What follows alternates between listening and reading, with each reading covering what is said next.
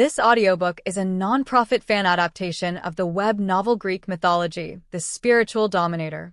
All credit goes to the original author. If you are the author and wish for this video to be removed or modified, please reach out at fableversodio@gmail.com. Greek Mythology, The Spiritual Dominator. Chapter 399 Blood Feast. Bone reel. The wheels rolled, and rolled up puffs of smoke. Say whether it is far or not, say whether it is close or not. When Ryan stood on the cliff of the Acropolis, northwest of Athens, a big city was bustling with people. The main gate of the city was wide open, and a line of carriages passed through it. On both sides of the convoy, heavily armed soldiers were waiting.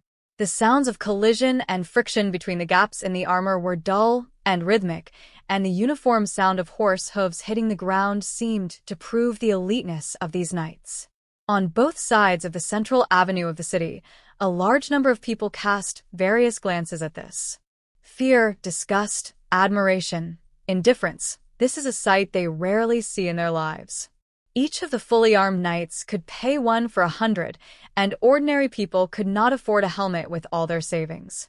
Under their protection, no one can collide with this luxurious motorcade. Of course, everyone onlookers also knew that these cavalrymen who seemed to be protecting the carriage were just decorations. Although the person they were protecting was in the car, he actually didn't need their protection at all. After all, that was the king from Athens, the most powerful mortal known to all the nations on Earth today. Even if not everyone agrees with this statement, no one has been able to break the opponent's actual record so far. Theseus, king of Athens. Today, he came here with his future heirs to personally participate in the celebration of the city-state. Not everyone likes him, but on this day, people in this city are more or less proud of it. Because the other party's name is so heavy, and the name of his successor to the throne is so familiar. Demophon was the same name as the ancient prince. The king of Athens gave his heir such a name, and today he brought him here again. The meaning is self-evident. Because this is Eleusis, the holy city of the goddess of agriculture on Earth. Why? Are you a little nervous? In the semi-enclosed space, the noise from the outside world was cut off. Under simple and formal attire, Theseus sat upright. Looking at his son in front of him, the middle-aged king spoke in a gentle tone. Demophon, who has the same name as the ancient prince who was killed by the Eleusinian mystery in ancient mythology, is also the unforgettable name of this large city located northwest of Athens.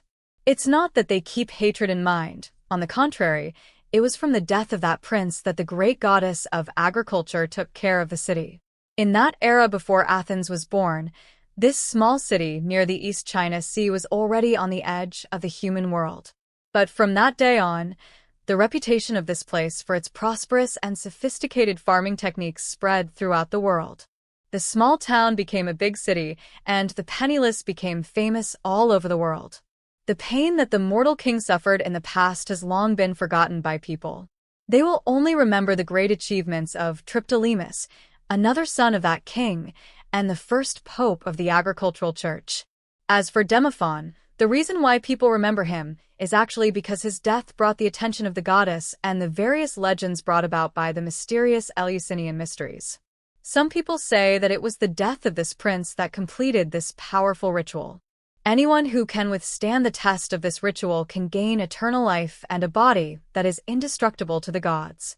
Some people also say that this is actually a sacrificial ceremony to the goddess of agriculture, and no one can succeed. Its only function is to attract the attention of the goddess and calm her anger when she is angry, so that she will not vent her anger on mortals. There are various rumors, but no matter which one it is indeed widely circulated among the people. Even before this trip, Demophon personally asked Theseus whether this mystery really existed. The explanation given by Theseus is that it is possible in theory, but in practice we don't know. After all, he didn't have an in-depth understanding of this so-called ritual. He only learned a few words from ancient books. In this case, Theseus had no choice but to believe in God's authority, but not in God's power. Theoretically, Her Majesty Hestia and Demeter's authority should be able to do this, but Theseus has never heard of a successful example in all these years. "Father, I'm not nervous. I'm just a little worried." The low voice called the king's attention, and the young prince's body was also straight. In the original history, Demophon was also the successor of Theseus and the king of Athens during the Trojan War. But this time, he probably won't have the chance to form an Athenian coalition and implement the Trojan horse strategy to conquer the enemy city. "Actually, father, I am worried about domestic affairs. Many people think your decision is too hasty. The unification of the Athenian states, the promotion of alchemy, the expansion of sea routes, the popularization of new farming, the research and development of forging technology. It takes 100 years to complete one piece, and you will be able to leave your name in the annals of history. Complete half of it in your long life, and thousands of years later, people will still sing about your virtuous name. The descendants of future generations will use Theseus as the representative name of the sage monarch, and the system you left behind will be passed down for eternity.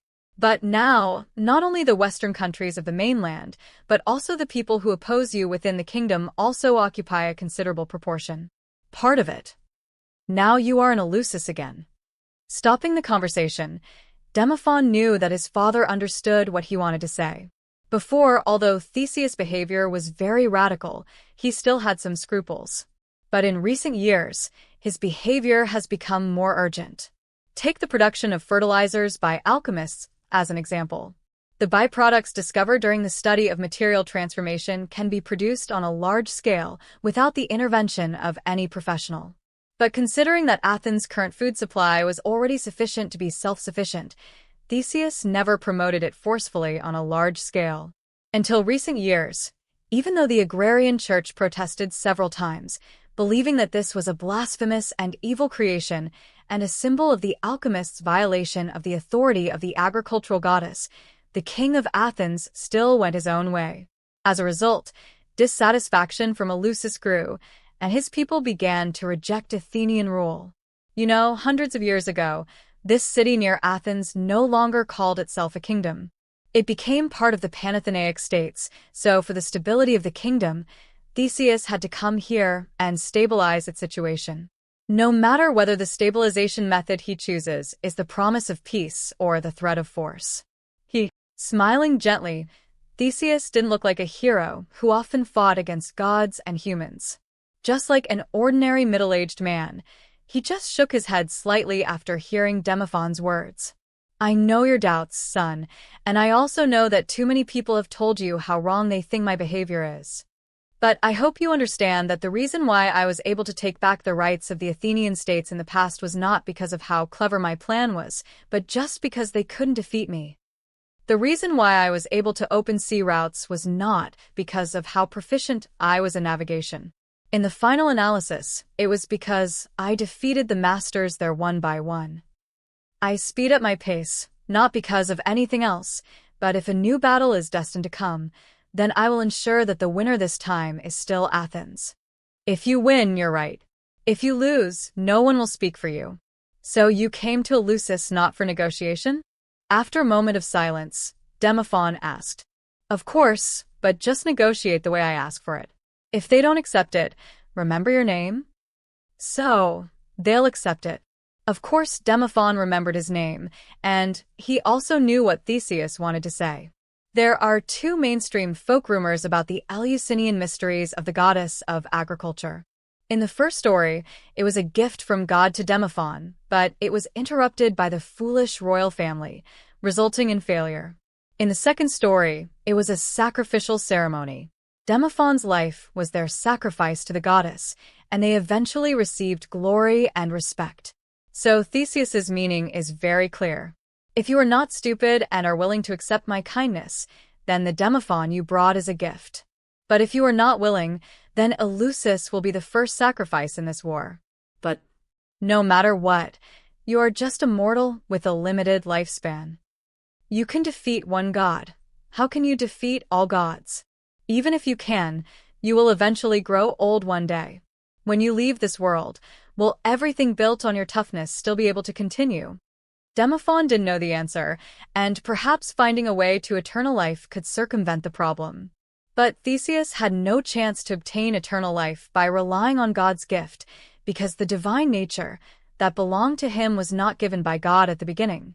God can give his power to make a mortal object immortal, but that mortal object will also be affected by it. Because of his previous contact with the power of God, he will no longer be able to climb to the top of the human world by himself. On the other hand, although those beings who ascend to the level of demigods on their own are more powerful and have power comparable to the incarnations of gods in the human world, they can no longer accept God's gift and obtain long and eternal life. This is also a choice. After all, the former is infected by the power of God and is destined to be unable to go further on his own. But in this age where mortals cannot become gods, no one cares about this. And this is why we have never heard of immortal heroes in the world, because at least so far, this is an unsolvable problem. You will grow old, and I will be crowned king. But when the day comes, the burden you can carry can I. Bone real. The carriage continued forward, and not far away was the former palace of Eleusis. The chatter in the carriage continued, but Demophon's heart became heavier. Jingle bell bell. In the bustling palace, the crisp bell rang. The maid brought the dishes to the banquet from both sides with a fragrant breeze, and the sound of the clinking of cups and plates was pleasant to the ear. The distance from Athens to Eleusis is neither close nor far. If Theseus was alone, it would naturally not take long. However, it was naturally impossible for only one person to come for such a formal visit, so after more than a day's journey, when Theseus took Demophon into the Eleusinian palace, it was already late. So brighter lights lit up in the kingdom. In order to welcome the king of Athens who came from afar, the contemporary Grand Duke of Eleusis held a grand banquet to welcome his arrival. Demophon, what do you think of their attitude? After a brief speech, the guests and hosts took their seats.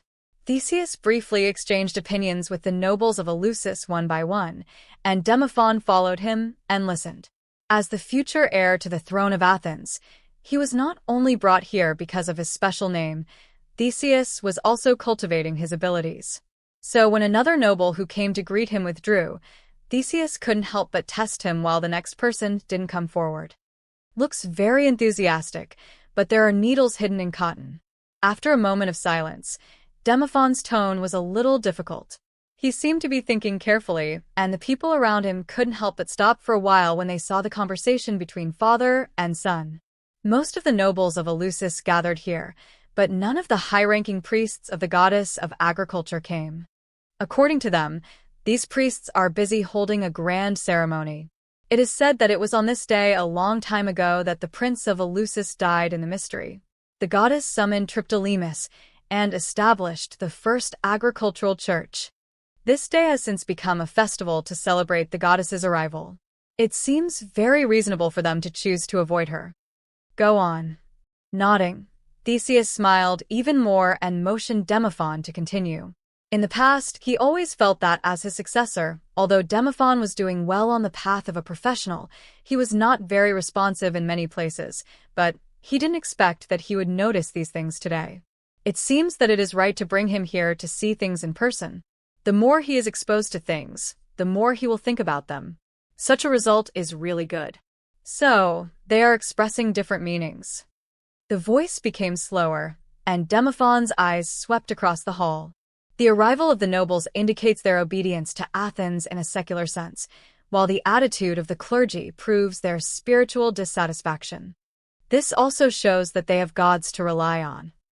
Although they are secular nobles, since the first generation of the Pope of the agricultural church came from the royal family of Eleusis, the relationship between the nobles and the church of this ancient city-state has been close and inseparable.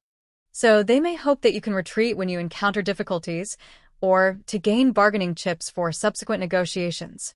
Papa Papa. Clap your hands gently, cheering for Demophon's progress. Theseus really didn't expect that he could give himself such a surprise this time. In this way, if the war breaks out in the future, he can try to hand over the political affairs to him, so he doesn't know how much trouble he can save. However, too much is as bad as too little. Although he was very happy, Theseus still spoke to correct a mistake. That's a good point, but you missed a point. For example, The ceremonies held by the clergy are not for celebrating any festival. Theseus said calmly, "To intimidate, you need to see the real thing. If you want others to be afraid of your sword, you don't have to chop it out, but at least you have to dare to draw it out." So it's not a festival ceremony, but a ceremony of the gods descending. Her Highness Demeter may come today, and she will stay here even before I leave. What? When? The cup collided with the table, and Demophon's heartbeat slowed down. Take a deep breath, the gods descend. His father actually mentioned the gods descending? Father, if there is really a gods descending, then we are in danger, after all, except you. It doesn't matter. The goddess of agriculture's fighting ability is not as strong as you think. She can't do anything. Shaking his head slightly, looking at Demophon, whose face changed slightly, Theseus couldn't help but comfort him. He can be regarded as a person who has dealt with many gods and spirits, and has some experience. The goddess of agriculture, who is in charge of the growth of all things, is probably not very powerful. Compared with other gods, she is probably not a little bit inferior. You will be fine. In fact, we may not fight. Oh, do you feel it? It's much earlier than I thought. They have already started. Before the voice fell, a vague fluctuation of divine power came from the sky. And almost in an instant, Theseus recognized the source of this power. This is the gods' descent ceremony, which will bring some divine power of the gods, which is not allowed to exist in the world today. So the moment it appeared, it began to degrade. Degraded to the level allowed by the world, to a state that can be used, but this also means that if the control is not detailed enough, the divine power will spread. Therefore, the gods' descent is almost impossible to cover up. As long as the existence reaches a certain level, this fluctuation can be discovered at close range. The gods' descent officially began, and Theseus didn't care so much. He noticed the slightly changing faces of the people in the field. It seems that not everyone knows about this matter. The most senior people in Eleusis had left at some point, apparently fearing that he would attack directly in a rage. But there was no need to worry, he would not do that. Buzz. With a slight change of expression, Theseus keenly discovered that the fluctuations of the gods' descent overlapped. Not just Demeter? This dark force is the god of the underworld. It is said that the daughter of the goddess of agriculture is the queen of the underworld, and now it seems to be true. But it doesn't matter. He had made such preparations before coming.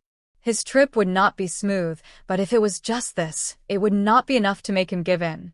Time passed by minute, and the movement in the sky seemed to be coming to an end. The 5 gods' incarnations, even though they were not good at fighting, made Theseus serious. In any case, the power of the gods is actually the pinnacle of the world. What really affects their strength is that they cannot exert 100% or even 120% of the power. Fortunately, this is the limit. There are only 5 of them. Theseus asked himself if he could handle it. Buzz. Crack. Subconsciously crushing the cup, Theseus' eyes were cold. Father. Get ready to leave. Speaking lightly, although aware of the problem, Theseus still did not panic. The gods continued to descend, and several more breaths followed. But he didn't know why the other party did this. After all, it was completely unnecessary. Coming for him? But this is not logical. You must know that the reason why Theseus was not surrounded and killed after defeating the incarnation of the gods before was naturally not because of the mercy of the gods. The descent of the gods requires a carrier, and the time of the descent is limited, so in theory, the heroes of the world can use delaying and fighting to solve the problem. So since Theseus is still willing to fight in such a fair and just battle formation, instead of being like an assassin, it is to limit the intensity of the battle to a certain extent. Don't worry, although their number is much larger, the descent of the gods cannot be too far away from the ceremony. And once the real body is dead, they are afraid that they may not be able to return to Olympus. The breaths came one after another, but Theseus didn't think they could keep him in his prime. After all, he wouldn't really wait for them all to come, and the 5 of them now couldn't stop him. But if he could leave, those knights he brought might have no chance. Since you did this first, don't blame me. The gods of Olympus are like this. But I still have hundreds of years to live. Holding the long sword at his waist, Theseus said calmly, "Since you can do this, I can do better. I will make sure that the gods will not enter the human world for hundreds of years." The sword passed, staining the ground red with blood. "Since the Eleusinians are unwilling to talk to him, then please let them all die. Then let him personally experience the power of the gods joining forces." All credit goes to the original author.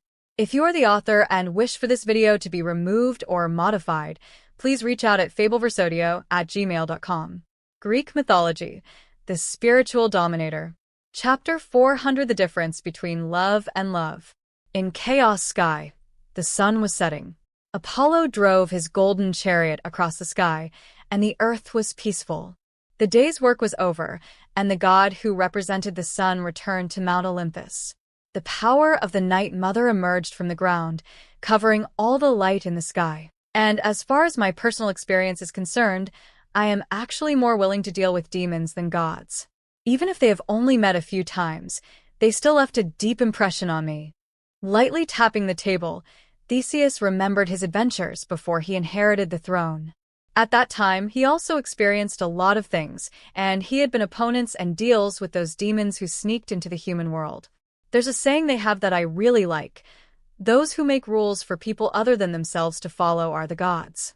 Those who make rules for gods other than themselves to follow are the kings of gods.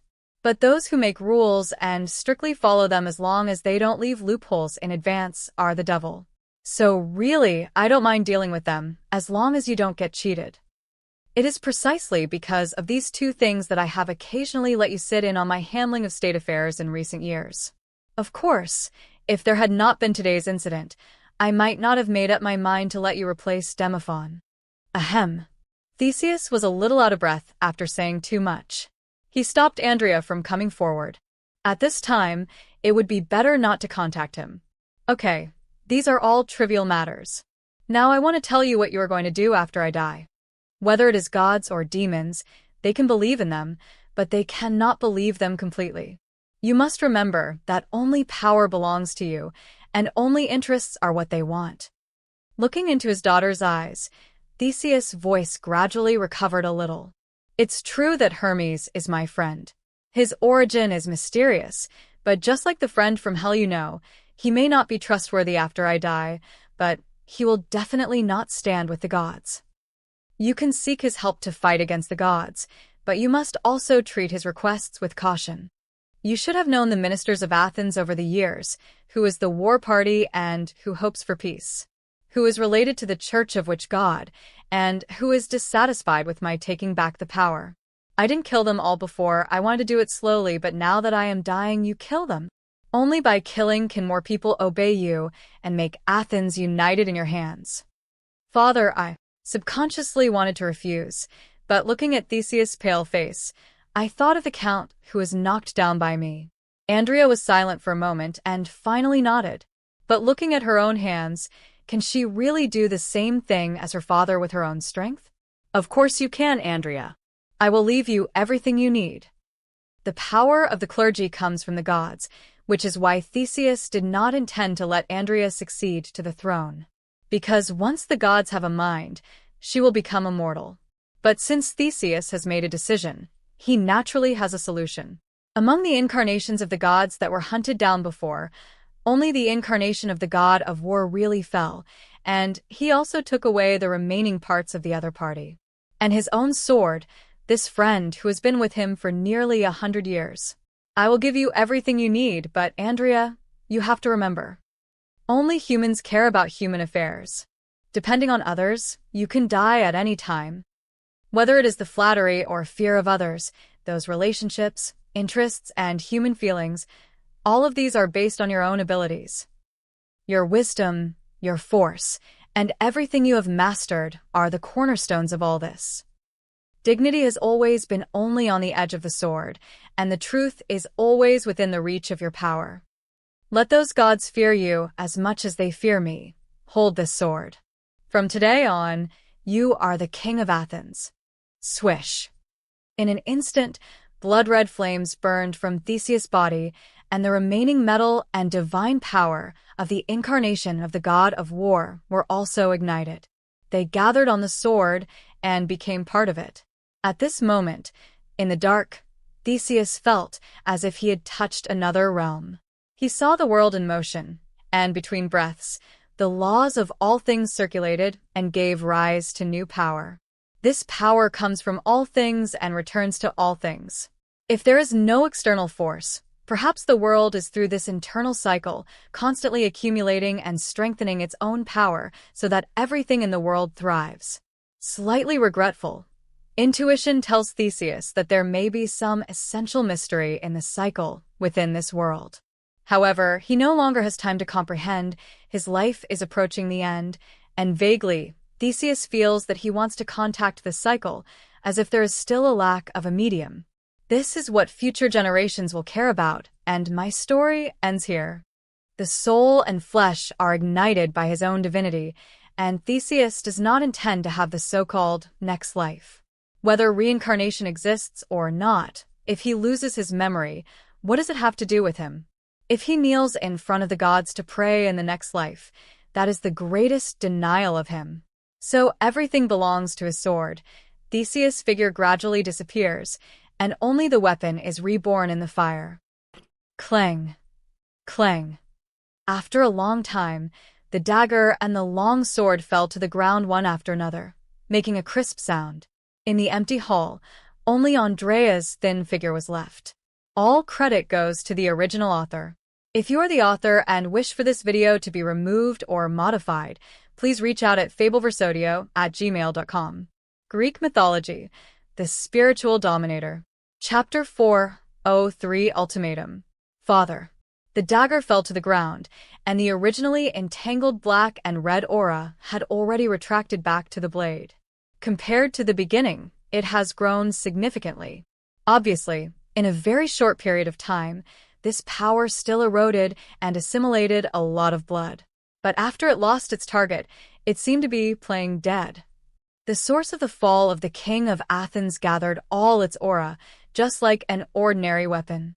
However, in the silent hall, Andrea, who had witnessed all this with her own eyes, obviously would not be deceived by its appearance. She took a step forward and held the sword that was stuck on the ground. In an instant, countless knowledge came to her, but there was no confusion at all. All the experience and wisdom of a human demigod over the past 100 years have been left here, and with it, a powerful force. Although this is not as powerful as Theseus at his peak, it is enough to suppress Athens at this moment. Although there is more than one demigod in the world, it is indeed difficult to find another one among the nobles of Athens. It's all about it. Biting her lip, perhaps because of the emotions in her heart aroused by this force, Andrea subconsciously held the sword with both hands. The sword edge fell, as if she wanted to vent the sadness in her heart on the small dagger. The sound of waving swords resounded in the hall, stirring up bursts of smoke and dust. However, at the last moment of the fight between the two sides, Andrea's sword stopped. Andrea, you need to calm down.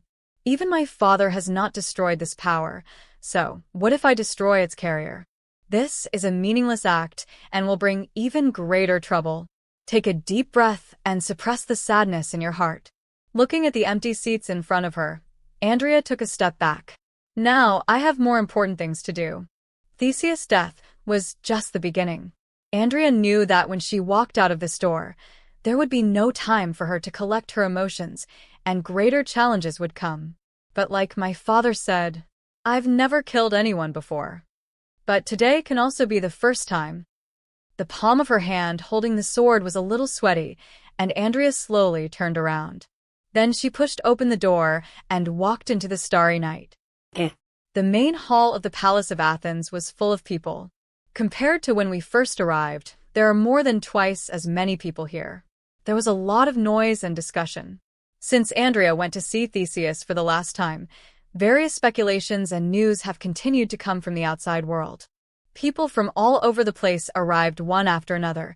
Even the earl who was stunned by her before was here. This lord who once owned a city-state was obviously not an incompetent person. He just didn't expect that a princess who had always been kind would suddenly take action. So even though his face looked a little ugly at the moment, he could still cheer up and wait for the king's summons. At least until now, the extent of Theseus' injuries is still unknown. Even if there was news that he was seriously injured and dying, that was just a rumor after all. No one dared to do anything until accurate news came out. Top, top, top. There was another sound of footsteps, and almost every once in a while, someone would bring the latest news into the hall. The last news was that the city-state of Eleusis claimed that Theseus had rebelled against the gods and acted in perverse ways, thus breaking away from Panathenaic rule and regaining the name of the kingdom. Not long after, new messages were delivered. Everyone. After chatting with the visitor for a while, an old man turned around and looked at the many dignitaries waiting for news. He sighed slightly and said with a serious face, "According to the latest news, the situation may be more troublesome than we thought." Eleusis became independent, and the new king prayed to the goddess of agriculture and the queen of heaven in the temple, accusing his majesty of 18 crimes. Disrespecting the gods, infringing on the divine king's rule over his own territory, supporting the sale of evil alchemy creations, and sheltering spellcasters who steal authority. Collusion with non-human species, massacre of civilians, restriction of speech, etc. He claimed that Eleusis had been harmed by the tyrant, and now he could bear it no longer. He hoped that the Queen of Heaven would seek justice. Almost at the same time, the kingdom of Argos far away under Mount Olympus recognized this, as did the kingdom of Pylos and 17 large and small city-states and kingdoms in the south of the mainland. However, they believed that the accusation against His Majesty there are some untruths, because the 18 counts are far from sufficient to explain all the faults. So, did they say what they were going to do? With every word he said, the atmosphere in the venue became heavier. Finally, someone couldn't bear it anymore and chose to ask. The old man who relayed the news just sighed again, and then said slowly, "Of course." With the help of the connection between gods and believers, it didn't take long for the final decision to be made. All the above-mentioned kingdoms, city-states, as well as numerous chambers of commerce and churches of the gods make a joint statement. They declare that His Majesty Theseus' actions not only endanger Athens, but will also endanger the stability of the entire human world. And Athens, under your Majesty's rule, is the source of all evil. So they asked His Majesty to abdicate and go to Olympia to be judged, just like Sisyphus once did, and accept the corresponding punishment. They also asked us to kill all spellcasters other than clergy in Athens, and sever ties with those outside the rule of the gods. Regional trade. The Athenian royal family should allow the city-states to restore self-control, abolish direct rule over various places, and restore the original system, compensate the Church of Poseidon for past trade on the sea, and establish a Poseidon temple in the city. However, considering that all the guilt originated from His Majesty Theseus, the countries decided to forgive the followers and support Prince Demophon to inherit the throne of Athens. The world is guilty, and the king is guilty. All of the above, they asked Athens to accept it within 3 days. Only in this way can all the sins committed by His Majesty before be stopped. Wow. When the voice fell, there was an uproar in the field. Before the news came, the dignitaries in the field might have various speculations, but when such content was confirmed, many things did not need to be considered anymore. Theseus was either really seriously injured and dying, or he no longer had the fighting power he once had.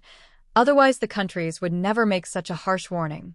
Even if no one knew what happened in Eleusis, the result was already in front of them. For a moment, some people were secretly happy, and some were silent. Some were angry, and some were helpless. If Theseus really could no longer show the power that could rival the incarnations of the gods, then the will of the Athenian royal family would no longer be important.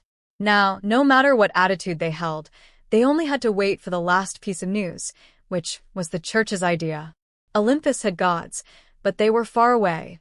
But Athens also had gods, and they were close at hand. But for some reason, even though it was so lively tonight, the church seemed to have not noticed it until now. So far, only Andrea, who came not long ago, was considered a member of the clergy. So what did the church mean by this? Could it be that the gods had also given up Athens and acquiesced to this failure? This didn't seem strange. After all, the life of the gods was eternal, and there were many prosperous and declining city-states in history. The gods sometimes intervened, and sometimes they didn't. If Athena chose to give in this time, it would be a normal choice. Squeaky. The hall was changing because of the old man's words, but the next moment, a sound of a door opening and closing came from the side and rear, instantly attracting everyone's attention. That was the place leading to the back hall, and it was also the place where Theseus was after returning to Athens. Eyes of expectation or fear could not help but gather over there. Could it be that His Majesty had a backup plan, and he had actually recovered from his injuries? Or maybe he knew that the situation was over and had chosen to give up surrendering. People's mood was very complicated, just like waiting for the results on the test paper. They expected something beyond their expectations, but they were also afraid of being far below their usual level. However, soon, when Andrea's figure walked out of it, everyone was relieved in addition to being disappointed. The best result is a good result for oneself, and the second is that there is no result yet. So when Andrea walked out of the side door with a sword in hand, this was the scene she saw. Suddenly tense and relaxed, the true emotions of most people could not help but show at this moment. Those who despised her, supported her, were loyal and rebellious, holding their long swords. She stood here and saw everything. So, Mr. Morin. Speaking calmly, Andrea's hands trembled a little, but her voice was very steady. She looked at the old man who had spoken before, an old minister left over from the previous generation of the King of Athens. I heard what you said just now, but what if we choose to refuse? Of course it will be war. The old man did not speak, but the earl who had blocked the way before spoke. Many people saw him being knocked unconscious by the princess before, and he was ridiculed by his old friends for it. He was naturally angry, but the earl could not do anything. Until this moment, as an excellent warrior, he clearly noticed Andrea's trembling hands. Why is she like this? That is self-evident. Theseus may really be in trouble, but she is still the priest of the goddess, and he cannot hurt her. So the count just said with a fake smile, "Princess, I understand your anger. But war is not a game, and it is not as easy as you sneak attacking a loyal minister. Your Highness, as a clergyman, perhaps you should return to the temple and wait for the will of the goddess. When that time comes, we will all listen to you quietly.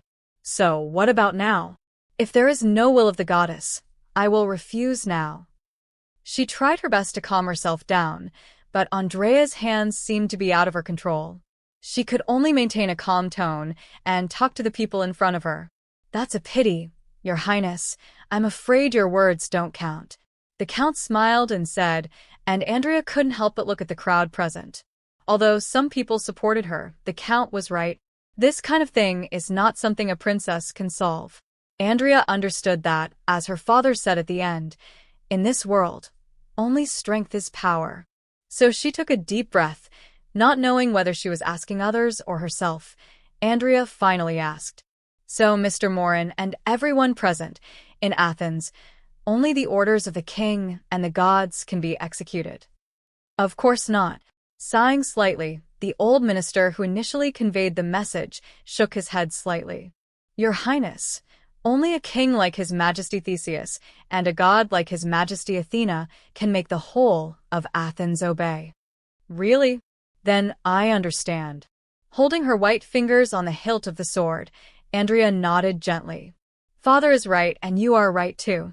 Since this is the principle of this world, then from today on, let me be a king like my father." Tear. Lift the long sword and press it down slightly. Amid the shocked gazes in the audience, the light of Andrea's sword swung through the air. Although it is not fast, it is very stable.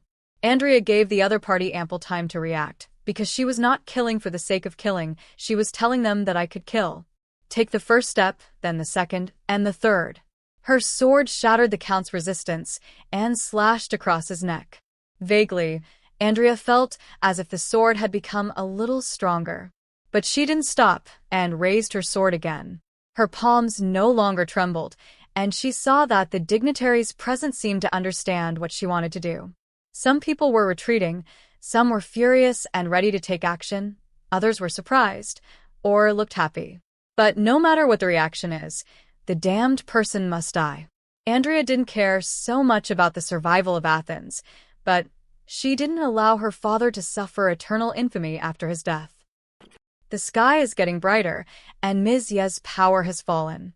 The figure of the goddess of dawn dances on the horizon, bringing a little light. At this moment, in the city of Athens not far from the palace, Ryan stepped into the city gate with a thought in his heart and looked far away. In the past days, although he left Athens, it did not mean that he and Andrea had no contact. On the contrary, because of the symbol he once gave to Andrea, the little princess communicated with him frequently. The problems he didn't understand in life, the unhappy things, and listening to Ryan telling stories about the outside world. Ryan didn't hide anything and confessed to his identity as a devil's follower. Until not long ago, when she received the news that Theseus had returned from a serious injury, Andrea also immediately asked him for help, although Ryan had already known about it. The snake in the courtyard can actually save Theseus, but it's a bit troublesome. But I know he won't accept it without trying. After all, human nature is human nature, and evil thoughts are evil thoughts. I can do whatever I want, but if I let my evil thoughts save others, the price will be everything Theseus has. However, the reason why this king was able to reach this point is precisely because of his idea of great humanism, extreme emotion, and unwavering belief. Without these, he would not be where he is today. Under such circumstances, how could he be willing to become the devil's puppet? Shaking his head slightly, Ryan couldn't say he felt sorry for Theseus. His death was not only caused by the gods, but also the result of his own choices. Demophon's backstab was not the result of something that happened overnight. But no matter what, Ryan is still going to the Palace of Athens. After all, the scenes that were once prophesied are becoming reality step by step. All credit goes to the original author.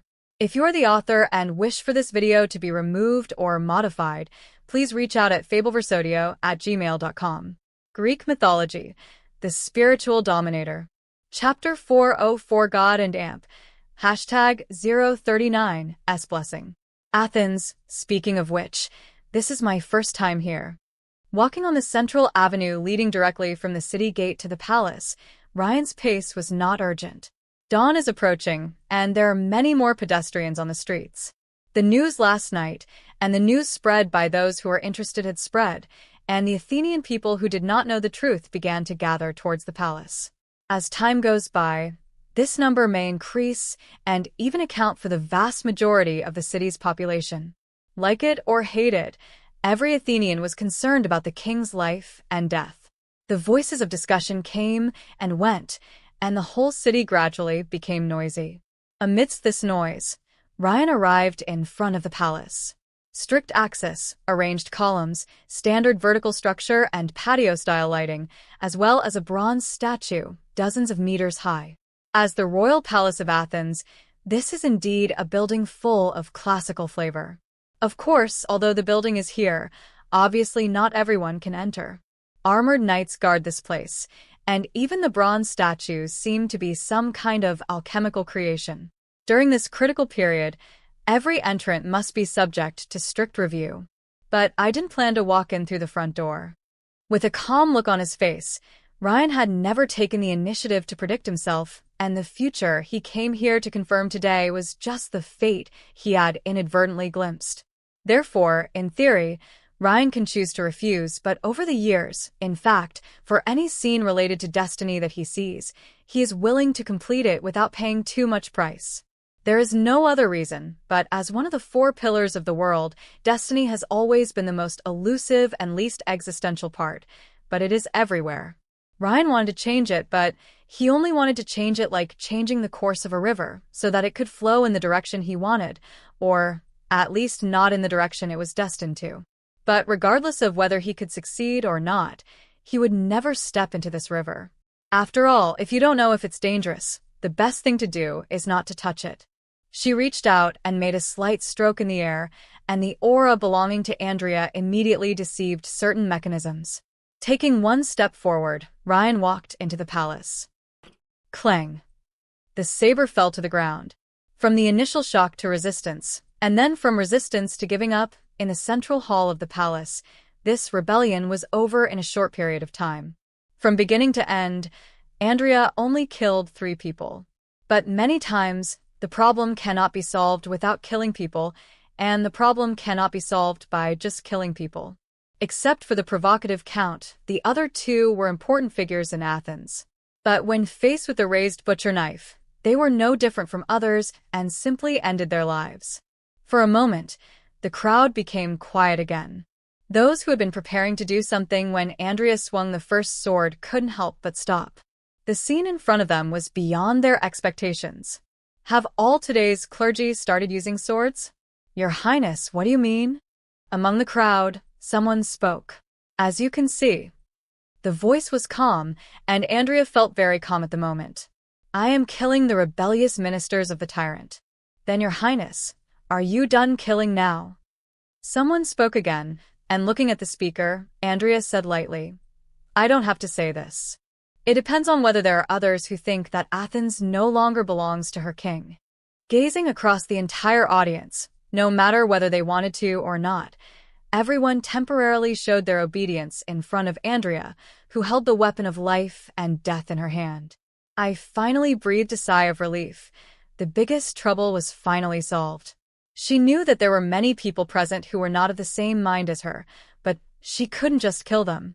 On the one hand, it was her first time to kill someone, so she couldn't do something so extreme all at once. On the other hand, it was also because they hadn't had time to do anything. If they only tried to do it quickly, it would not only make others fear the cruelty of the new king, but also make others afraid of the new king's cruelty. It will cause Athens to fall into chaos in a short period of time. So suppress the objections now, and deal with them bit by bit later. Thinking of this, Andrea felt that she had lived up to her father's expectations. Your Highness, it seems they have nothing to say, so what should we do next? What? Looking for the voice, Andrea recognized the speaker. That was the Legion commander, whom Theseus had single-handedly promoted. If she had not taken the first step to kill the rude earl on the spot, the other party would probably speak for her. But what does the other person mean by next? That's how you handle today's matters, Your Highness. With expectation on his face, the Legion commander continued. The people need an explanation for what happened last night. The notices sent by Western countries need to be responded to. What happened in Eleusis, and how Athens should respond, and what is going on with His Majesty now. There was some silence, and Andrea felt that she could no longer maintain her calmness. Today's events are coming one after another. The death of his father, the warnings and magic weapons left behind, and the first killing to calm the situation. At any rate, these can be completed as long as there is psychological construction. But what is she going to do about the rest? The response to the Western countries must be rejection. Don't say that her father is dead. Even if he is still alive, he will never accept their trial. Andrea would definitely not agree to the conditions like splitting Athens, but she must consider all the factors. She can't just say, fight if you want. There are also the matters of Eleusis, the death of her father, and the mood of the people.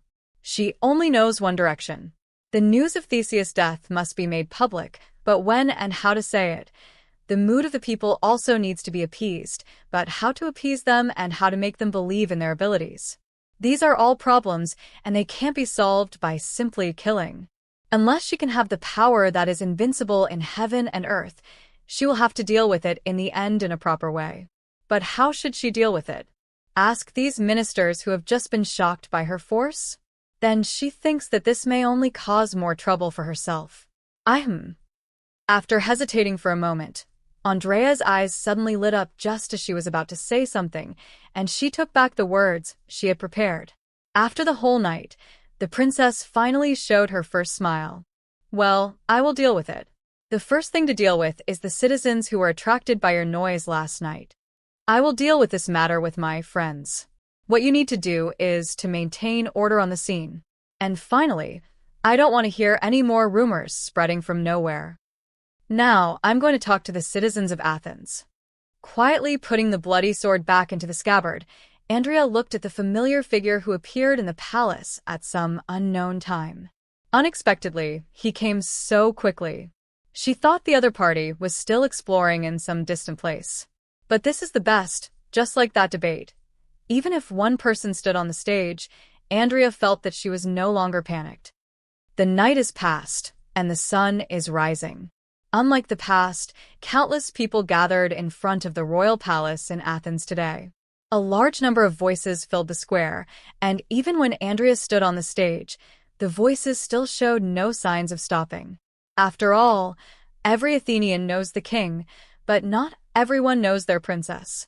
Even those who recognized her only remembered her beauty and her title as a priest, but didn't know what she was doing here. Fortunately, this was a mythical world. Even without a loudspeaker, Andrea's voice easily spread throughout the city. Even in the high tower outside the city, Hermes heard the voice coming. The nobles of Athens, the servants who serve the gods, and all the citizens living in Athens now. Yesterday, the land of the Pan-Athens states was once again attacked by foreign enemies since the succession of the previous king. Our enemies deceived the wise king with conspiracy, ambushed our land, and launched a rebellion with shameless means. They secretly controlled the descendants of the previous king, enslaved his soul, and made him commit fratricide. In that tragic war, hundreds of brave knights died, and tens of thousands of civilians were affected. Corpses were spread across the city of Eleusis, and some of them could not even keep their bones. Today, the bells of Athens are ringing for this, and Athens is crying for this. This is how Eleusis and the Western countries express their hatred and dissatisfaction with Athens.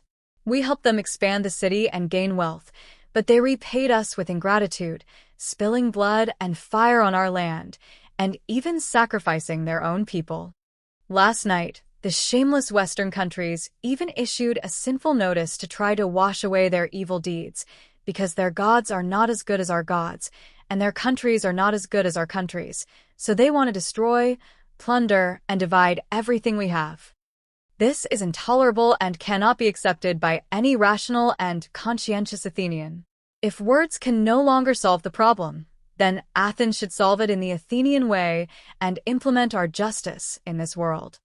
No matter how many resources and lives are consumed, no matter how tortuous the road ahead is, this is an inevitable path. Although killing will bring death, although the goddess has given us the wreath symbolizing peace. But the victorious Lord is also watching us, and Athens has never been afraid of the coming of war.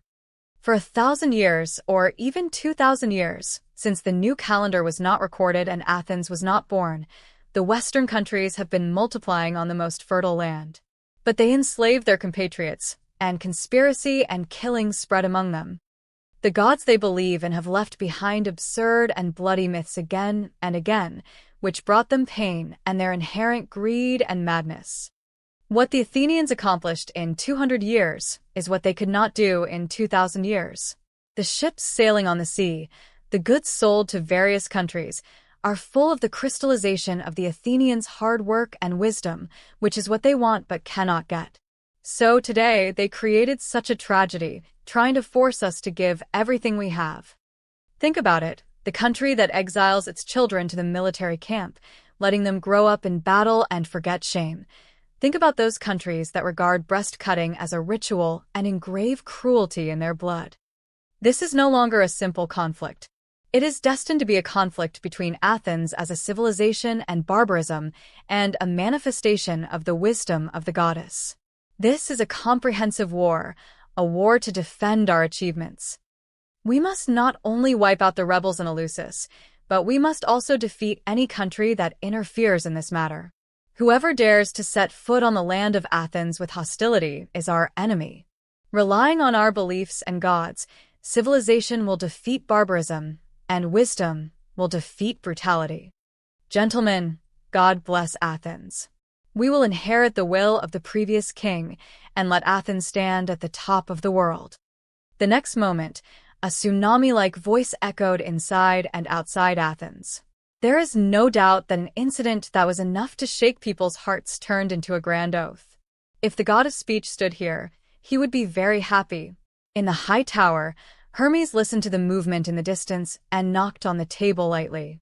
Before, Hermes had also met Andrea, and even after Theseus returned from serious injuries, he was ready to clean up the mess for the next king of Athens.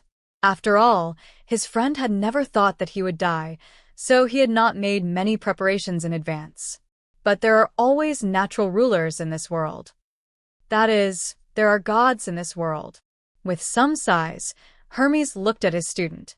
Solomon, get ready. Take the things I gave you and the Athenian army to quell the rebellion. Yes, teacher. With a respectful look, Solomon bowed slightly. Well, go.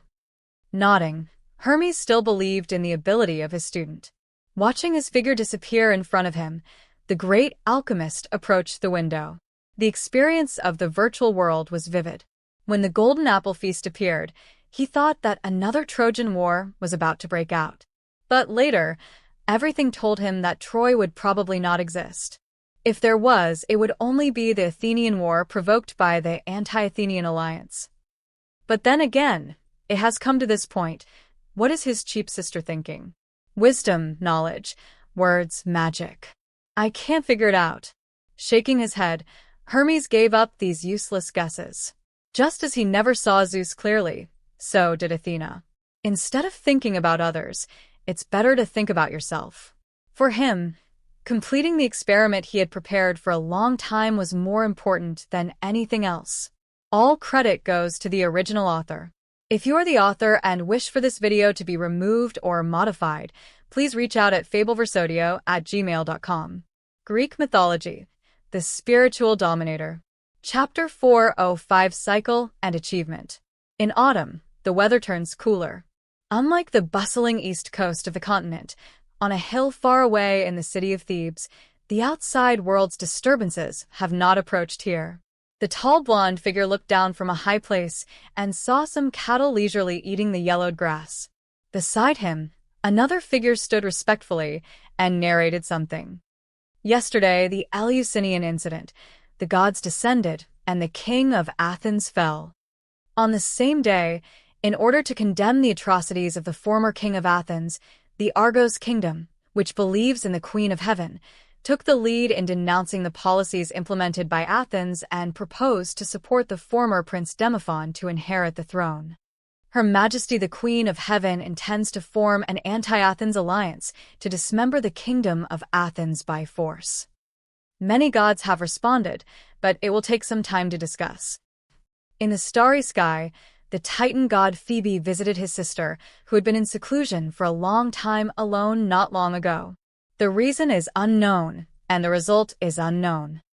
But according to speculation, it is likely related to the sun and the moon. And in the north of the continent. The voice is not high or low, but it can be heard clearly. Zephyrus talked about various things that happened in the sky and on earth recently, and Zeus listened quietly. The king of gods occasionally asked a few questions. Sometimes he could get answers, sometimes he couldn't. But he didn't care much. For these things, he just understood more. So, Demeter didn't actually descend from the sky. Even if she provided the venue, she also provided cover and a series of help. It was a bit funny. Zeus couldn't help but confirm it again, and Zephyrus also gave a positive answer. Yes, although the goddess of agriculture allowed Her Majesty the Queen of Heaven to act in her place, she did not personally participate. Heh. With a low laugh, Zeus didn't know what to say. But his sister is indeed like this. She can do such a thing. What about Hestia? Didn't she come out to mediate? Yes, but she was not found. With a respectful look, Zephyrus responded. Her Majesty the Queen of Heaven avoided seeing, and her real body hid in the temple on earth. And Her Majesty Athena, after hesitating for a moment, the god of the west wind still told the truth. I don't know where Her Highness Athena is. I have rarely seen her since the Golden Apple meeting. Because the leaders of both parties were not present, Aphrodite lost face again. Her Highness Hestia wanted to mediate, but couldn't find anyone. She left the sacred mountain in anger and said she was going to find Her Highness Rhea to settle the matter. After that, I don't know. Mother Goddess? The expression changed slightly. He was just thinking about where his smart daughter had gone, but Zephyrus' last sentence moved Zeus a little. If there is anyone in the world who can make him give in on some things even though his strength is far inferior to his, then the former Queen of Heaven is probably one of them. Although there may be the influence of fate, it is indeed Rhea who concealed the second generation of God King, allowing Zeus to have the opportunity to grow up. So Zeus still respects Rhea very much. Hestia, that's normal. This time the scene may be a bit too big. Maybe in her opinion, if I don't want to come forward, the mother goddess can only come forward. But unfortunately, you went too late. If it was just after the Golden Apple Feast, Zeus felt that if Rhea came forward, it would still be possible to stop the dispute. But now, the king of Athens is dead, and Eleusis is about to be retaliated. The blood debt has been built, and it is not so easy to eliminate. And in a short period of time, the power of the world has changed several times, and even the power of many priests is rising. It seems that this change is coming to an end. Another change in the world pattern, the original gods. You are obviously strong enough. As the king of the gods, Zeus's understanding of the macro changes in the world is becoming more and more profound as his power increases. And it is precisely because of this that he can feel Khaos's increasingly powerful breathing and internal circulation. Perhaps when this change that started thousands of years ago ends, many places in the world will be taken to a higher level, and many original gods will benefit the most. As for what the so-called breathing and internal circulation are, it is actually easy to explain. According to Zeus' understanding, it is nothing more than a way to grow by obtaining power from the outside or from the inside. The breathing of the world is the embodiment of a world's growth from the outside. After all, in this world, strength is an indispensable thing, and wisdom is a tool for the weak to defeat the strong. On the earth, Zeus was not worried about Hercules' safety, but everything he wanted him to do in the future would not only happen in the world. 3 items. The abyss, the underworld, and the depths of the legendary spirit world. Find out what I want for me, Hercules. I hope you won't let me down. A few years ago, before he was ready to entrust Hercules with such expectations, Zeus went to Mount Nysa again and asked the 3 goddesses of fate. Although the 3 goddesses were reluctant to reveal the trajectory of fate, they finally compromised slightly in the face of the king of gods' inquiries. They tried to peek into the river of fate and cautiously gave Zeus a chance to ask questions, but fate would only give a yes or no answer. So Zeus got what he wanted. In the next 30 years, the most powerful demigod in the world will surely accomplish great deeds that will shock the gods and men, and even at the end of everything, he will win the eternal crown. The most powerful demigod. After witnessing the power of Hercules with his own eyes, Zeus didn't think there would be a second mortal who could match him, so his confidence became more and more sufficient. After all, he had personally experienced how terrible the favor of fate was, and the gods of all generations knew this clearly. In front of this power, even the primitive gods are no match. So looking at the sad and painful young man in the distance, looking up at the gods descending from the sky, and looking at the righteous Zephyrus, Zeus smiled again. I think the god of the west wind will handle things here very well. Since he pledged his loyalty to him, the other party has never let him down. The sun rises in the east, illuminating the earth. In early autumn, Athens welcomes a new king, and changes also occur in Thebes because of Zeus. The gears of fate seem to turn again, and the evil root buried since the Golden Apple Feast is about to be ignited. Far away on Mount Olympus, Ares, whose incarnation is broken, feels the leap of the divine power of war. Even though he suffered a lot of injuries, this discovery still makes him excited. Ares knows that his chance has come. Even in the next 10,000 years, there will be no such good opportunity. As the true god who controls war, his presence in the field of war has never been better than Athena. Because just like the goddess of light Phoebe has never controlled the sun and the moon, Ares is also a god of war who cannot control victory. But all this is not unchangeable. If he can defeat Athena in a war involving the human world and the gods, Just like the goddess of light can suppress the sun god and the moon god, they can increase their power in this way and establish their authority within their power. Of course, at least the war at this time is far inferior to the sun, moon, and stars. Just as Athena should have been born at the beginning of the Third Age, because the victory of the 10-year Titan War shaped her priesthood. And Ares was born after her. He was born because of the tyranny and unjust war between humans and gods. Compared with the celestial bodies born in the First Age, the concept of war is still too young. So, teacher, according to you, the god of war is not invincible, and the goddess of beauty is not the most beautiful in the world. Southeast of the continent, on the shore of the Falling Star Lake outside the Silver Moon City, a slender and handsome young man was walking by the lake with a spear in his hand. Beside him, a centaur who was several times bigger than him was walking with him. The centaur had a longbow hanging on his body, and his eyes occasionally flashed with wisdom after years of experience. Maybe it was a coincidence, or maybe fate always liked to make some important things happen on the same day. Thinking about the news he just got, the centaur continued to listen to his students' questions. If that's the case, then what do the gods rely on to hold power? If they can't do their best in holding the divine power, then what qualifications do they have for eternal life? Because they are gods, and gods are born noble. Chiron responded calmly. His tone was neither hurried nor slow. This is not some polite talk, nor is it some stubborn and decadent thought, nor is it blind worship. Achilles, this is reality. The reality is that gods are born gods, just like you are born to be able to roam the world. No one will question this kind of thing, because it is not only meaningless, but also can't change anything. Really? Then this world is really unfair. And I remember that the Church of Silver Moon City said that there is only one God in the world. In this case, they are not born noble gods. Shaking his head, the young man knew that what his teacher said was right, but he still didn't want to accept these right contents. The capable are on top, and the mediocre are on the bottom. The capable should have more things.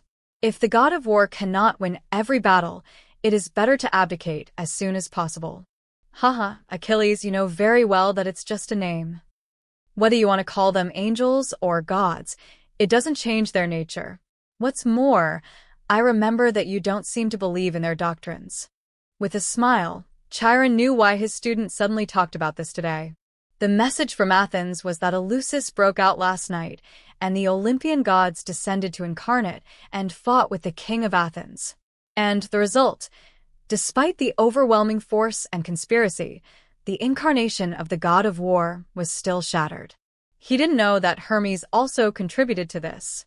Achilles only knew that the king of Athens he admired died in disgrace, and the gods showed such ordinary abilities. For a while, he was inevitably a little unbalanced. But since we are talking about this, Achilles, what do you think is fair? With a slight smile, Chiron asked. Naturally, the status is determined by ability. Those with outstanding abilities should master power, and those with ordinary abilities should not sit in such a position. Without hesitation, the young man said, without hesitation. Really? But ability is actually innate, just like the authority of the gods. Sorting by ability is also proving that the superiority and inferiority of all things are determined by birth. Innate? Somewhat surprised, the young man was puzzled. My ability is acquired through training and learning little by little. How can it be innate? Of course ability is innate, Achilles. I wonder if you have ever observed where a person's ability comes from. Pointing to the distance, there was only dense jungle. But the young man knew that his teacher was referring to Silver Moon City. Talent, personality, and the environment in which you grow up are the cornerstones that determine a person's ability. People with high talents are born to learn quickly, such as you. Those who are not as talented as you will not be able to use 10 or 100 times the effort. So, do you admit this? But some people are determined, while others are casual. Even if they have the same talent, their achievements will not be the same. Shaking his head to refute, the young man did not agree with this. Yes, but this is the difference caused by personality. But Achilles, do you think personality is not innate? I don't think so. In my observations over the years, a person's personality is often composed of two parts, innate blood and acquired influence. Blood inheritance will affect you, and acquired education will also affect you. Together, they can create the so-called diligent, relaxed, firm, and lazy. Do you think I am right? Opened his mouth slightly, and then closed it again. The young man wanted to continue to refute. After all, the influence of the environment is not innate. But the next moment he understood what Chiron meant. To put it bluntly, the influence of the environment is the parents and the environment in which they grow up, and this seems not to be innate, but in fact it is determined at the moment of birth. Just like he can stand here now, can worship Chiron as his teacher, and all the education he has received since childhood, he was born with it, and if he didn't, he would never have it. If that's the case, then are you going to tell me that everything is fate? From the moment I was born, I was destined to become what kind of person, how I was destined to live, and how I was destined to die. Take a deep breath, the young man finally asked. If it is, will you believe it? I will believe it, but I don't accept it. Holding the spear tightly in his hand, Achilles said word by word, everything I have experienced in the past is true, and the efforts I have made are not false. No matter who wants to blame it all on fate, I will never accept it. So, can you tell me now, what exactly do you want to say to me? Haha. Of course, Achilles. I just hope you can put down your arrogance in your heart, instead of entangled in the so-called fairness. Laughing loudly, the voice of the centaur startled a flock of birds in the forest. There is nothing fair in this world, or rather, everything is fair. The gods' natural powers belong to them, just like your talent. So don't underestimate them, or you will pay the price. Also, I want to inform you today that you have graduated. Huh. The young man looked at his teacher with a surprised look, and Chiron looked back at him. He saw affirmation and encouragement in his teacher's eyes. Could he actually become a master? But it was true that after so many years, his martial arts had already surpassed Chiron. But considering the time, Achilles couldn't help asking, should I go to Athens? I heard that Her Majesty Artemis has a temple there. Do you want me to protect it and replace King Theseus? No. You can go anywhere. Since you have already graduated, you can do whatever you want. Smiling, Chiron shook his head. It's just that it is indeed a good place for you to make a name for yourself. Then I'll go and see it. Nodding, Achilles said, take my indestructible body and go to see the gods of Olympus. He knew his life experience and his destiny. In fact, neither his mother nor his teacher concealed this from Achilles. At the Golden Apple Banquet, Zeus arranged this ridiculous wedding banquet to marry the daughter of the sea god Nereus because he was afraid of the fate of his mother, the sea nymph Thetis, to give birth to a son more powerful than his father. To a mortal. Although the birth of Achilles after that did confirm this prophecy, Thetis was still worried about it, and she no longer even stayed on the sea, but came to Silvery Moon City. But in this legendary city, the fateful sea nymph once again received a prophecy that Achilles would die in the war. So Thetis, who no longer wanted to stay in the lineage of ancient sea gods, chose to find her aunt, the eldest sister of her mother goddess Doris, the ancient lord of the Styx. She seeks help from this ancient and mysterious god, and she unexpectedly responds. Styx allowed Achilles to soak in the source of the Styx, but what he received was not the blessing of the power of the oath given by the world, but the other side of the Styx. Hate. Few people remember that Styx is not only a god who witnesses the oaths of the gods, but also a river of hatred. It symbolizes the world's initial anger against those who violate the order, and it is precisely based on this that it has the ability to restrain the gods with oaths. As a child, Achilles was lifted up by his mother and swam in the river of hatred.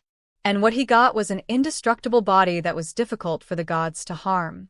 In the original myth, Achilles had such an experience and even defeated the true form of the god. However, he also had a fatal weakness, which was his ankle that was once held by his mother, not soaked by river water. As a result, he died under the arrows of Apollo, leaving the rumor of Achilles' heel in the world. However, if someone observes Achilles at this time, He may be surprised to find that there is no weakness left in his body.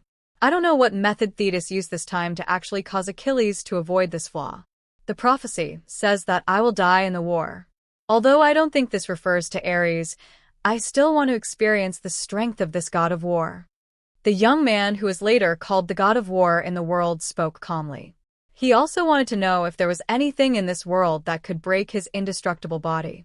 Maybe the god king can do it, or maybe there is some artifact in the world aimed at him. Achilles didn't know. Whether there is or not, he will know if he tries it himself. All credit goes to the original author. If you are the author and wish for this video to be removed or modified, please reach out at fableversodio@gmail.com.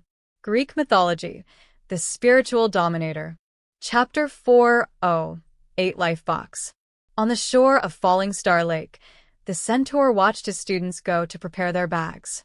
It's time to go out, but leaving Silvermoon City doesn't mean you can leave immediately after making the decision. Apart from anything else, if you want to fight with the gods, even if you are in the human world, you need a sharp enough weapon. It doesn't have to be a divine weapon. After all, real divine weapons have corresponding powers. But if you just want a strong enough weapon, it's not that difficult.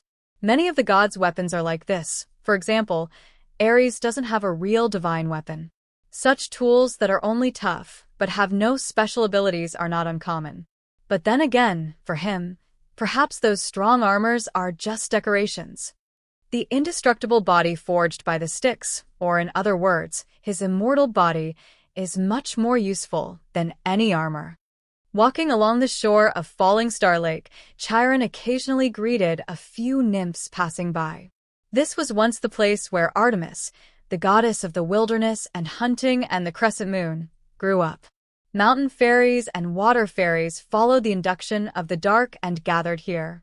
Gradually, Falling Star Lake became one of the places with the most nymphs at that time.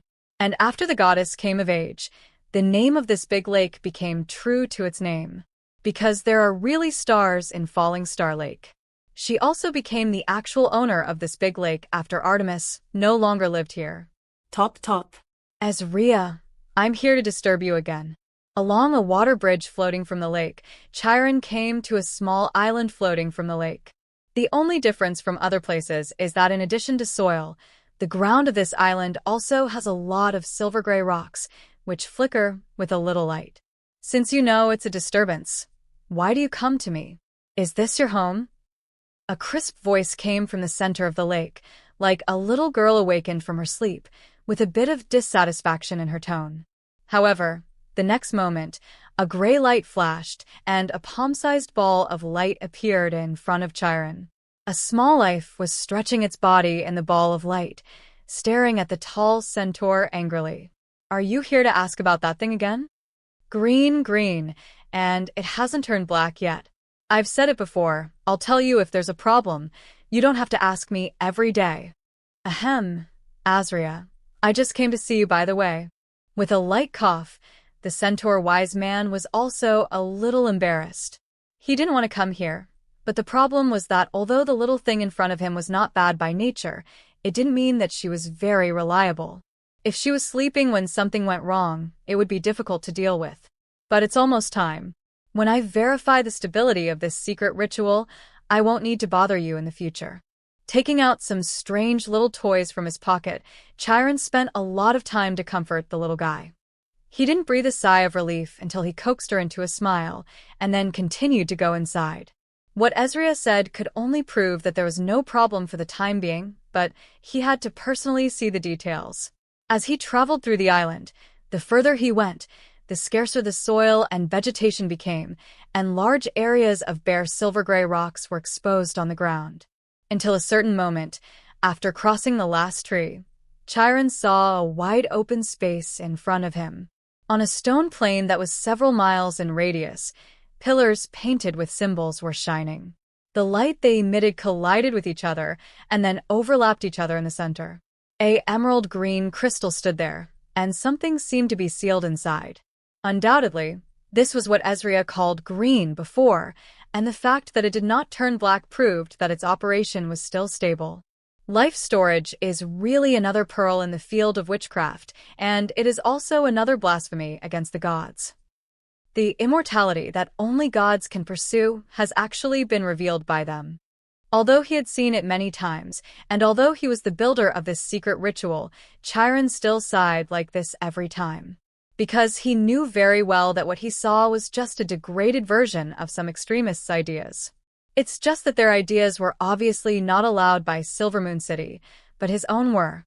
Continuing forward, Chiron walked on the stone plain. Falling Star Lake. Now, few people know why it was given such a name in the beginning, but in some rumors, some people say that stars once fell from the sky here.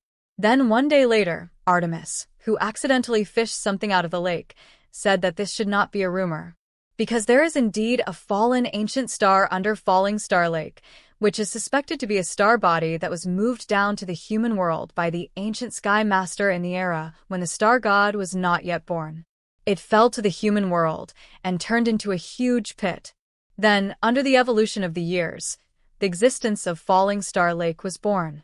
Artemis was very surprised to discover all this. Such ancient and intact stars are rare in the world today. So she used her authority to raise the star from the lake and turn it into an island, and then in the name of the Lord of the Wilderness, she used the spirit moon to give the star spirituality. So from this day on, Khaos had a star nymph, and Artemis's divine power of wilderness also improved its concept. The stars fell from the sky and fell into the world, which was part of wilderness. Although this progress was not much and was nothing to Artemis, she was still very happy. So the goddess gave the first star nymph the name of Ezria and allowed her to manage the lake on her behalf. I don't know if it's because I left the starry sky, or if the sun today is not a real celestial body, but a holiday made from the remains of the ancient sun god. After so many years, Ezria has not shown any signs of growing up. The thought flashed through his mind, and Chiron no longer thought about it. It's important to do business first. At this moment he has come to the huge crystal. The rich breath of life came out of the crystal in front of him, and the light scattered by the surrounding pillars also shone on him. The net formed by the interlaced light is to limit the outflow of the life force here, and the green crystal is a concrete manifestation of the gathering of life energy. However, Chiron can be sure that the life energy here has probably never been reduced by even a little bit since the beginning. That means that the things inside don't need to absorb life force to maintain their existence. As for what's inside, Chiron raised his head slightly. In the center of the emerald crystal, a box lid opened. In the middle of it, there was a heart that seemed to be still. Life storage. So, what those people said was actually true. In silence, watching this scene, thinking about how it had been like this for all these years, Chiron didn't know whether he should be happy or what. He knew whose heart was in front of him because he had talked to the other party not long ago. Achilles, his student, this heart came from the other party. And this is also the reason why the other party's immortality can be perfect. The hatred in the water of the Styx is not something that everyone can touch. The gods will lose their divinity and power, and mortals will lose their lives. Only a very few beings can be baptized by the power of the Styx while touching it. They are often born in harmony with the laws of the underworld, and will not die because of it. They can even obtain a body that ordinary gods can't do anything about. No matter how weak the underworld is, the existence baptized by its laws cannot be harmed by ordinary methods. However, just like the pomegranate eaten by Persephone, anyone who touches the origin of the underworld must stay here. Gods can decide the time of staying or leaving according to the amount of contact, but mortals have no choice once they are baptized. However, there are always loopholes in everything, and the baptism of the Styx is no exception. As long as she leaves a part of Achilles' body that is not contaminated by the water of the Styx and extends the time of this baptism infinitely, then Thetis can make Achilles immortal while staying in the world. However, this idea was dispelled by Chiron before it was implemented. The centaur told Thetis that he had another way to do all this, and his method is the life storage in front of him. What a crazy and evil method! Those lunatics discovered ghosts and undead and discovered another form of life, So they think that as long as they change themselves from life to death under controllable conditions, they can gain eternal life. And the caster's essence is not the body and matter, but from the soul and spirit, so this is feasible. But they don't want to become completely dead, because with the ability of mortals, there is no way to complete the reversal of life and death without affecting thinking and rationality, and gain a new life. So, they chose to split. For mortals, as long as time is still passing, the loss of life is irreversible. But if time is paused, then thinking will also stagnate. For an individual, this is no different from death. But if you cut off most of your soul in advance and then permanently imprison it at the moment of splitting, then let the remaining souls and bodies embrace death, and they can successfully trap their existence between life and death. Neither born nor destroyed, neither old nor dead.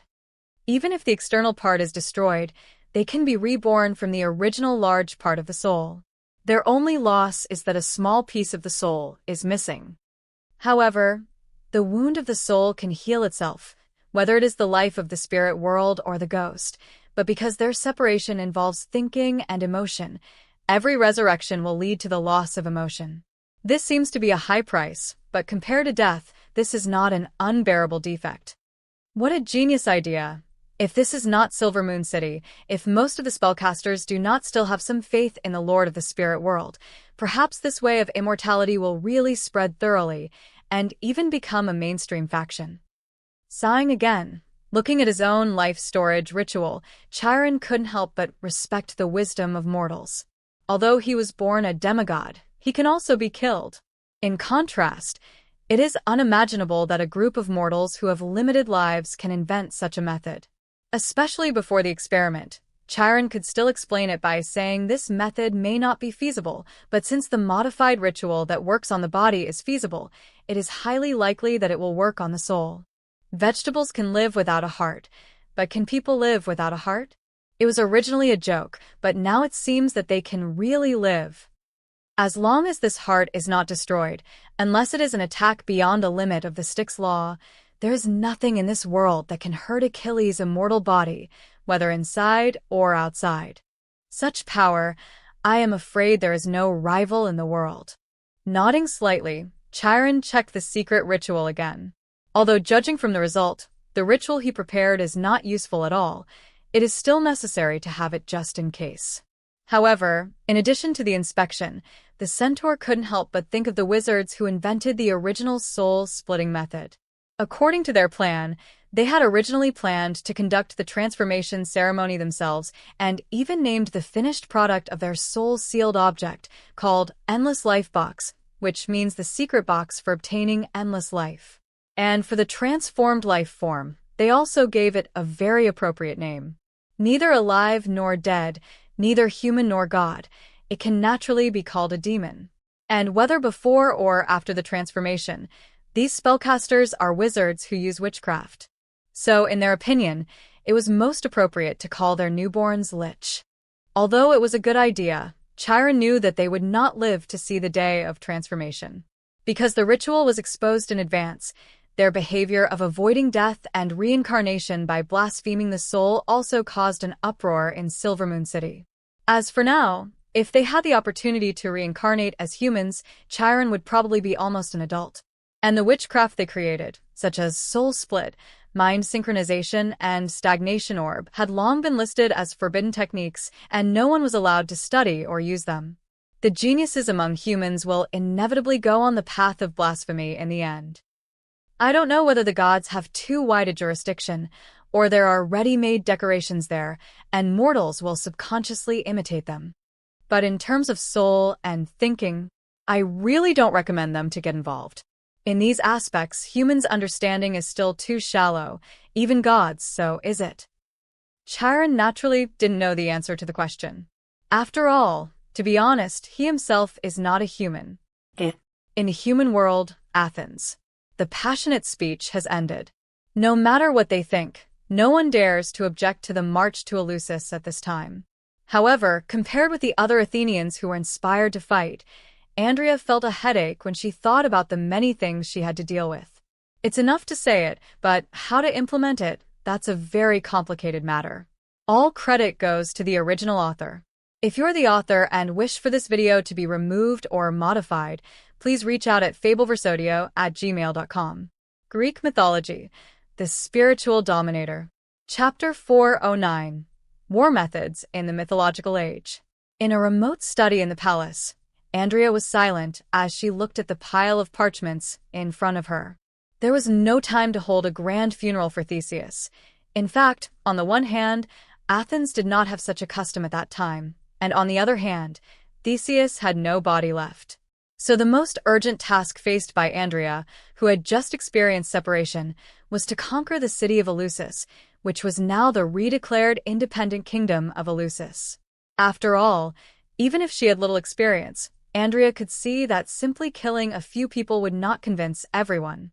A simple speech could only inspire the people, but could not convince the nobles and high-level professionals to follow. So she needed a victory to unify the hearts of the people in Athens by avenging the previous king. Only in this way could she have the ability to resist when facing the upcoming troubles. But all this encountered problems before it started, because the former princess embarrassingly discovered that she did not understand military issues at all.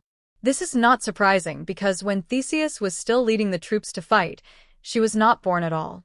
By the time Andrea grew up, Athens had not had a large-scale war. Even Theseus's several moves were often for the purpose of deterrence, rather than a real large-scale war. But it's different. Since my father passed the throne to me, he must have thought that I could do it.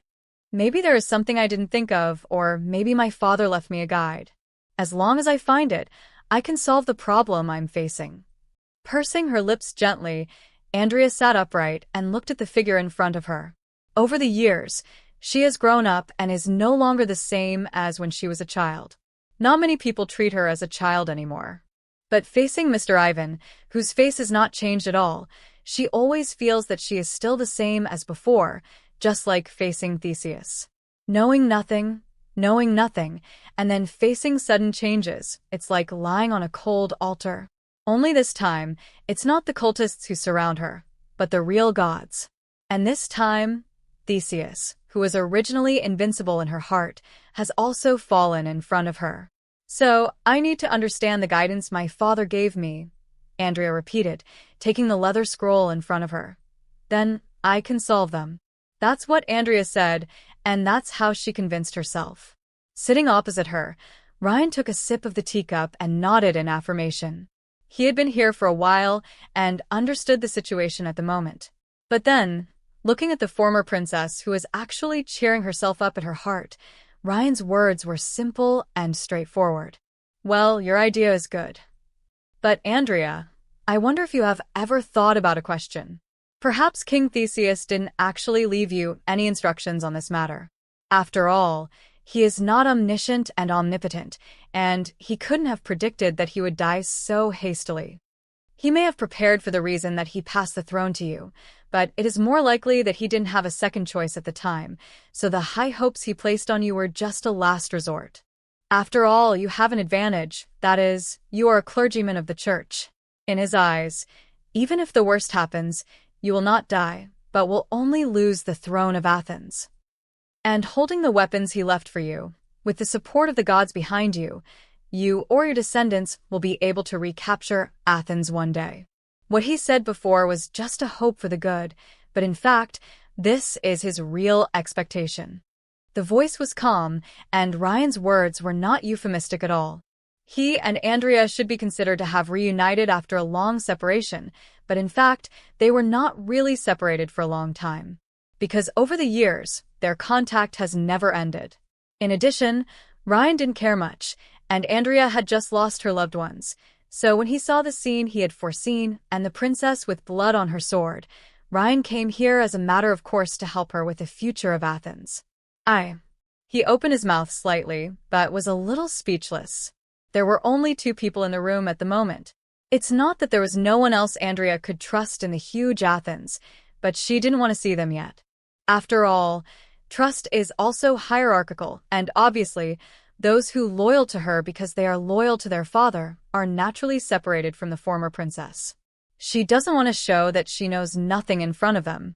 So, faced with such a problem, Andrea couldn't find any other helpers for a while. But I always need to do something, at least I have to solve Eleusis first.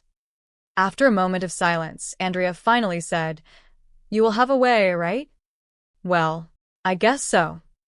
Facing Andrea's expectant eyes, Ryan finally gave a positive answer. "In fact, the problem Athens is facing now is difficult but also simple. The first thing you need to understand is how wars are fought in this era. I don't know if you have ever thought about this question. Since the incarnations of demigods and gods are so powerful, they can easily break through city walls and defeat thousands of troops. Powerful divine arts can kill lives on a large scale, and it won't take long to massacre a city. In this case, what is the significance of the country, and what is the significance of the army? This world should become a world where individual bravery determines everything, and war will not break out at all. In a war between two kingdoms, we only need to let the strongest come out to fight. Why send troops? Isn't this unnecessary?" Exclamation point. Her eyes widened slightly, and Andrea was obviously listening very seriously. As a cleric before, she had indeed never known anything like this. And there hasn't been a large-scale war in Athens for a long time, so she naturally has no need to understand. So, what is the meaning of the army? Or is there actually a way for real war to weaken the influence of the strong? Of course, smiled and nodded. Ryan did not sell out. And all of this comes from the God King on Mount Olympus. As we all know, Zeus is the king of the gods. Although he often calls himself the king of thunder and the lord of the sky, in fact, anyone with some knowledge knows that the reason why he can rise above the gods is his royal power. This originally originated from the power of the oldest first-generation God King. It is the embodiment of the will of this world to rule over all things in this world. He gave this power to the original Heavenly Father, so the divine power of the first-generation God King can do a lot of things. He can even represent the power of the world in the name of the God King, anchor new and logical concepts, and then cause the world to give birth to the corresponding priesthood in advance. The original chronological priesthood came from this.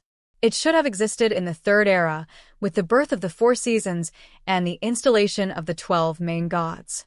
But because of the supreme authority of the first generation of God Kings, it appeared directly in the distant past, the beginning of everything. Listening silently, Andrea felt as if she had come into contact with some knowledge that mortals would never know. Just hearing what Lai Lane said, as everyone knows, the former princess was a little speechless. Who does this people refer to? It's not me, right? Of course, this is the natural royal power of the first-generation God King. Without caring about Andrea's little thoughts, Ryan continued, "But the subsequent God Kings are not like this. They were able to take over the throne of the God Kings, not because they had done any great feats for the world, but because the previous generation of God Kings had gone against the grain, and because of fate. If you don't get it by yourself, naturally you won't be so complete. So, in fact, the authority of the God King is constantly reduced during the inheritance. By the time Zeus comes, his kingly power is not even much stronger than his natural thunder. But maybe it's the favor of fate, or maybe it's some other reason. In short, Zeus has found a way, a means that can help him complete kingship in another way. And this means, reflected at the level of God, is the 12 Lord gods, embodied at the human level, are the royal order that he created based on his divine bloodline. This is the embodiment of his rights and the source of his strength. He will not take the initiative to destroy the 12 main gods system he established, so even if he has objections to his daughter in his heart, he cannot do it without the other party destroying the order. What? He will not take the initiative to destroy the order of the divine kingship, so you see, even if there are always kings in the world who provoke the gods, even his own son is no exception, he still has never thought about letting the church replace nobility and let theocracy replace kingdom. Because for the God King, provocation from mortals will only bring him loss of face, but as long as it is handled properly, it can prove the greatness of the god. But if he takes the initiative to destroy the royal order established by himself, then it will be his real interests and authority that are damaged. Is that so? As if she figured something out, Andrea drew inferences. So Tantalus killed his son and feasted on the gods. The god-king only disposed of himself and replaced his god-respecting heirs. Sisyphus imprisoned the gods, and the gods waited for his death before punishing him, but his god-respecting grandson still inherited the throne. The gods did not choose a king from among the devout believers. The reason is that the god-king himself did not want this to happen. The three views seemed to be impacted. For a moment, Andrea felt that her filter of the gods was broken again. With the death of Theseus, there was not much left of this awe. And now it is almost gone. Yes, so in fact, in the entire Olympus, Zeus is the most law-abiding one. The other gods may still do things that violate the order, but Zeus, although he does whatever is not prohibited by law, as long as it is the rules he has set himself, he will never take the initiative to violate them. Unless he is already, there is no way to retreat. We have to choose the lesser of two evils. Nodding, Ryan also found it interesting. In this case, if the divine court can formulate a fair and just law, maybe it will really make a difference because of such a law-abiding divine king. But unfortunately, most of the rules formulated by Zeus are helpful for him to build and maintain the existence of kingdom. As for other things, he will not make laws at all, but simply treat them as if they do not exist. But what does this have to do with the way war is fought? Is it because of this royal order? Lying on the table with her chin in her right hand, Andrea asked again. Listening to Ryan describing the nature of these gods, Andrea couldn't help but feel an inexplicable sense of excitement. Perhaps my father and those nobles also know the existence of the royal order. After all, they have all participated in the war personally. But Andrea can be sure that they absolutely do not know the inside story behind these scenes. Of course, after all, although the gods today can no longer use their divine power in the world, their power can still have some macro impact, but it is not as strong as before.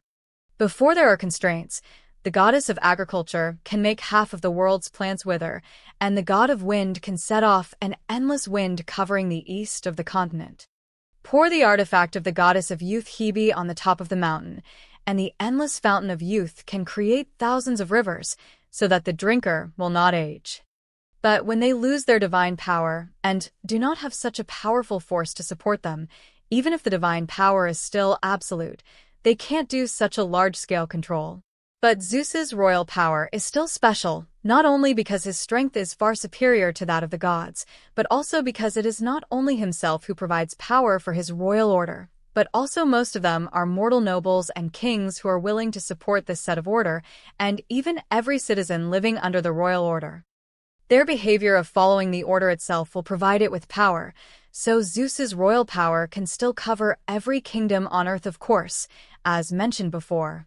When this order is established, he himself cannot violate it. And this order must be beneficial to the nobles and kings in the world. Only in this way will they support it from the bottom of their hearts and provide it with power continuously. Taping the table with his fingers, Ryan smiled and said, "And one of the things about this order is that it gives the concept of kingdom real power. At other times, assassinations, fighting, adventures, those powerful, extraordinary people and incarnations of gods unscrupulously show their power, but when a war breaks out between two kingdoms, or an individual commits a crime recognized by the world, then this power granted by the royal order will be materialized. It will instinctively reject the ability to exceed the limit, just as the laws of the world also reject divine power. The more kingdoms participate in the war, and the wider the scope of the impact, the stronger this materialized power will be. At that time, the gods may still be stronger than ordinary people, but they can no longer destroy the army on their own, and those demigods who roam the world can no longer be unscrupulous. So Theseus's deterrence is due to the superposition of his power and the national strength of Athens, not just because of strength. Only when he possesses both at the same time can he make the gods uneasy. Of course, Ryan added at the end of the story, because this power is the embodiment of the royal order.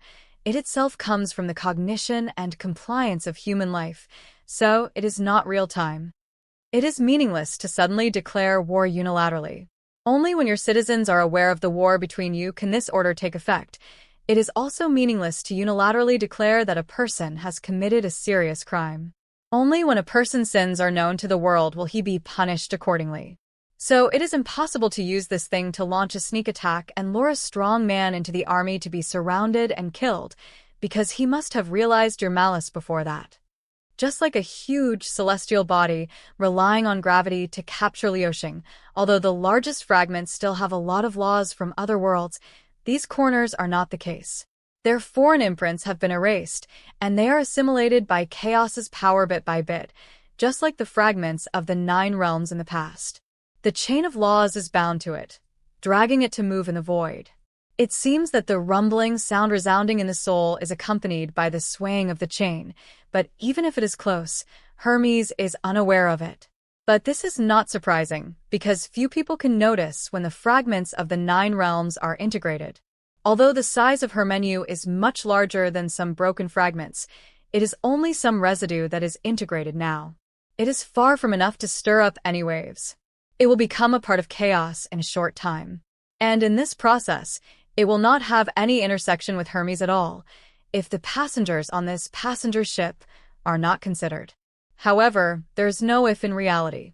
The passengers on this passenger ship also noticed the movement outside. Floating around this small fragment, the erratic illusory shadow watched Hermes' every move, and a smile flashed in his eyes. Is this the existence of another world? It seems not. After all, it won't be long before both sides are people of the same world. It's just that before entering Khaos, I actually encountered such an existence. What is this? The protection of Hermenu's broken fate, or the trap left by Khaos?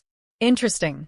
With a slight smile on his lips, Amon couldn't actually judge whether this was a good thing or a bad thing.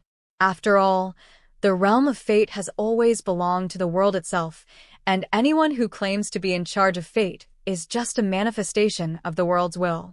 The goddess of fate in the 9 realms cannot change the Ragnarok of the gods, and the goddess of fate in Khaos can only patch up fate. Even the 3-phase incarnation of the Mother of Night is detached from the world and almost never manifests in the world. So no one can be sure whether everything in front of him is the work of fate, or whether the will of the other world has noticed something inconsistent and arranged such a coincidence in front of him. If it was Zeus, he would probably choose to retreat in the face of such a scene. After all, there is no need to gamble when there are other options.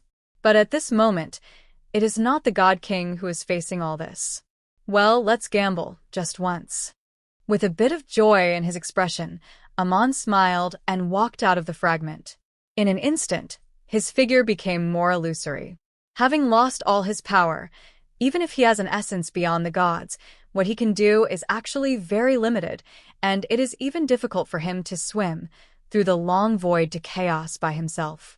Just like Ryan in the past, even if he has a trace of extremely high space-time power, it cannot bring any substantial power before he opens up the spiritual world.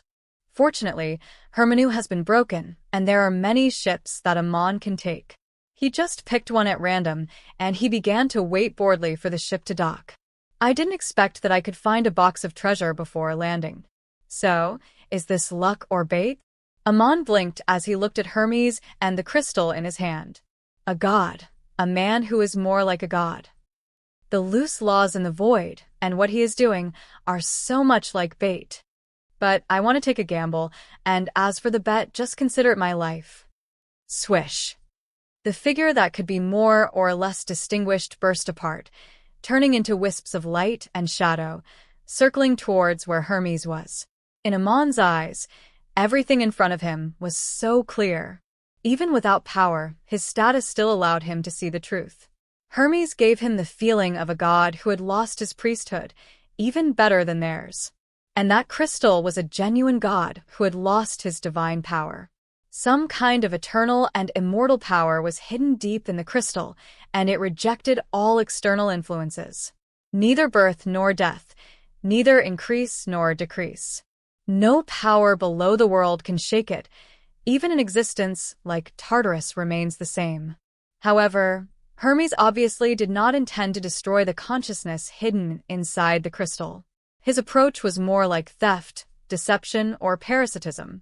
He tried to let the immortal consciousness sleep forever so that something else could cling to it. If Amon had been to Khaos, he would have seen at a glance that this was somewhat similar to the way mortals used the fragments of the ancient sun god's divinity after his fall. However, the consciousness in this crystal was indeed intact. It was just sleeping, not chaotic. So what Hermes did was bound to face many difficulties. But this is his, not mine. Silently, before Hermes himself noticed, before his soul touched the crystal, a wisp of shapeless mist had already wrapped around the surface of the crystal. And as the runes came into contact with the crystal, without the slightest trace, the mist had replaced the soul and penetrated deep into the crystal.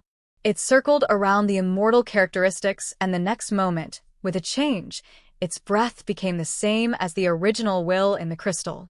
The gift from the world is still protecting the will of the eternal sleeping star god, and Amon does not intend to try to completely replace the other party and test the mechanism of the laws of the alien world. He is willing to try the unknown, but he is not specifically looking for death. So entangled outside the other party's consciousness, Amon looked at the rune that finally fell from the outside world and did not resist it. So in the void, Hermes unexpectedly found that he was successful beyond imagination this time. He established a connection with the eternal sleeping star god smoothly. Although he didn't know whether it was lasting, it seemed that there was no problem for the time being. He didn't know if this was related to the special environment here. Maybe when he returned to Khaos, everything would return to the original state. After a moment of silence, Hermes tried to seduce that trace of soul. He didn't want to take over a star god in this way, which was impossible to succeed.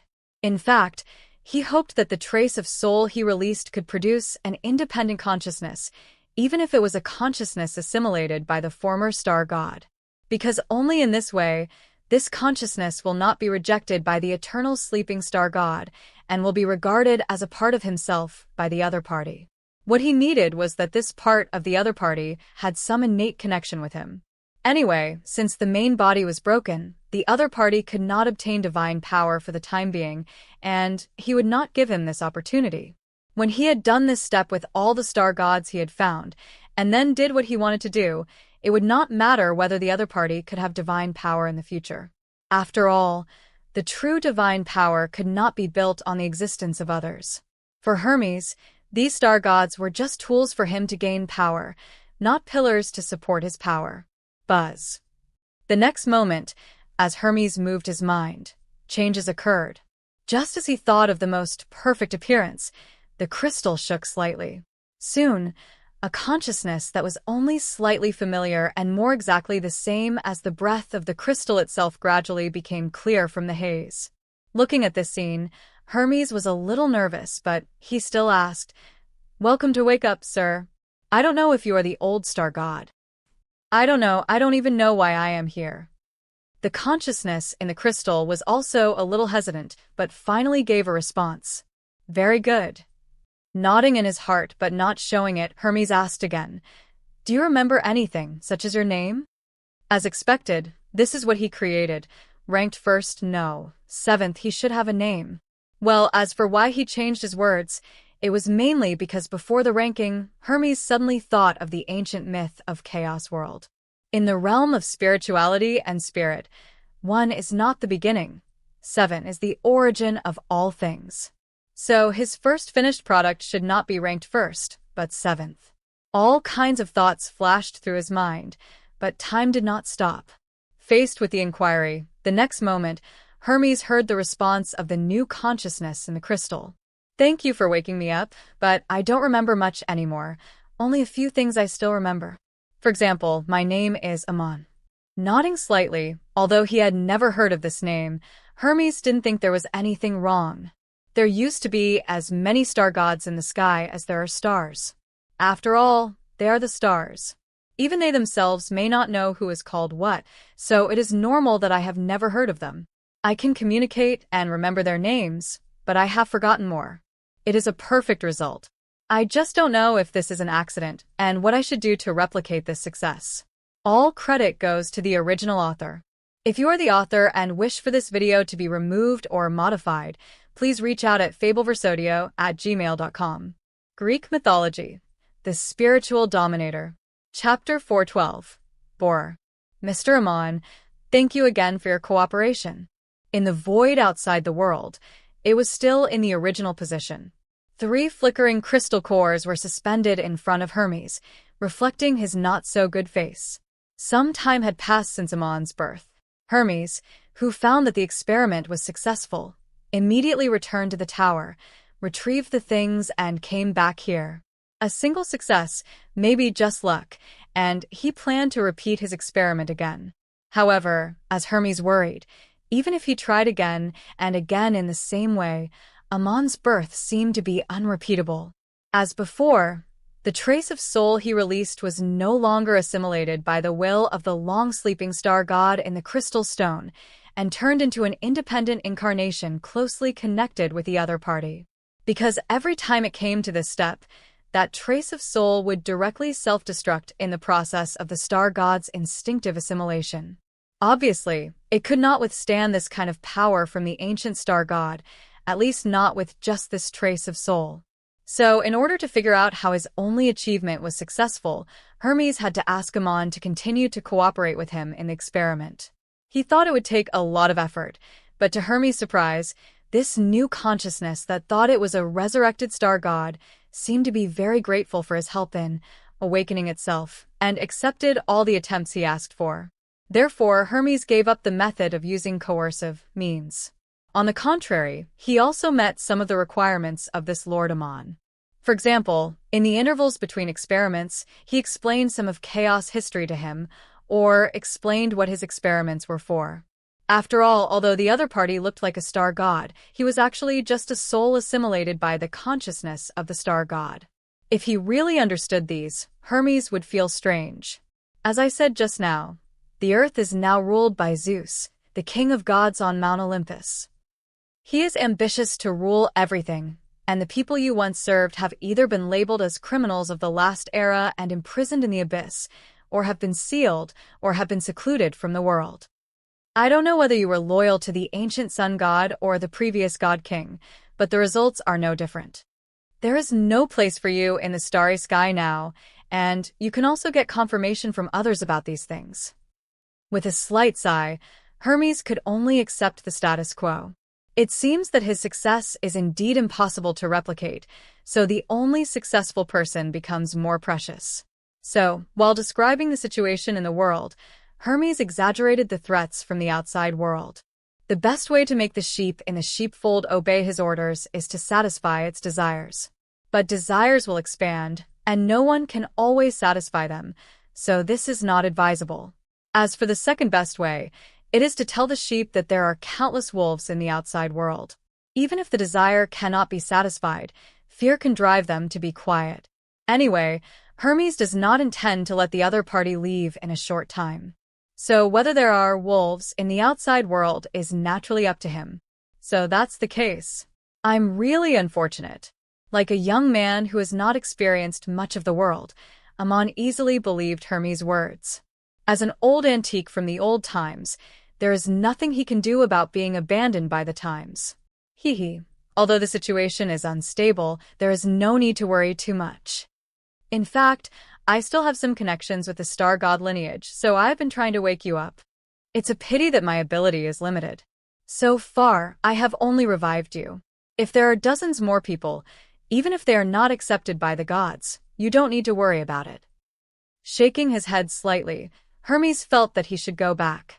Maybe Amon was indeed an accident, or maybe it was just because the other party was the first person he held a ceremony with in the void. Many times, the first one is always treated with some preferential treatment. But since the follow-up didn't work, there was no need to waste time. I simply have a backup plan such as blood sacrifice. The finished products made in this way must probably be restricted by strict seals and contracts. At least before all are successful, he still needs them to obey orders. Referring to the many natural spirits in the north of the continent who are addicted to blood sacrifice, Hermes will not relax his vigilance. So, are we going back? Yes. Smiling and nodding, Hermes treated his work with courtesy. Welcome to the new era. Although you can't remember the past, I believe you will always remember it. On the banks of the Huanshe River, two figures passed through the illusory light gate. Without staying for long, Hermes took the awakened star god back to the direction of the tower. The experiment here is over, and next he will see how his students are doing.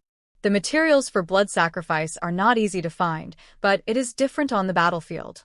The figure hurried away, and soon, the sea at the edge of the world fell into calm again. Only in the depths of the ocean, countless undercurrents surged continuously, demonstrating the authority of the Lord of the Ocean. Star God, immortality, blood sacrifice, chaos. I don't know how long it took, but at a certain moment, a strange-looking sea snake accidentally approached this area under the turbulence of the ocean current.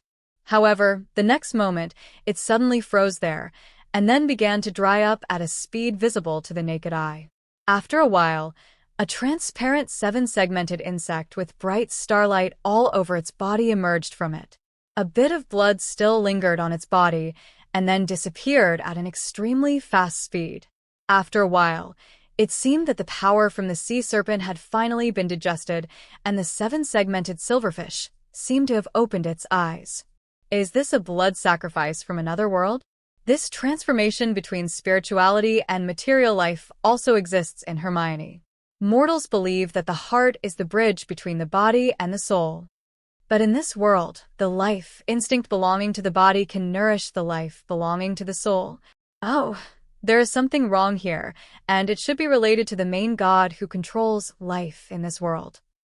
No specific process is required, and no detailed knowledge is required. Amon only knew that there was a blood sacrifice in Khaos, and he understood how this kind of sacrifice was performed through his own observation of the rules. After all, this is not something complicated in the first place.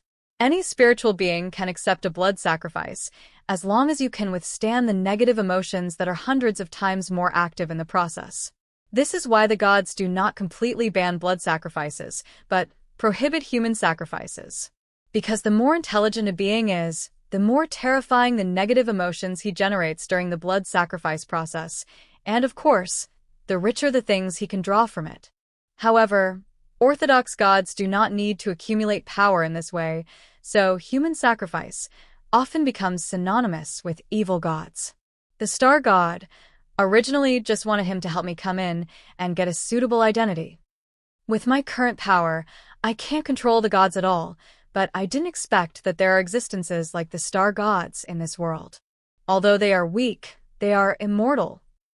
Silverfish exuding starlight wandered in the seawater, and several sea beasts were easily sucked dry by it. The seven-segmented crystal insect body shone even more, and hazy starlight shrouded the left and right. But feeling the changes in himself, Silverfish was not satisfied. It is not difficult for him to replace foreign objects.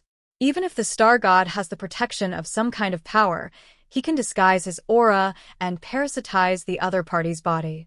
Although for Amon, this is already a good start. After all, even though that star god doesn't have even a shred of divine power, he is still a god. But now that he had a good start, he couldn't help but want more follow-ups.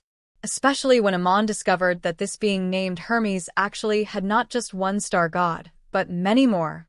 Tisk, as far as I can see, I won the bet before. This is not a trap set by this world for me, and of course, I can't be sure. I simply didn't put all my hopes in one place. Since you let me in, you can't catch me again. It is not difficult for Amon to split his own consciousness, but the separated part cannot have the complete and transcendent personality of the original body. However, the characteristics that transcend the limitations of great divine power make his thinking dispersed and unified. As long as he wants, no matter how far away the distance is, the characteristics originating from the void can keep his consciousness unified. No matter which incarnation, it can become the original body at any time. So Amon left with Hermes in a swaggering manner, not worrying about falling into a trap, leaving only a clone for himself. Once an accident occurs, this clone will be his new body, and as time goes by, there will only be more such clones in the future. Of course, Not every clone can replace a god. Replacing the laws that deceive the world is quite difficult even for Amon's character, especially now that he has no personality, but no divine power at all. Well, then, the next step is to give yourself some strength. I'm trying to see if I can deceive the alchemist. If I can't, just deceive his students. As for me, starlight flashed, and a regular icosahedron appeared in front of the seven-segmented silverfish. The king of the sea, king of gods, king of Hades, and other gods. Which side should we go to first? How about rolling a dice and seeing who gets unlucky first? The corner of his mouth curled up slightly. In theory, Haiyang was the easiest to deal with and the least likely to make mistakes, but Amon didn't care about this. For him, since there is no danger to his life, it will naturally come as exciting as he wants. In the worst case, if someone finds him and beats him to death, there's nothing wrong with that. So the next moment, as the starlight flashed again, an image of a god appeared on each side of the two tetrahedron, which was all what Amon heard from the mouth of Hermes. With a slight movement in his heart, the 20 tetrahedron fell down and headed towards the sea. Whichever side touches the water first, Amon will choose which one. No matter how easy or difficult it is, he will never go back on his word. It turned out to be her. The 20 tetrahedron fell to the sea and broke into a handful of stardust. Already knowing the result, the seven-segmented silverfish shook its head and then plunged into the sea.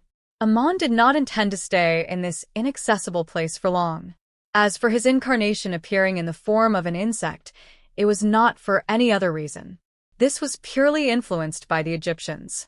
They regarded the scarab as the sun, so Amon planned to use silverfish to represent the stars. Anyway, he is now an imposter star god, and there is nothing wrong with that. A new world, a new life. I hope the people and gods of this world can bring him more happiness. North of the continent, on Mount Nisa. In the center of the endless mountains is the mountain that was almost destroyed by Typhon. The Tinker of Fate lives there and is worried about the upcoming war. They want to drag it back on track as much as possible, at least partially on track, but it is difficult to do so with their abilities. After all, no one among the gods likes the goddess of fate, and the direction of this war is not something that a certain god can interfere with. All credit goes to the original author. If you are the author and wish for this video to be removed or modified, please reach out at fableversodio@gmail.com. Greek Mythology, the Spiritual Dominator. Chapter 413 Cannibalization. Located in the extreme north of the continent, standing on Mount Nisa, you can overlook the entire north. Since the end of the Typhon Rebellion, the three goddesses of fate, collectively called Moirai by the gods, have moved here. The young girl Clotho uses a spindle to spin the silk thread of fate, and each thread is a life. The middle-aged woman Lachesis uses a long stick with a scale to measure the length of life and determine the length of the silk thread. The old woman Atropos, with white hair and chicken skin, uses the scissors of cutting fate to cut the thread spun by Clotho so that the survival of life will eventually die. This is the responsibility of the three goddesses of fate, and it is also the power and right given to them by the world. They can use this to cleverly move the thread of fate and let everything return to the right track naturally. After all, although the gods are high above, as long as they come into contact with mortals, they are destined to be affected by them. Even if the goddesses of fate cannot directly manipulate the fate of the gods, they never hesitate to use such unconventional means. However, after so many years, the world has gone through countless springs and autumns, but the cracks in fate seem to have increased instead of decreased. The invisible pressure on Mount Nisa makes it heavier and heavier, but the goddess of fate has no way to solve it. Because Moil has always faced three serious problems. As long as they cannot be solved, fate will never be able to get back on track. The first is that before the goddess of fate was born, a large part of the inherent order of the world had been destroyed. This is an old account that can be extended to the beginning of creation, including the fall of the original gods and the early replacement of the gods, which are also problems they cannot solve. Fortunately, these old accounts are not fatal, at least for the time being. The second problem comes from the cycle of reincarnation in the spiritual world. The three goddesses of fate tried to arrange the fate of all spirits, but the wisdom of all things when they were born was different, and was not affected by the goddesses. So the originally easy work became more than 1,000 times more difficult, leaving Moyle with no free time at all. As for the third question, that's even more serious because it's God's problem, and it can happen at any time. The fate of the gods is not within the scope of the three goddesses of fate, of course. This does not affect their observation. As long as they don't tell what they see, then this kind of observation is almost costless. So Clotho can see the ups and downs of the gods' fate, and Lachesis can see the strengths and weaknesses of their glory and failure.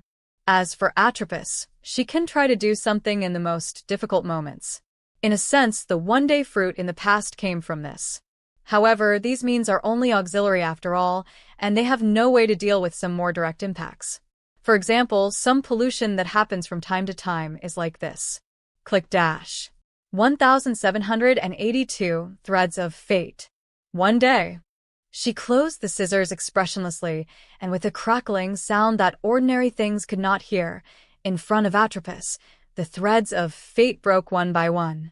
This is her job, and it is what she should do. However, when Atropos closed her scissors, the strange stench from her body became more obvious. Yellow teeth, tattered clothes, dry hair. If a mortal living in the subcontinent in the future saw it, he might mistake it for the call of the 5 decays of the gods. Although there is no so-called 5 decays in the Khaos world, when a god's body shows such an appearance, it still means some kind of disaster. But as if she was used to it, Atropos wiped the light red sweat and turned a blind eye to it all. As the one who cuts fate, if she doesn't want fate itself to bear more burdens, then she can only bear it. After all, I won't die, Lachesis. You won't either. The fate of this world is with us. Speaking lightly, Atropos tried to stand up, but the next moment she stumbled. Fortunately, her arm, which was only skin and bones left, was supported by someone soon. A wisp of tempting fragrance came from her side. It was Lachesis who was holding her elder sister's arm. Health and withering, white skin and wrinkles and lines. The two seemed to form a sharp contrast, as if they were from two different worlds. But neither of them cared about this, as if they didn't see the difference between the two sides at all. Sister, in recent years, such pollution has become more and more. If it continues like this, it will cause chaos one day. Her brows were furrowed. Others didn't know, but Lachesis knew what Atropos was cutting just now. It was certainly just the thread of fate, but it was some thread that shouldn't have been broken at this time.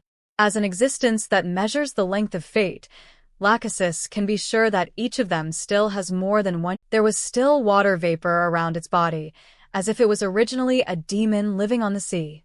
Perhaps when it was alive, this sea monster, suspected to have the blood of the father of all monsters, could stir up waves and storms. But now it can only use its body as a weapon and hit the towering city wall. Save me. No. Go to hell, monster.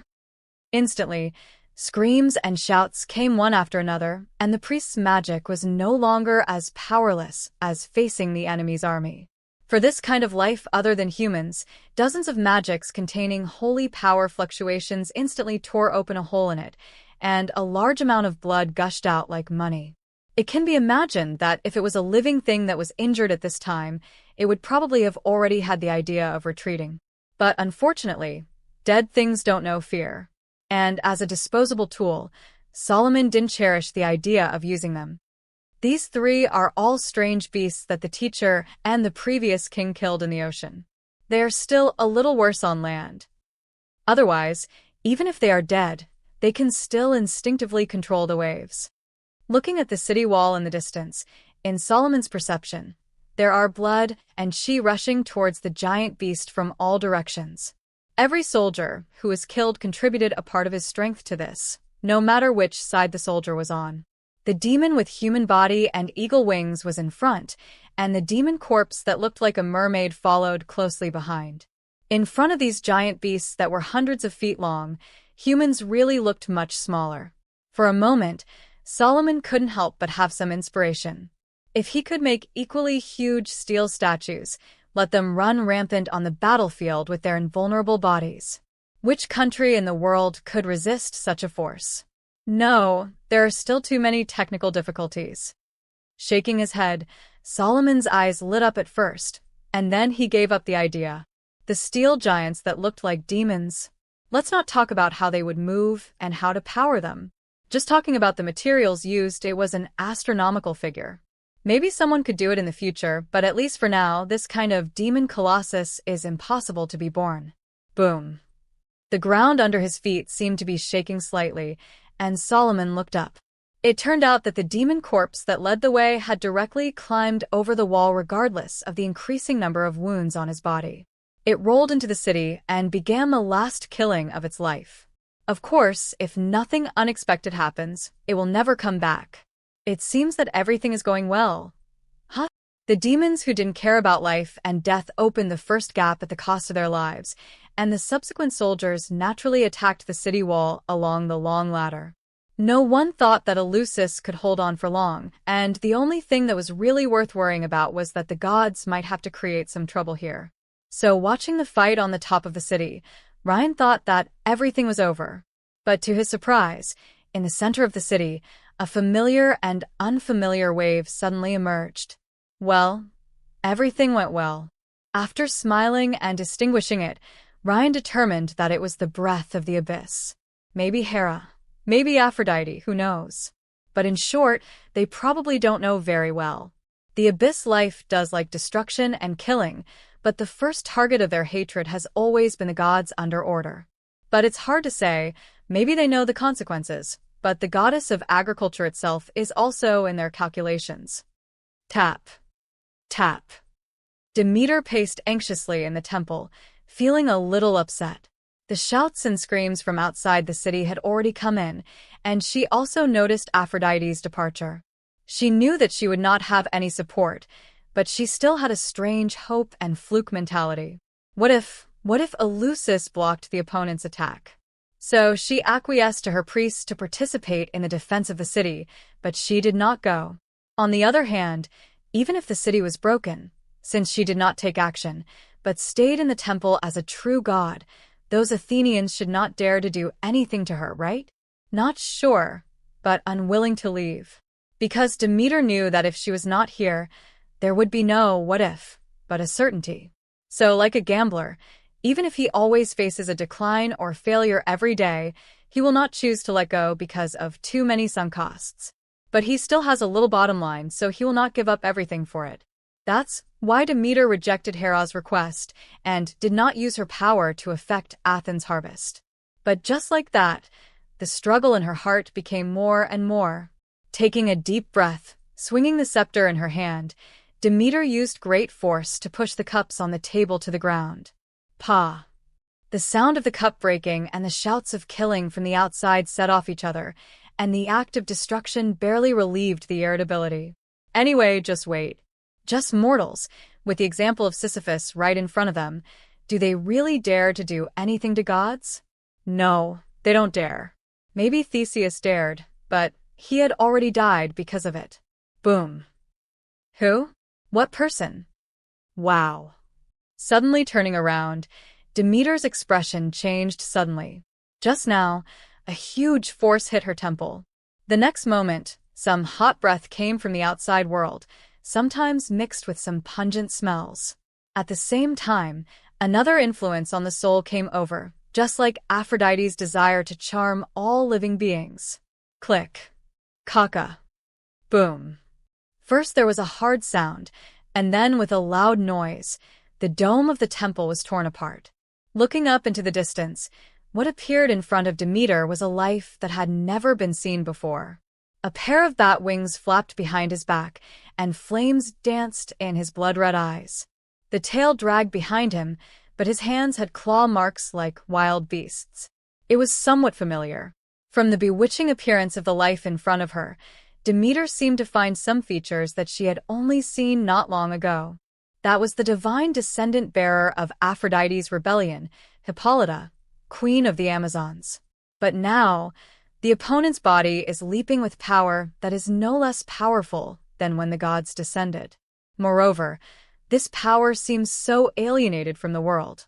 This is, how dare you?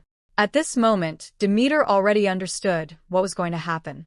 She subconsciously flew into the air, trying to stay away from here and avoid the battlefield. However, she is only an agricultural goddess, and speed is not her strong point at all. So the bat's wings flapped slightly, and the demon with only desire and destruction in its eyes came to her. The flames surrounding him began to burn towards the surroundings. Although they could not burn the gods to death, they could burn down palaces and buildings. Even standing outside the city, you can clearly see the flames soaring into the sky. Aphrodite. She knew that this had nothing to do with the other party, but Demeter really had no choice but to leave now. Because the other party's intention is obvious. She wants to keep her temple and no longer participate in this war? That's impossible. If you want to be a tortoise, Aphrodite will destroy your tortoise shell first. As for whether Demeter would rebel against Athens in a fit of anger, it is even less likely. In the conflict between the goddess of agriculture and the god of beauty, she is the one who suffers. In her conflict with Athens, Athens was the one who suffered. Are you willing to pray for reconciliation with a mortal who has a grudge against you for killing your father? Or are you willing to put aside your conflicts and continue to stand on the side of Olympus? Boom. Before he had time to think about it, the demon's attacks were already coming one after another. Demeter discovered that perhaps because of accepting other powers, the life in front of her was being rejected by the world, and her thinking did not seem so clear.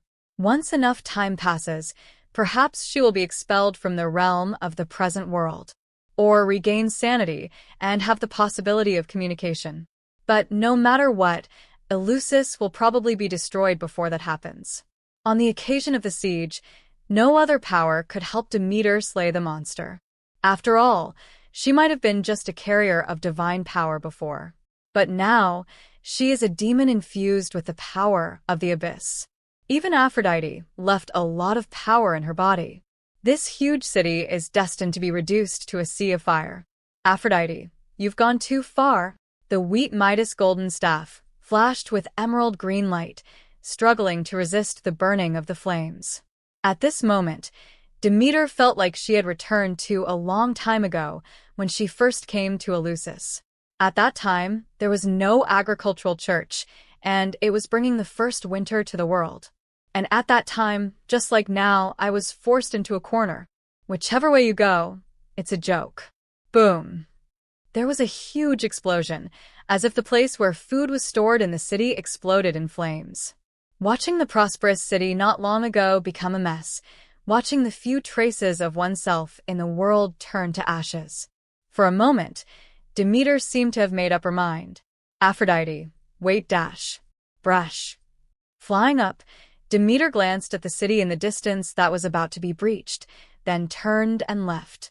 There's no need to stay here, but Aphrodite, do you think you have one? You can't win. Since you are so ruthless, then I will make you a laughingstock in heaven and on earth. She had no ability to retaliate against others. Demeter knew it, and she knew Aphrodite also knew it. But what no one knows is that it is also here, in that heavy snow. There was another promise that she kept by her side. All credit goes to the original author.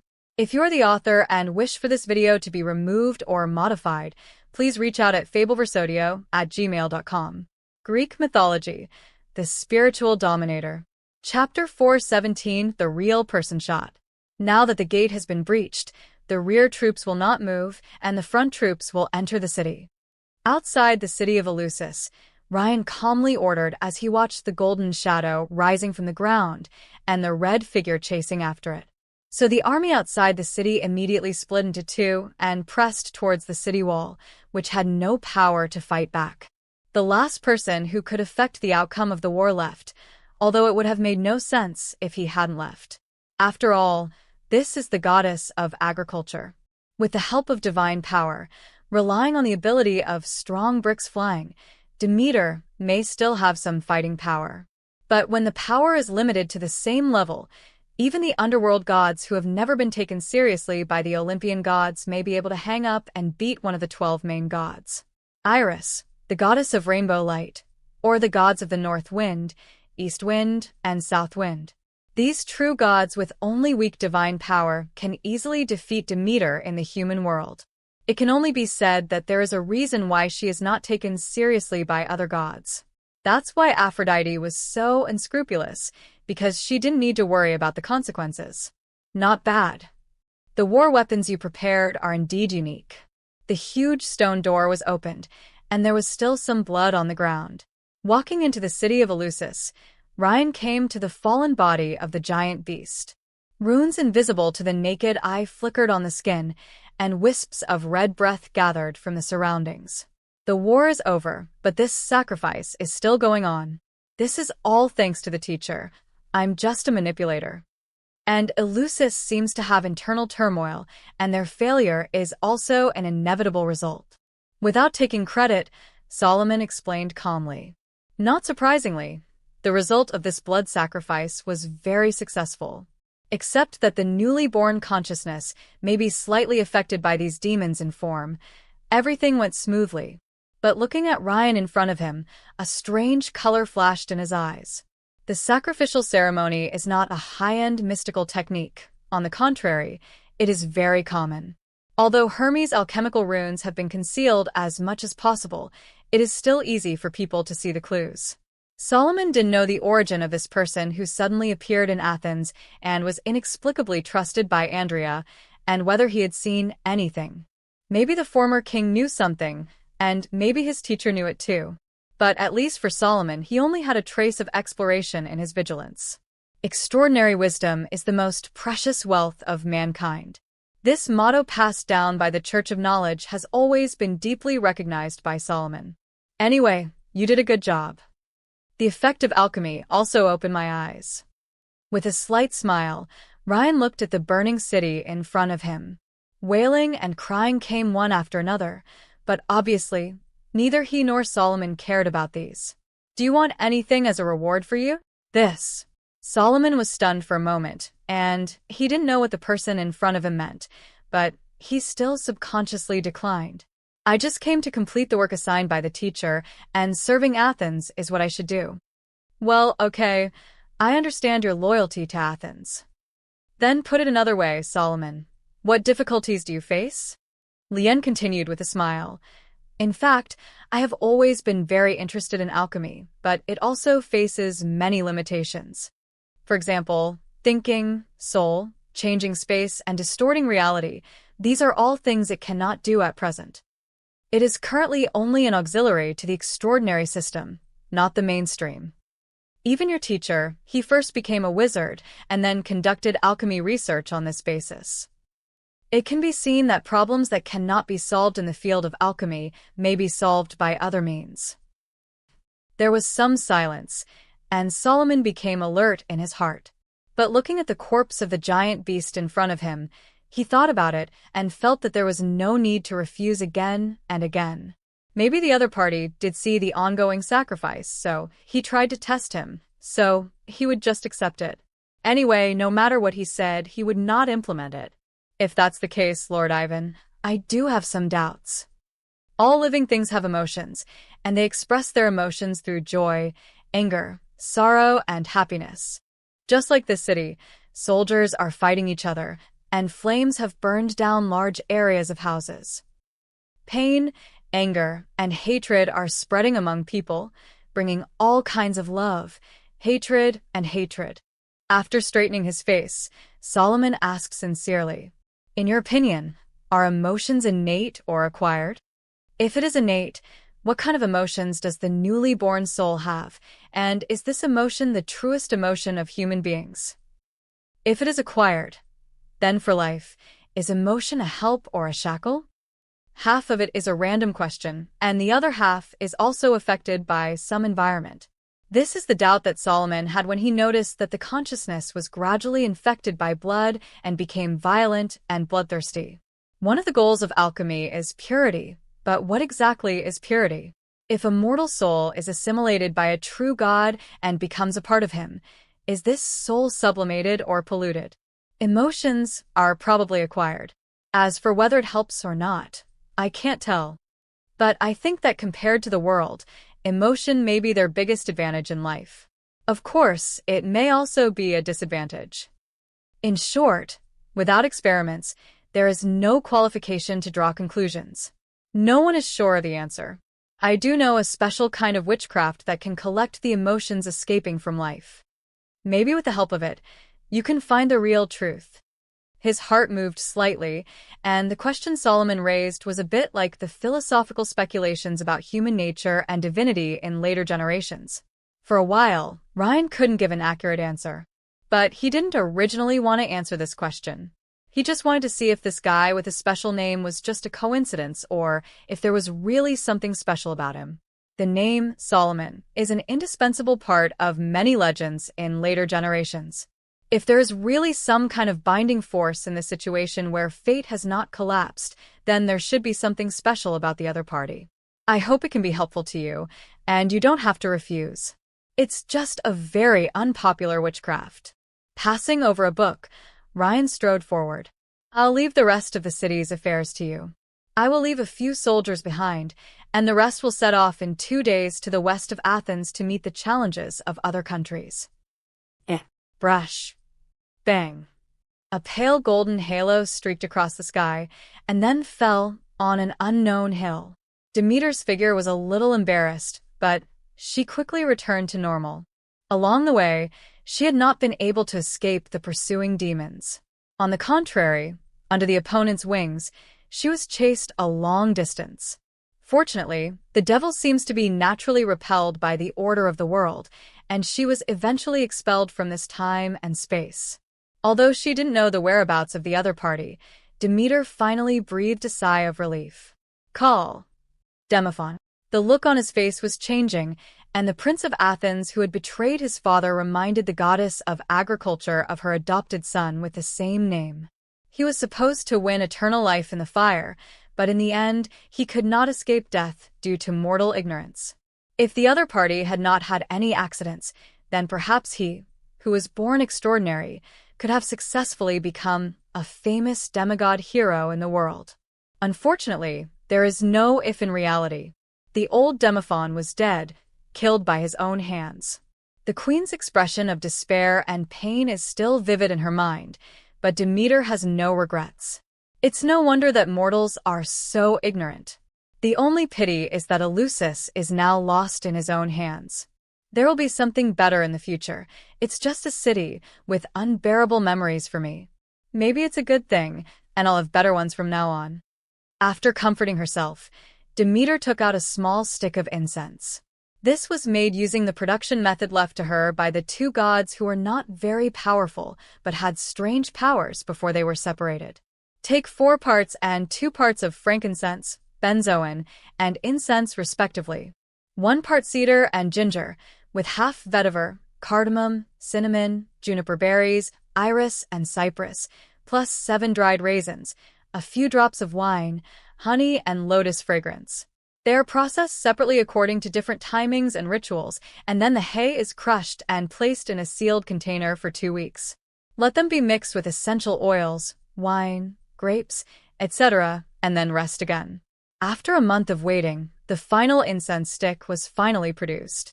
After that day, Demeter prepared these things early. This is the power you promise me, the power that can distort the spirit and will of gods. The power of mortal emotions can only make gods sink temporarily. But the jealousy and pain that comes from a god can truly bind another god. Even if this isn't forever? Stretch out your hand and light the incense in front of you. It was getting dark, and it was already afternoon when Athens arrived at Eleusis.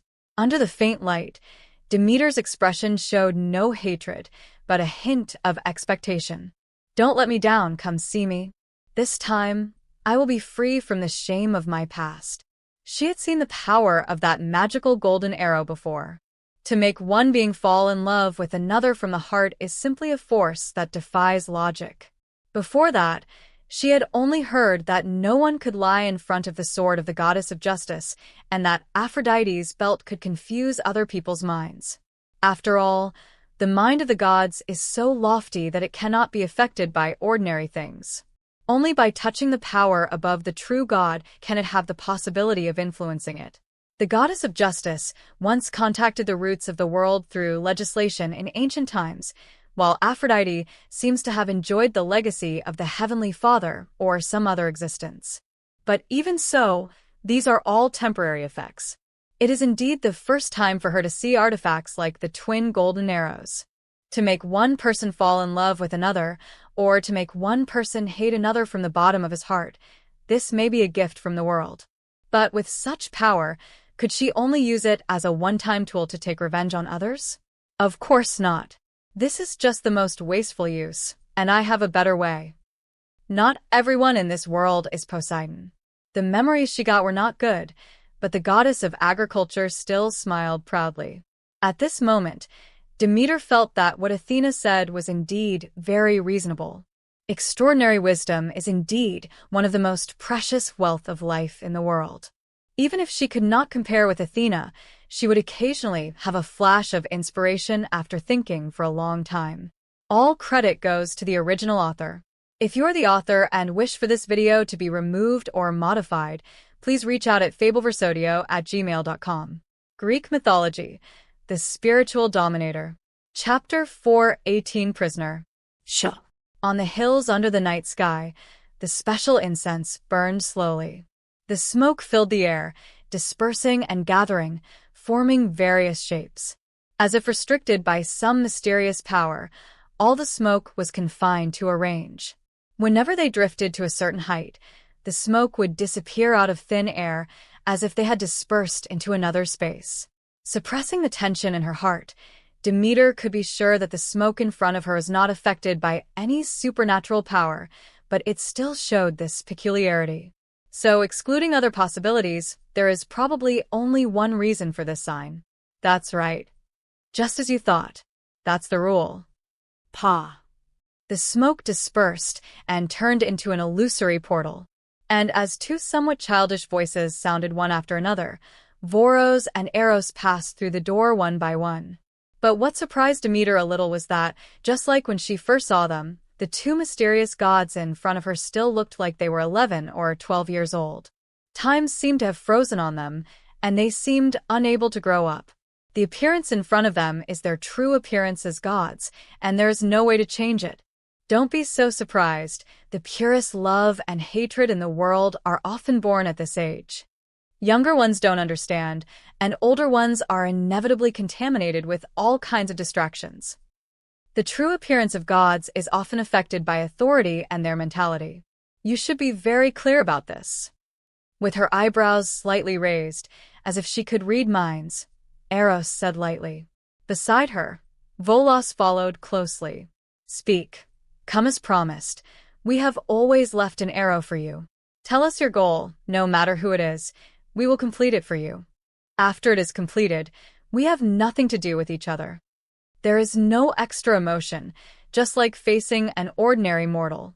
The Gemini's attitude is so cold, but Demeter does not feel offended. Because even if it is just a few short exchanges, the goddess of agriculture has realized the other party's character. If Aphrodite's disdain for her is only directed at her personally, then the contempt of the Gemini is directed at everyone. It's not targeting anyone, and it's nothing special to me. This gives people a feeling a bit like the goddess of the moon, who has only been seen a few times.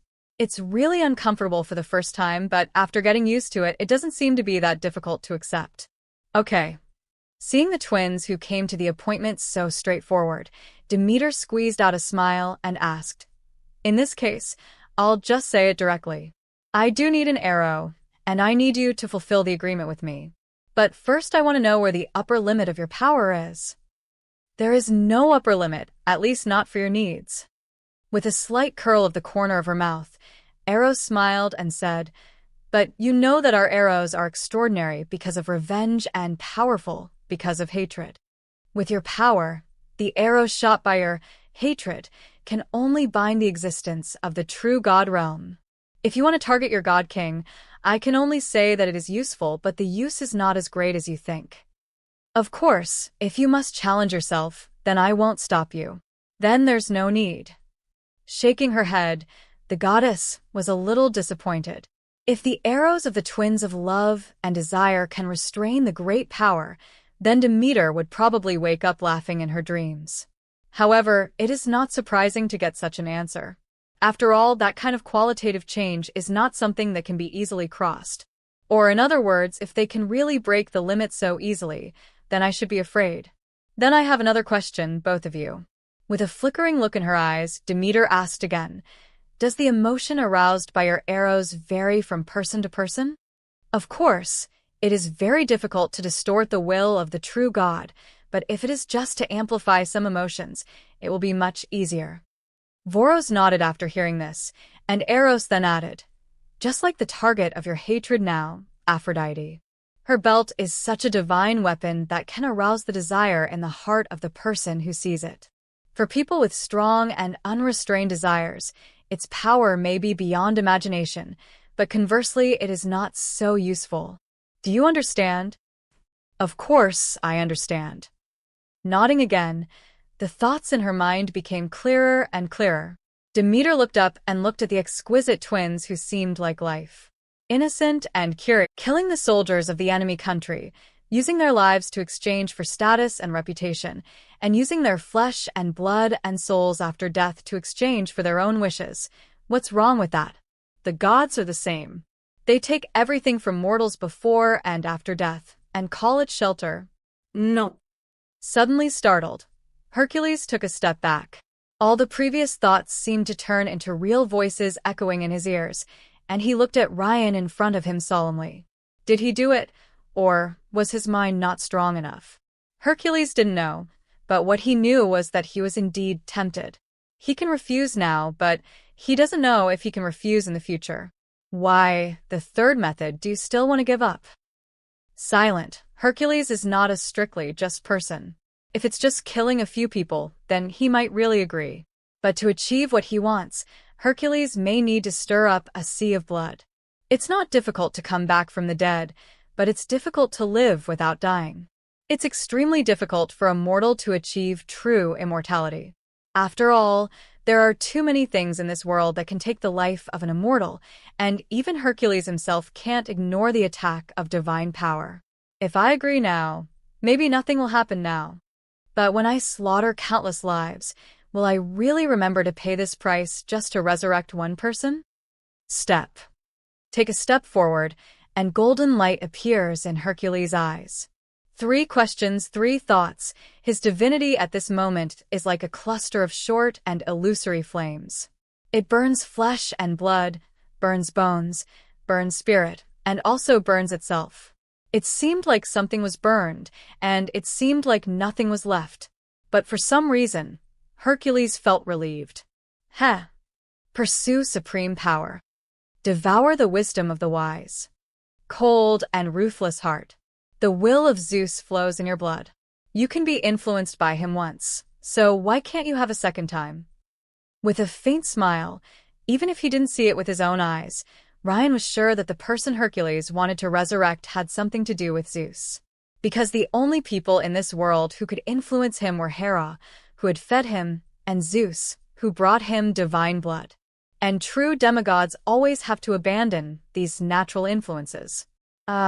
Warrior from Thebes, it seems that you are not satisfied with your previous 3 methods. What a picky young man, but it doesn't matter. As I said, there is little in this world that I don't know. It seemed a little distressed, but Ryan didn't disappoint Hercules in the end. He raised his hand for the last time and stroked the dome of the temple slightly. The shadows of Tartarus and Purgatory also disappeared, as if everything in this world was gone. However, feeling the gradually extinguished flame in his body, Hercules seemed to see something else. That is, all tangible things are gone, but all intangible things are born because of it. Faintly, in the empty dome, Hercules felt like he saw another world. It corresponds to all material things, but it also contains all possibilities in the world. What's this? Hercules asked. Standing on one side, Ryan replied with a smile. Natural is what you want, the last solution. Since you don't want the first 3, There is only one way left for you. You are going to the spirit world, the real spirit world. It's not smuggling, it's not a mission with anyone, it's just for what you want. You will go all the way west, find the right entrance under the Odier's mountain that once supported the sky and the earth, and then start a great adventure. Adventure? Yes. Still smiling, Ryan opened his arms as if embracing the world. Ancient legend, the beginning of all things, spirituality and matter are born at the beginning of everything. Everything in the material world comes from this, and the spiritual lord pulls up the 7-layer curtain and overlooks the world from the top of the mountain in the spiritual world. And if you can follow the right path, pass through God's curtain on the human world, and finally reach the top of the holy mountain, then whatever your wish is, it will definitely be fulfilled. Lord of the spiritual world. Reciting the names silently, Hercules felt that although it was difficult, it was not impossible. He didn't know how to impress an ancient god who was born at the beginning of creation, but if it was just to meet him, then he felt that he could still accomplish it. What's more, compared to going to someone else's house to steal, he would rather meet and talk to the owner directly. So looking at the illusory dome, Hercules said seriously, "Thank you for your wisdom. If I can really accomplish what I want, I will definitely fulfill my promise." No rush. Shaking his head slightly, Ryan turned around, facing away from the young hero. In front of him was a broken statue of Demeter, which was somewhat ironic in the temple that originally belonged to her. It is not an easy task to pass through the 7 spiritual realms. Your strength may be enough, but your experience, knowledge, wisdom, and skills are far from enough. You need to train yourself, but a few trials alone are not enough to make you perfect. You also need a mentor, someone who can really check for your mistakes and fill them in. Then where can such a person be found? In the starry sky, the sea, or in the mountains and the netherworld. Just east of Athens, near the middle of the sea. Pacing slowly, Ryan's voice seemed to be a little more playful. This guy has what I want, and he's definitely going to help you. You won't doubt him because you know he won't harm you. As for his name, you have already guessed it, right? Yes, you are right. I've already guessed it. There will be no one else. There is only one person in the East China Sea who meets these requirements. At the beginning of the era, the creator of bronze humans, the stealer of heavenly fire, and the prophetic Titan god, Prometheus, who is still imprisoned and tortured in the eye of the sea, is a warning to the world. Okay. Wow. Hiss. In the dim and dark void, a giant snake was crawling. The time and space of the abyss is infinite, but in front of the big snake, nothing is absolute. In just a few swings, the snake in the atrium came to the nearest place between hell and underworld, and then swung forward. The barrier of time and space was penetrated, and the huge body came to the outside world. But it was only a moment. With the overflow of power, the big snake returned to the barrier before a few glances came over.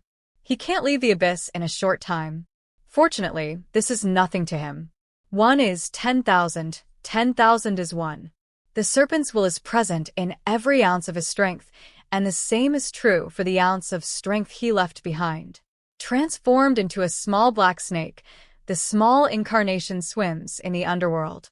Swimming through rivers of fire, swimming by the banks of the Acheron River. It came to the human world, to the East China Sea, and to that huge whirlpool.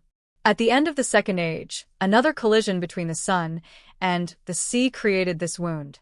It is like the Guishu in the legend of later generations. Thousands of waters are tilted, but the bottom is not visible. But when you are really inside it, ordinary things cannot appreciate its enormity.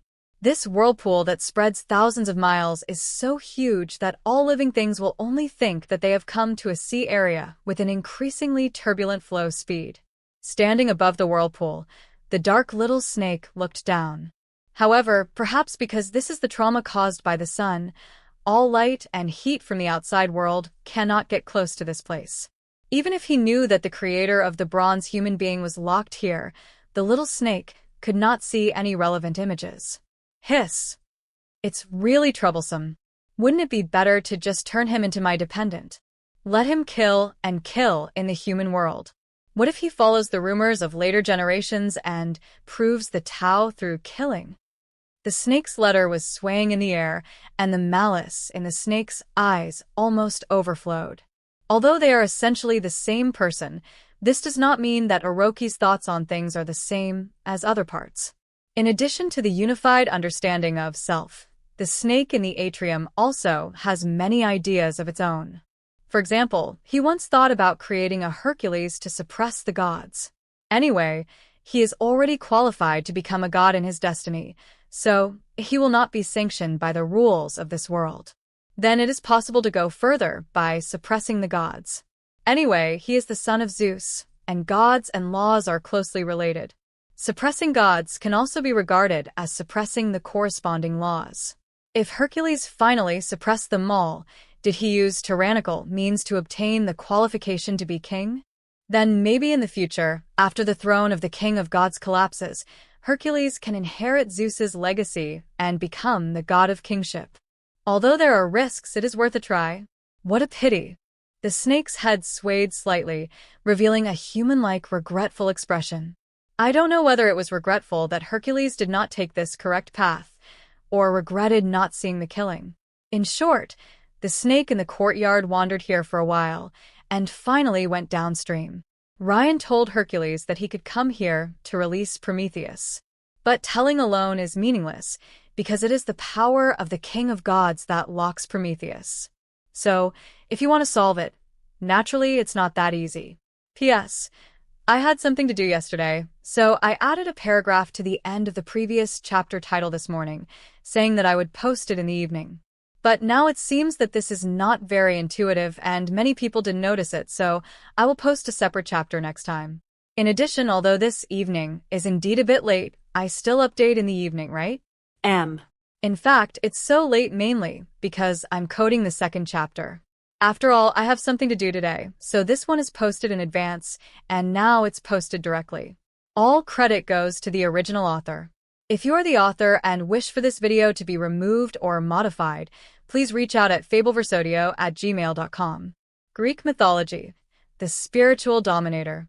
Chapter 4:22 Bronze Creator. Tick-tock, tick-tock, tick-tock. At the bottom of the ocean, under the endless whirlpool, there is no color in the empty, dead space. The inexplicable dripping sound sounded endlessly, as if it had never stopped. This eternal prison exists above the East China Sea, located in the middle of the whirlpool in the eye of the sea. Over thousands of years, many people have fallen here. But no one died because they all left in the end, lifted by an invisible force. It's just that no one is willing to come back after facing such fear, so there are few people here, and only a few legends are spread. Prometheus, the Bronze Age creator. The once noble Titan gods became prisoners. This was the God King's punishment for those who resisted. He will be bound here forever until the end of time. Tick-tock, tick-tock, tick-tock. Who? Accompanied by a ticking sound that seemed to never stop, there was a faint sound of breathing. I don't know how long it took, until at a certain moment, the bright eyes opened again in the darkness. Did someone fall in again? The voice was low, and the prisoner who once stole the heavenly fire raised his head slightly. Although his hands were suspended in the air and his chest was penetrated by iron nails. But the millennium of torture didn't seem to have any impact, but instead purged something from him. The divine blood dripped down the wound, infecting the sea's scars day and night, as if making up for its imperfections. But these are things that Prometheus has long been accustomed to. What really made him look up was that just now he once again sensed that there was a life falling into this vortex. It's been a long time, 6,000 years or 7,000 years? Oh, I can't remember clearly, but the gods still exist and humans still exist. Tick-tock, tick-tock. Threads of divine blood slipped away, which would not have happened with the recovery and control abilities of the Titan gods. However, the iron weapon that runs through Prometheus is a symbol of the God King's punishment, and the damage it causes can never be healed. Not to mention the pressure from the eye of the sea. Although the body of the Titan god is generally stronger than the later gods, it is still not enough to support him carrying the East China Sea. Of course, Prometheus didn't care about this. After all, he was already used to it. Zeus, every once in a while, you always make people accidentally fall into this place. Oh, you want me to watch them fall into the abyss, but give me the ability to save them from leaving. You personally give freedom to others, but you can never redeem yourself. This is probably the most desperate torture, you think. So one day, you think I will bow before the years. But as the Lord of the gods, you can always wait until that day comes. And it all started when I sat and watched the deaths of the humans who fell here. Prometheus admitted that, as a prophetic god, he had done many wrong things. Maybe he was still too young, or maybe he didn't adapt to the changes after the replacement of 2 generations of god kings, or maybe he just believed too much in what he saw. In short, the bronze humans were destroyed, and he paid the price for it. But perhaps it is clear to bystanders that when he left the world and was imprisoned in this eternal prison, Prometheus saw many things more clearly. People should always pay the price for their actions, and the humans who strayed into this sea should also die. He could have turned a blind eye, and no one would have known he had done so.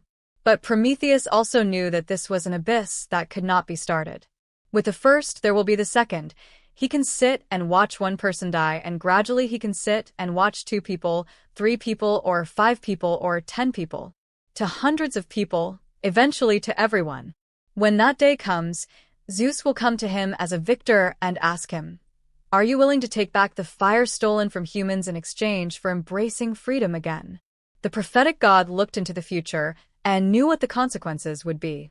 This is different from him blindly trusting his students, because he knows himself so well. His nature is not that noble, and he will fall in this test. He simply has never sat idly by and watched even once, so that 0 could never become 1. Wow.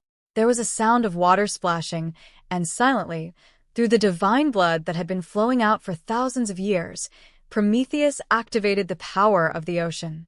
A wave swept up the river, carrying the sailboat that fell into the whirlpool away. Vaguely, Prometheus heard their prayers. Those crew members were thanking heaven, thanking the gods, and thanking the existence for saving them. The people at this moment were so pious that they swore eternal faith in their savior. However, after completing all this, Prometheus just smiled, then lowered his head and said nothing. He knew the outcome because it had happened so many times before. At first, people who are out of trouble will be grateful. But before long, when they gradually forget the joy of escaping from their own lives at this moment, the faith inspired by gratitude will no longer exist. Just like the bronze humans of the past, mere gifts can never satisfy humans. They will be surprised, worshipped, then get used to it, and then crave for more. So, Prometheus, hiss, do you regret it? For these humans, for your creatures, endure eternal loneliness here. Like the devil's whisper, or rather, this is the devil's whisper. In the lightless darkness, a voice was echoing. No one knew who was speaking, and no one knew how long he had been watching here. However, the bound creator was not surprised by the sudden voice. He just smiled and responded calmly to the sudden guest. After all, he has never had a few guests here. It's not that I regret it, I just feel that I could have done it more perfectly. As for why it's humans, I can only say that everyone has something they like to do. It's just that some like power and strength, and I can get happiness from the development of humans. There is no distinction between high and low. Zephyros can bend down for what he wants, and I can endure pain for what I want. That's all. But you, what are you here for? Somewhat unexpected, but not so unexpected. Crawling in the void, the dark little snake landed on the iron nail that pierced Prometheus' chest. And it seems that even as a prisoner, the creator of the Bronze Age has never been forgotten by the world. Who else has come to you, and what do they want? The little snake asked bluntly, and Prometheus answered bluntly. It seemed that this was not something that could anger the god king, but a trivial matter. At first, it was Helios. I just found out that he had been infected by something and was no longer a pure titan. He was responsible for bringing me here, and I saw the subtle relationship between him and Zeus at that time. But he didn't want to believe me after all. It wasn't until he fell to this point that he finally remembered my existence. As for the purpose of coming, he just simply told me how great the existence he belonged to was, and told me that the existence could easily get me out of here. Of course, the price is that he wants to use my blood to infect the cracks in the sea. Hiss. The black snake hissed in a low voice and was a little surprised by what he learned today. Sure enough, this world is not unchanging. Every existence has its own ideas, and they will not act as you think. Those whose power is far weaker than their own are fine, but for an existence like the mother tree, even I can't judge his thoughts. The eye of the sea is the wound of the sea, the trauma caused by the collision between the sun and the ocean.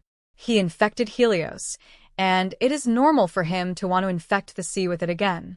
Starry sky, ocean, land.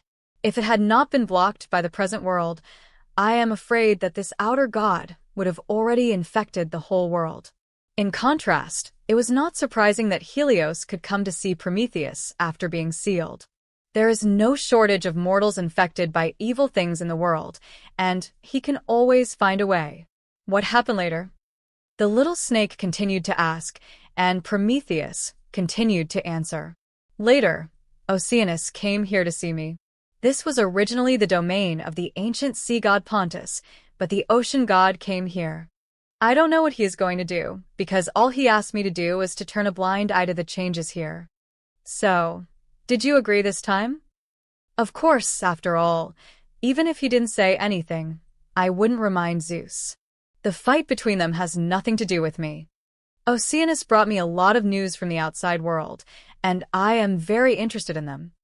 With a calm voice, Prometheus finished his story. Then he looked at the black snake in front of him and asked again, "What about you? What are you here for? Do you want me to do something in exchange for letting me go, or do you want to know something and refer to my opinion?" Hiss dash. Neither. On the contrary, I think that as a foresight wise man, you don't know a lot of things. You are of no use to me now. You have to become more useful.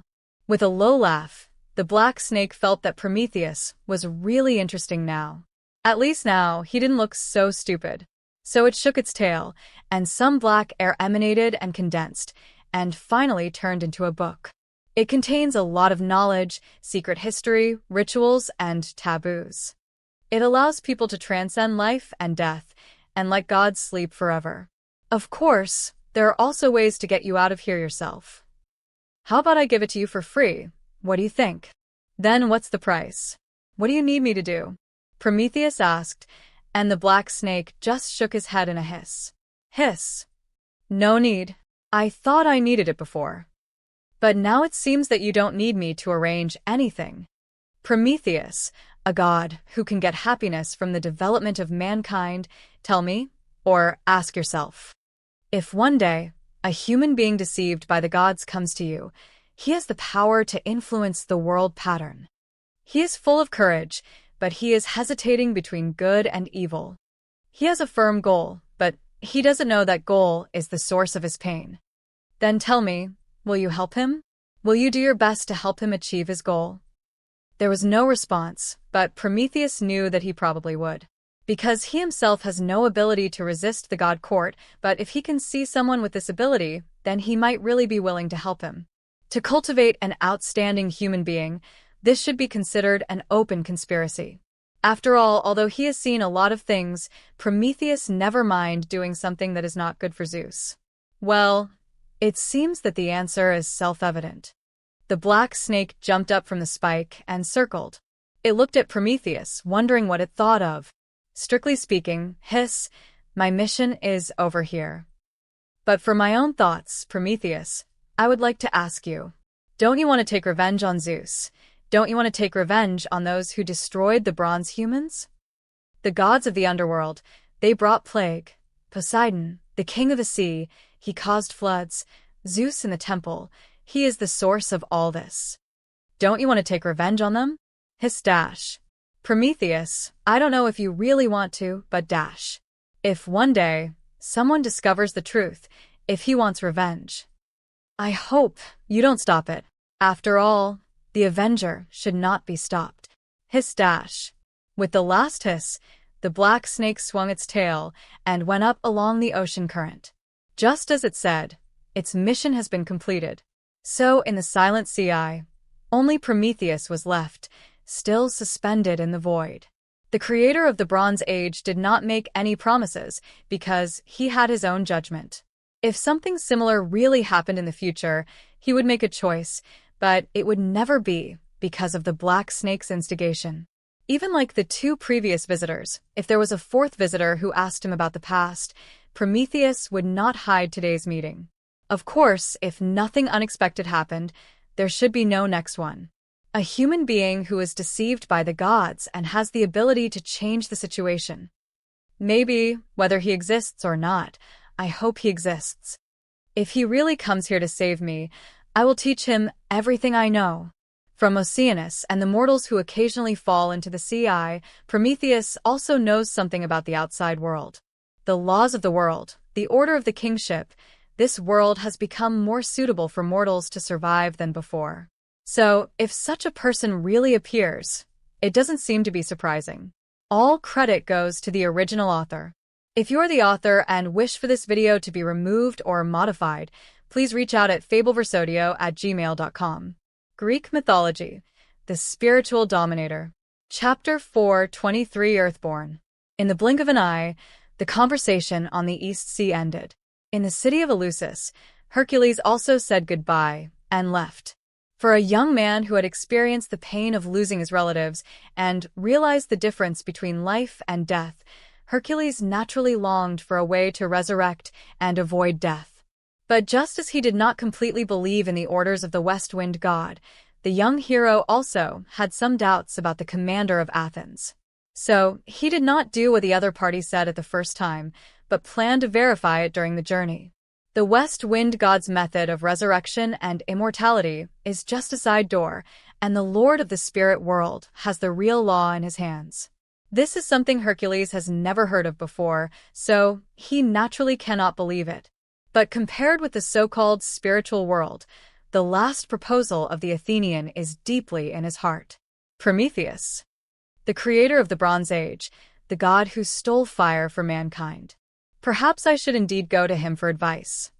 Although the evaluation of this titan god in the world is different, some people even think that he is the culprit of the destruction of the Bronze Man. This idea is widely circulated in city-states like Olympia, but there is one thing that the fourth generation of humans cannot deny. No matter what kind of person Prometheus is, whether he is ambitious but incompetent, or stubborn and self-righteous, at least his emphasis on human beings is recognized by the world. After all, as a noble titan god, he could have enjoyed all the glory instead of being imprisoned in the East China Sea. But according to legend, the eye of the East China Sea spirals downwards, with no end. Even the god Prometheus can only rescue people who stray into the eye of the sea at the edge. Once someone falls completely into the depths of the eye of the sea, even he will be helpless. So, I need a ship that can travel back and forth to the eye of the sea, and a crew that is fearless. Hercules, who left Eleusis and was about to go to the second mission location, was a little distressed. When it comes to shipbuilding technology, the legendary Silver Moon City seems to have such capabilities. Maybe when he goes there, he will have a chance to get their help. But he can't operate a ship alone, so he needs crew members who are equally brave to go with him. Let's complete this so-called trial first. Maybe if I go to more places, I can meet more knowledgeable people like that Athenian. With a firm look, when the young hero left the city of Eleusis, his next goal was to kill a giant beast in the north of the continent. It is said that it is a demon controlled by the evil god of the north, and its master is also one of the few evil gods who openly proclaims his existence. That existence once provoked Apollo, who loved music and opera, but the sharp bow and arrow of the sun god could not kill the giant beast controlled by the evil god in the world. So Hercules took on this task, and he wanted to destroy the arrogant support of the evil god. It is rumored that the evil god seems to be one of the founders of the profession of bard in the world. The church of His Majesty Apollo, the sun god, also has many poets who sing praises to the sun. This may be the reason for their hostility. I hope I won't return empty-handed this time. Okay. More than a month passed in a hurry. Hercules was still far away from the north, but the Athenian army that set out from Eleusis was already close to the next city. Located in the west of Athens, at a pass in the Igario Mountains, there is a fortress-like city. This is the gateway to the west of Athens and a natural barrier. Of course, the natural barrier in the mythological era is not simply the terrain, but because the mountain itself is extraordinary. It was once one of the most powerful descendants of the ancient mountain god Uria, and it was born at the same time as Mount Olympus. The power of the ancient mountain god has made this mountain dormant with a strong earth aura, which was also used by the Athenians. The noble knights can exert more powerful power here. After all, their blood is compatible with this. As a member of the royal family, you should have heard of it. The first king of Athens, in the era when Poseidon and Athena had not yet come here to compete for the ownership of the city-state. The founder of this city at that time was named Cecrops, and he was a very special, earthborn man in the legend. Going all the way, we came to the center of this fortress. Ryan saw Andrea, who had changed her clothes, in a stone building. Compared with the king, Andrea now looks more like a general. The light armor matched the long sword at his waist, which was very different from the previous clergy. Earthborn. I know the legend, but I always thought it was just a legend. After all, according to the legend, Cadmus, the founder of Thebes who helped the god king in the Typhon rebellion, once created Earthborn. He once killed a dragon with Typhon's blood, and then planted the dragon's teeth in the ground, from which brave warriors who were not afraid of death were born. Cadmus then made them fight each other, and in the end only 5 powerful warriors were left, and their names are still passed down to this day. Hyperinol, Pypsilon Ropsilon Neuro, meaning Superman. Chthonios, Kytheton Nuiod Omicron, meaning Landman. Pelorus, Pypsilon Lambda Omicron Rho, meaning huge, terrible. Eudius, Omicron Delta Alpha Epsilon, meaning of the land. And the last one, Echion, Epsilon Chi Omega Nu, meaning venomous snake, married Cadmus' daughter Agour and gave birth to the next king of Thebes. It was with their assistance that the original Thebes was established. But the first king of Athens should have nothing to do with this. Andrea may not be clear about other things, but as a former princess, she is definitely familiar with the history and legends of various countries. Especially the history after the establishment of Athens. The records of the Church of Knowledge can be said to be quite complete and even more real than what is circulated in the outside world. But there are indeed many doubts about the origins of the first generation of Athenians. Some people say that the first king was indeed born from the earth and was connected to the legendary Earth Mother. Even the first generation of Athenians benefited from this, and the nobles often have the ability to draw strength from the earth's energy. Some people also say that the first king was actually the descendant of Typhon and immortal because he was human and snake-tailed and extremely powerful and was a natural demigod. But I'm not sure what the truth is. After all, Athens and the church were born after the birth of the first king. He didn't leave any records, so we can only guess. Pursing her lips, even though Andrea didn't know why Ryan suddenly brought up the topic of people born from the earth, she still knew everything. After all, in her heart, Mr. Ivan always knew a lot of things. So since he mentioned it, it naturally made sense. Well, you're right. But strictly speaking, these should all be correct, and legends are more than just legends. Picking up the teacup and taking a sip, Ryan sat casually on a chair. He only recently found out some clues about the origin of the first king of Athens. After all, during that time, he was far away from the edge of Herminius and had no time to pay attention to the human world. So it was not until now that he discovered this interesting thing. Cyclops, a man born on Earth with a human body and a snake tail, is indeed a descendant of the Earth Mother in a sense, and also has the demon blood of Typhon. Because his most fundamental origin is actually related to a well-known existence in the world, the original woman, the witch Pandora, who brought disaster. He should be considered Pandora's brother, and the kind with a practical connection. Pandora? Andrea was a little surprised to hear this familiar yet unfamiliar name with her eyes wide open. Isn't she a witch created by the gods, but with an evil nature? She was created by the gods, but few people know her true origin. Shaking his head slightly, Ryan talked about the beginning. In ancient times, the Silver Generation was born in the hands of the Earth Mother. They were born dark and were despised by the gods. And Pandora is actually a piece of divine stone left by the Earth Mother when she created humans. It contains the divine power of human reproduction, but the Silver Generation does not need to reproduce, so it was left on that piece of stone. After all, it was just a short rest, without wasting too much time, and the other party should not go too far. After all, there is only one person on the other side, so where can he go? That's what he thought, and that's what he did. However, what the god of the west wind didn't know is that at the moment he was searching, in the unknown forest at his feet, Hercules was slashing open the bushes blocking the way in front of him. Brush. Click. The knife was raised and lowered in his hand, and along the way he was chopping until the blade curled up a bit. The vegetation in the primitive jungle is still too dense. If it is not cut down, it may be impossible to pass through. Fortunately, Hercules was extremely powerful and didn't care about this consumption. It was just a matter of spending a little more effort. Call. The giant lion of Namisa. I don't know where it is hiding. The god who arranged the trial has never told me about it. Maybe finding it is also part of the trial? He was so energetic that it was impossible to tell that he had worked hard along the way. During these days, although he often had some intuitive reactions, Hercules did not actually notice that the god of the west wind was secretly following him. After all, Khaos is a god with authority.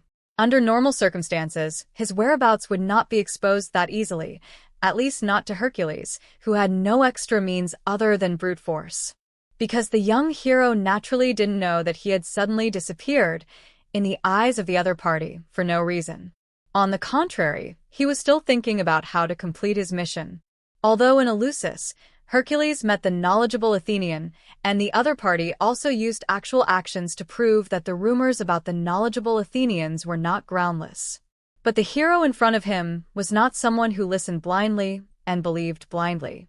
Whether it was what the god of the west wind said or what Ryan said, he only half believed it. Therefore, the trial must continue to be completed and he must go to sea, but in the meantime, he must continue to inquire for information and learn more about the relevant inside stories. A trial like this is a good opportunity. After all, Hercules has never been to the north of the continent. He had long heard that evil gods were rampant here, but he had never actually seen these existences that were rejected by mainstream beliefs. Maybe here, he can know more. Whoosh. Raising his hand suddenly, Hercules grasped a sharp bone arrow in his hand. Green light flashed on the sharp arrow cluster, and there was no doubt that it was smeared with poison. However, the arrow sharpened from the giant beast's bones could not scratch the hero's skin at all. It only left a little white mark. Who's there? Salsa. His eyes were sharp and compelling, and under Hercules' gaze, the trees in the distance swayed, and he saw two figures emerging from the jungle. One of them was holding a bow and arrow and saying something he couldn't understand. Silent, Hercules didn't know what to say for a moment. Stop it. I am Heracles. I came here from the south of the earth to kill the demons who are causing trouble. Who are you, and why are you the first to attack me? There was silence again. Although Hercules didn't know whether the other party could understand what they were saying, he still spoke. Regardless of whether he can understand it or not, this at least shows that he has a desire to communicate. But obviously, judging from the other party's subsequent reaction, his words had no effect. The human in animal skins was looking at him nervously, as if he was on guard against the enemy, and Heracles was gradually becoming impatient. If he really couldn't communicate, he could only take action against these hostile beings. However, just as he was about to make his next move, Heracles saw the bush behind him swaying again. An older-looking man walked out. As he waved his hand, two rays of light fell on the two people holding bows. Strong men who have come from afar, Please forgive our rudeness. They didn't mean it because this area has always been a hunting area for our tribe. We hunt here and sacrifice it to the gods. What happened just now probably means that the two of them regarded you as their enemy. But I know that a strong man like you will not take us seriously. Although it was still in the strange language, this time Hercules found that he understood it. Is it the rumored shamanic magic that allows people to understand other people's thoughts? But in the eyes of Hercules, this looks more like divine magic. But no matter what it is, it's good if we can communicate. It doesn't matter. I am Hercules. I came from Thebes to hunt the giant lion of Namisa. Even as far as the south, I've heard that it has invulnerable fur that even Apollo's bow and arrows can't penetrate. But it can't stop me, so with God's guidance, I'm going to get rid of this scourge. His tone was calm and matter-of-fact. Along the way, Hercules encountered powerful monsters in the eyes of ordinary people. However, in his hands, these demons were so vulnerable. Maybe this lion would be a challenge, but Hercules didn't think it could really hold him back. In contrast, he paid more attention to these local people he met by chance. The god of West Wind once warned him that the giant lion causing trouble was controlled by an evil god. And since it is an evil god, there must be believers and tribes. Who knows who these people he met are? Maybe they're the so-called followers of the evil god. As for the harmless appearance, it is not impossible to disguise it. Wary in his heart, Hercules stared at the reaction from the other side. However, to his surprise, the three people in front of him did not express any rejection because of his words. They didn't seem to think it was a bad thing that they came to hunt the giant lion. On the contrary, the old man showed a hint of joy and welcomed his arrival.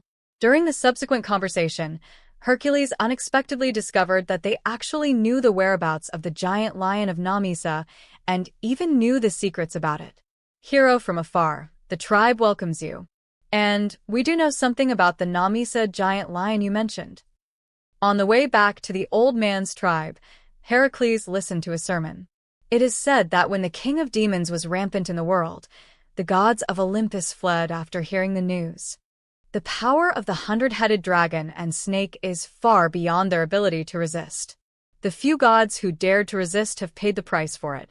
Hestia, the goddess of hearth and fire, is one of them. Although the kitchen goddess is a noble main god, she is obviously far from the opponent of the ancestor of demons. So in a trauma, her blood flowed on the earth and was obtained by a good luck demon. And this demon bathed in the blood of the gods is the giant lion of Namisa. The old man talked about it as if he had seen it with his own eyes. After hearing this, Hercules couldn't help but solve a doubt. It is not an easy thing to be able to survive Apollo's arrows unscathed, even if his silver bow is not a true artifact. But if the giant lion's fur has withstood the sanctification of the goddess's divine blood, it is indeed possible to improve on the original foundation. But it can't stop me, not even with its invulnerable fur. With confidence in his tone, Hercules didn't care about the strength of his enemy. So please tell me its whereabouts, and I will be grateful for your help. Of course, I won't stop you. The old man nodded and continued with a smile. I just want to remind you that if you can really kill the giant lion, you might as well bathe in its blood and cover yourself with its fur. Perhaps you can transform through this, and maybe you can become more powerful. With a slight movement in his eyes, Hercules wrote this down. What the other party said makes sense, so after he succeeds, maybe he can really try it. Instead of following the old man back to their tribe, Heracles set out on his own journey again after finding out the whereabouts of the giant lion. While he was talking to the old man, the invisible wind had been hovering in the sky 3 times, but no trace of him was found. Although this encounter was a bit unexpected, the young hero did gain a lot of knowledge. The only thing that made him feel a little strange was that the 2 men shooting bows and arrows looked a little dull. Maybe it's because I don't have frequent contact with outsiders. There's nothing surprising about this. Thinking to himself, Hercules continued to move forward. Before parting, the old man had warmly invited him to put on the animal skin after killing the giant lion and go to their tribe as a guest, so that the young people could see heroes like him. Considering that the old man really saved him a lot of time, Hercules agreed. Come on, the first battle in my life. With high morale, Hercules held a stone club he found in his hand. According to the direction given by the old man, the giant lion is within a day's journey. He has not fought at full strength since his debut. Until today, he finally got a chance. Salsa. Watching Hercules leave, the old man stood there for a while. However, he didn't enjoy the silence for long. Soon, he felt someone tapping his shoulder. I know, let's go back now. His tone was calm, and the old man glanced at the two young men holding bows and arrows. How nice. At least they don't feel it. Shaking his head, the old man immediately walked back along a path. There are no roads in the mountains and forests, but when there are more people walking, there are roads. Following the trampled marks, the old man kept moving forward. Until we passed a towering tree, everything in front of us suddenly became clear. It was said to be a tribe, but what appeared in front of the old man at this moment was a city. Stone pavement, people and vendors walking back and forth. The temples of the gods are looming, and they look even more comprehensive than the cities outside. After all, cities outside may not have temples for every god, but here it seems like there is one for every god. There was a constant flow of people, and from time to time there was the sound of hawking. However, no one responded to the old man's arrival, as if there was no one there. And the old man didn't think it was strange. He just calmly watched the two young men who followed him leave on their own, and then strode towards the center of the city. Passing by the place where the craftsmen worked, passing by the clergy in front of the temple. Until he came to the core of the city, the old man finally stopped. There is a large temple dedicated to Zeus here, which is also the largest of all the temples. He didn't go in, just looked at it for a while. However, the temple of Zeus has not changed at all, just the same as before. The old man turned around and left, and then walked to the place where the outer city was located. Crossing the street, he passed by countless passers-by. The last place the old man passed was a blacksmith shop, which was also the only place in the city at the moment, but no one worked. He looked at it with complicated eyes, and then continued to move forward until he came to the door of a small courtyard. Dong dong dong. Come in. A peaceful voice came, and the old man pushed the door open. The scene inside the door was very simple, just an ordinary courtyard. The only difference is the people sitting inside. A half-grown child, holding a few thin strings in his hand, and wooden figures dancing with them. The other one is a young man who is also the one who spoke just now. But if you look closely, you will find that this young man has no face. It seems that it has been wiped away by something, and it seems that it is a taboo. If it is born without a face, it is not allowed to have one. A faceless person, a child smiling happily. This is an extremely terrifying scene, but at this moment, the old man's face is very calm and waiting. After all, he has seen such scenes many times. Now he should not speak, just wait quietly. Sir, he should come to see me, I will leave first. After a long time, until the song was over, the half-grown child stood up and said apologetically. The faceless young man nodded to this, as if he didn't care whether he stayed or left. So the little child walked towards the old man, took him out of the courtyard, and closed the door behind him. When the gate of the courtyard was closed, an inexplicable atmosphere enveloped the streets, or perhaps the city. It seems you have found someone, Cologne? His expression changed from happy to calm, and the young man asked calmly. Yes, Lord Andy. Bowing slightly, Cologne's eyes flickered slightly. Just as you arranged. The stranger who came from afar accepted my invitation, and he has now gone to hunt the giant lion. And when he finishes, he will come here. Really? Nodding, the young man did not comment. Hercules? He is not the first person to come, and he may not be the last. I hope he can have some ability. After all, I also hope to find someone to find an answer for myself. All credit goes to the original author. If you are the author and wish for this video to be removed or modified, please reach out at fableversodio@gmail.com. Greek Mythology, the Spiritual Dominator. Chapter 4:27 line. What do demons look like when they fight? In most cases, they rely on their natural talents and generally strong bodies. Because just like the authority of the true gods, Whether it is the giants born from the first era or the children born by the father of all monsters, the truly powerful demons have some special abilities. For example, the eyes of the Gorgon that can petrify people, the talent of the Cyclops in forging, or the Hydra and Sphinx transformed by the blood of Typhon. Some of them have immortal bodies, and some can test their opponents through puzzles.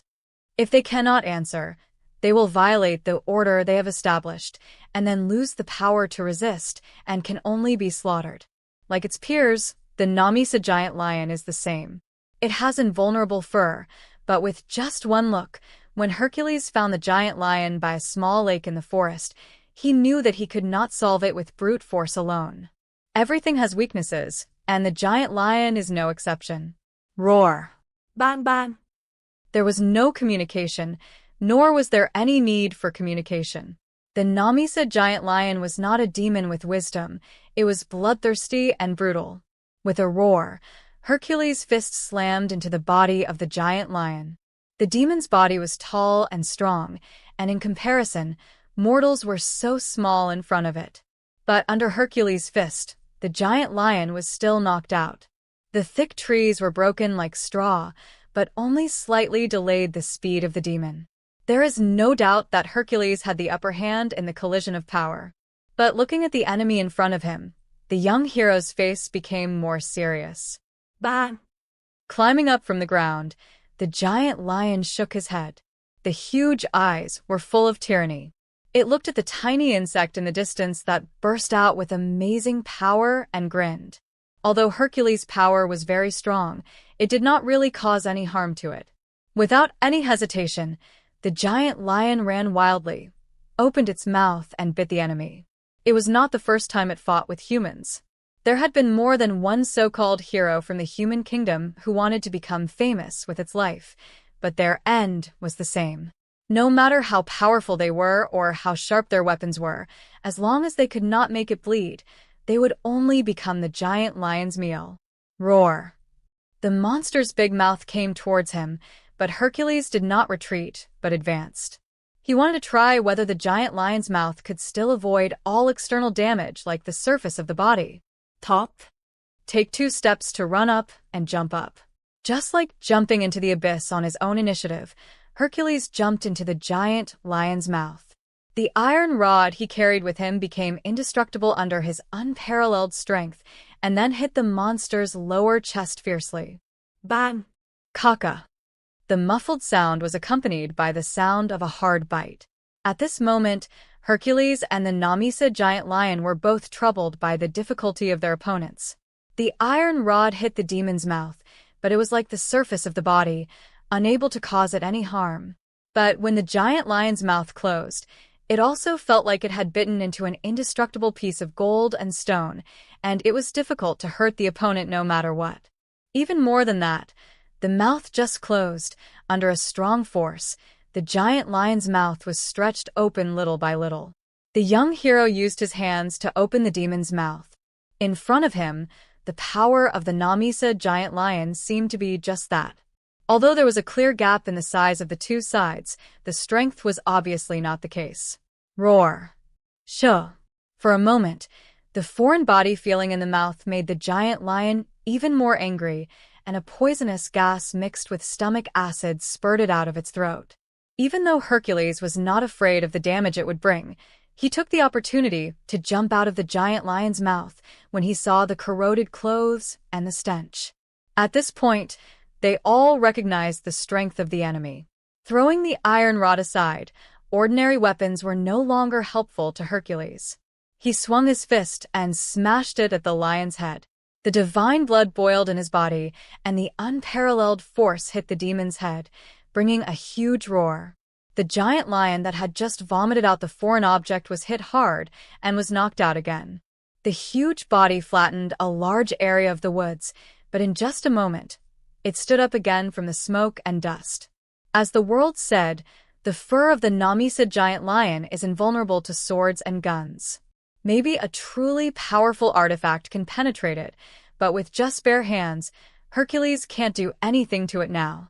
Even though his fists could pierce steel, even though his surging blood could make him immune to most of the world's spells and malice, even though his divine power was rare in the world. But facing such an invulnerable demon, he was still somewhat helpless. The battle lasted from morning to noon, and from noon to night. The young hero tried many ways.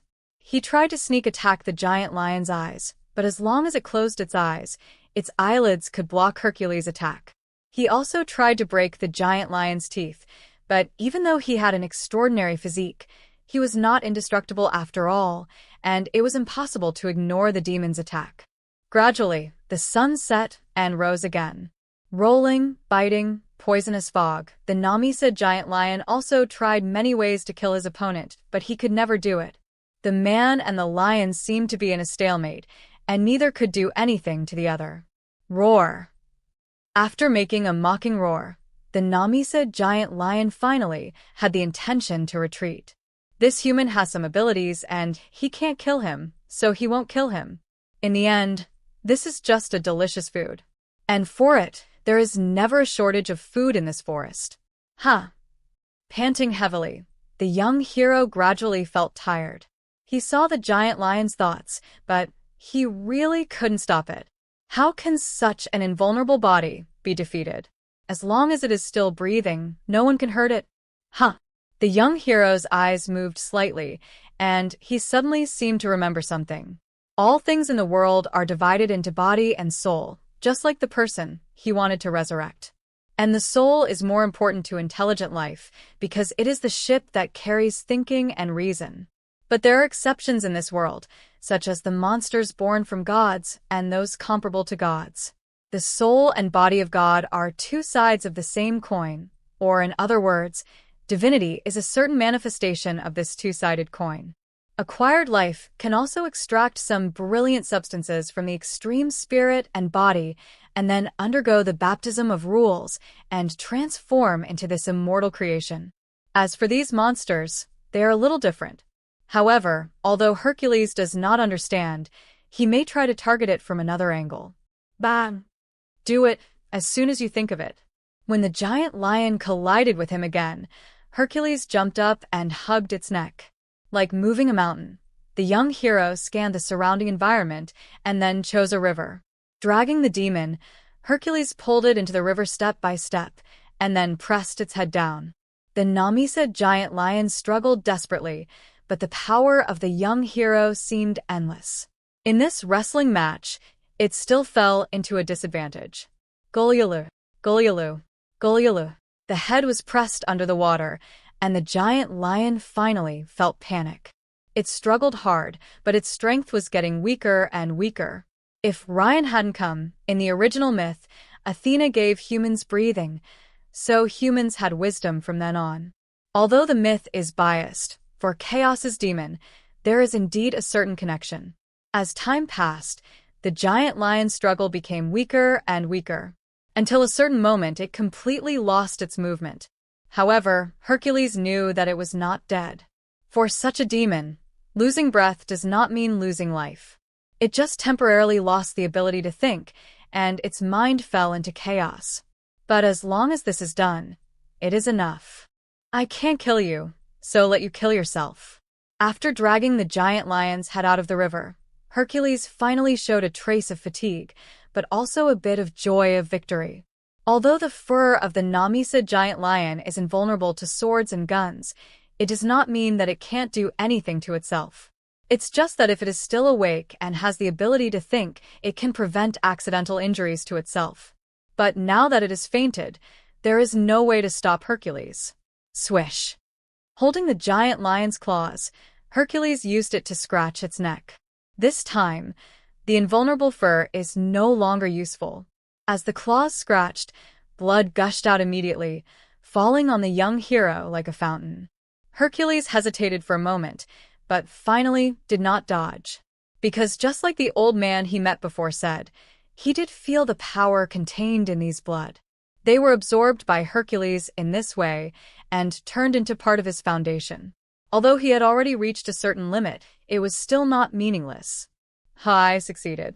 After the blood was drained, and then the demon's claws were used to peel off its own fur, Hercules finally breathed a sigh of relief.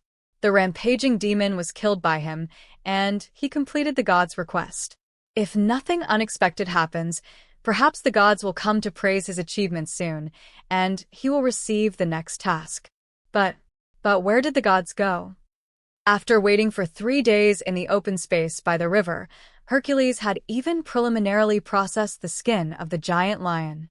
His original clothes were severely corroded when fighting with the demon, and now he just changed into a new one.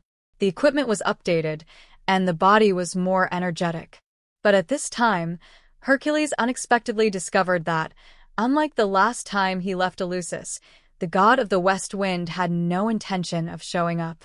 Finally, after 3 days, seeing that no one came, Hercules had to get up. Maybe the gods also have their own things to do? Well, it seems that the death of the Namisa giant lion is not that important. Shrugging his shoulders, the young hero felt that there was no need to waste time. He planned to follow the location left by the old man he met before and take a look at the tribe living in the forest. After all, the west wind god said that the Namisa giant lion was controlled by the evil god. But now that he has killed it, where is the evil god? I don't know, but Hercules still wants to know. And that tribe lives nearby. Maybe they will know something. Damn it. Where did Hercules go? And this forest, is it a little big? The invisible wind blew across the earth, bringing a rustling sound. Not long after Hercules killed the giant lion, Zephyrus just passed by a river. There was an open space that seemed to have been destroyed by humans, and it seemed to have experienced a battle. But the west wind god now obviously has no time to pay attention to these. He only cares about Hercules, who is lost by himself. At the beginning, the west wind god didn't take it seriously. After all, although he is still the god of west wind, Zephyrus has long been the leader of the 4 wind gods for more than one era. Now that the Father of Heaven is sleeping forever and the Titan god Khaos has fallen into the abyss, he is the master of the wind in the world, and only Poseidon, known as the Lord of Storms, can compete with him on the sea. It's just looking for someone, it's not difficult. So one day later, Zephyros, who finally realized the seriousness of the matter, began to panic. However, the reality is cruel, and the search of the god of the west wind has nothing. Until 2 days later, he had to accept the fact that he might have made a mess and decided to seek help from others. However, seeking help also depends on the situation.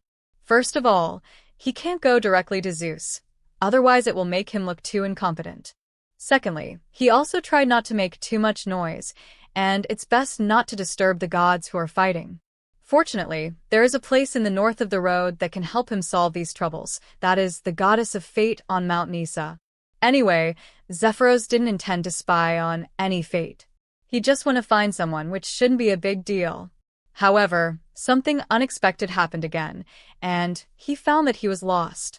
A god got lost, which sounds like a joke. However, the fact is that Zephyros can't find the direction to leave the forest. He also tried to fly in one direction, but found that he couldn't leave the forest no matter what. It's like different directions are pieced together, and it's futile to go anyway. Damn it, this can't be a site left by the great divine power in the last era. I remember that the previous god king seemed to be the king of time and space. But I can't be sure after all. His voice gradually became lower, and his face looked a little ugly. Zephyros was speechless for a while. It must be said that although he has been following the previous god king for a long time, in the impression of the god of West Wind, the other party seems to have rarely demonstrated his authority in the field of time, space. So much so that when he suddenly encountered a similar power, Zephyros was even a little unsure. However, although he couldn't be sure, even until the end of the era, the second generation of God King Kronos had never shown the great level of time and space authority, but this was already the greatest possibility. And only if this is true, the situation he encountered would not seem so strange. How terrible is the power of time and space at the level of great divine power. Perhaps Heracles, as a mortal, had left inadvertently a long time ago, and only he, a god, was trapped here because of his authority. It is reasonable that the legacy of the gods is only for the gods. But if this is the case, what should he do? Guess what he is thinking now? In the prosperous and quaint town, everything seems to be in order. The streets are lined up one after another, and residents are constantly coming and going. The young man looked at the figure circling in the sky in the distance and asked the people around him casually. The god of the west wind. He had only seen his statue in the temple before and had never seen the real person. Now he has seen it, but it is a little inconsistent with the rumors. I remember that when I was still an ordinary child, I heard that this was a god who was famous for his ability to hide. According to legend, he had performed many powerful tasks, and most of them returned safely. Even the 2 generations of god kings relied on him greatly. He was a very powerful god. But legends are legends. Now it seems that he is a little bit unrealistic. He should be panicking.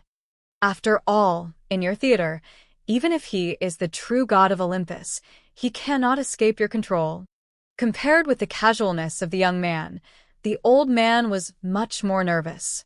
Cologne cursed Olympus for being incompetent in his heart, only sending floods to ordinary mortals, but turning a blind eye to the real threat. At the same time, his expression was solemn, like a pious clergyman. After so many years, Cologne understood very well that death is not terrible. Maybe a panicked god. Haha, but I have to let him stay here for a while. Somewhat noncommittal, the young man then gently hooked his fingers, as if he had moved an invisible line. Although Cologne lied a lot, at least one sentence was true. That is, in this theater that he has managed for 1,000 years and built bit by bit with his own hands, which can be called the kingdom of God on earth, no one can escape his control. The god of the west wind is naturally no exception. Go and prepare to welcome the guests. Killing a lion doesn't prove anything. If that's all he wants, there's no need to run around. Just stay here with me. Of course, if he can really prove his ability, I'll give him a gift. Although this is not the city it once was, this Oroa city was built by me, so it's more or less meaningful. Oroa is not Aurora. The former is just a substitute for the latter. But Cologne, who left in silence, understood that even if it was a substitute, it depended on what it replaced. He knew what the young man was talking about. It was a gift extracted from the past and an incredible miracle. It was false immortality, because in the past, a great being had promised the mortals in the city, and they did escape the disaster of the 7 days and 7 nights of the flood. Therefore, this power has changed from virtual to real and has become real. But immortality. If I could also be immortal, how could I have come to this day? With a dim look in his eyes, Cologne didn't plan to do anything. Unless there is a way for him to escape the other party's control, he knows very well that he can do nothing. In the Temple of Zeus in the city, there is a 1-to-1 replica of the statue, and Cologne has seen it more than once. It is a guy wearing a sacrificial robe, but without a trace of faith. He also tried to make a deal with the gods, and the consequences. Every bronze human knows it very well. Of course you can deceive the gods, and there are always people who do so, as long as you never lie about piety. Because only this, the gods can really see through everything. All credit goes to the original author. If you're the author and wish for this video to be removed or modified, please reach out at fableversodio@gmail.com. Greek Mythology, the Spiritual Dominator. Chapter 4:28 Relative Trial. This is Oroa. It's amazing. Passing through dense forests and hills, wearing clothes made of lion skin. As dusk approached, Hercules finally found the place the old man had mentioned before. Before arriving, the young hero had made many guesses about this place. Primitive fences, a life of eating raw meat and drinking blood. Ancient and bloody priest dances, or warriors painted with various strange symbols. This is not something he made up out of thin air, but the rumors among the human kingdom are indeed like this. These humans in the north of the continent seem to be more talented in the flesh, but because of their barbaric belief in evil gods, they lack the light of civilization. However, now seeing it with his own eyes, everything in front of him surprised Hercules greatly. A city built in the mountains and forests, with such a scale, is rare even in the outside world. Especially the vaguely visible temple in the city. What is the difference between this place and the city-states in the outside world? Why? Our brave hero seems a little surprised by this. The welcoming team sang a melodious tune, and the children with curiosity and longing in their eyes watched from a distance. Cologne took the young hero to the city and discovered his doubts at the right time. Yes, everything here is indeed different from what is circulated outside. Especially these temples, and their shapes seem to be a little different. Stepping into the city gate, he just passed by a tall building. Hercules was somewhat surprised to find that this was actually the temple of Zephyrus, the god of the west wind. But what surprised him even more was that the specifications of this temple were obviously different from what he had seen in the outside world, and there were deficiencies in many places. Haha, this is not surprising because including the one you see, they are all temples built a long time ago. At that time, the god king had not yet canonized the 12 main gods, and the god of the west wind was only a close minister of the god king. His temples were naturally restricted in some aspects. With a calm voice, Cologne introduced like a treasure. As for why there are so many temples here, it is also a legacy of the past. They were like this from the beginning, and have been passed down to this day. It was like this from the beginning? Hercules was a little surprised with a slight change in his expression. In his impression, the god king canonized the main gods, which seemed to be a long time ago. He didn't even know whether the 4th generation of humans was born at that time, or maybe it was born, but there was no text recording that period of time. So this is actually a 1,000-year-old ancient city. It was built a long time ago, and it was even more advanced than the human kingdom outside at that time. Haha, these are all old stories, not worth mentioning. Hero who came from afar, I can tell you the history of this city later, but before that, please allow me to entertain you here on behalf of the residents of the city. You killed the giant lion that was endangering one side, and everyone in the city is eager to hear your story. We have prepared a banquet for you in the center of the city. Please don't refuse. Okay.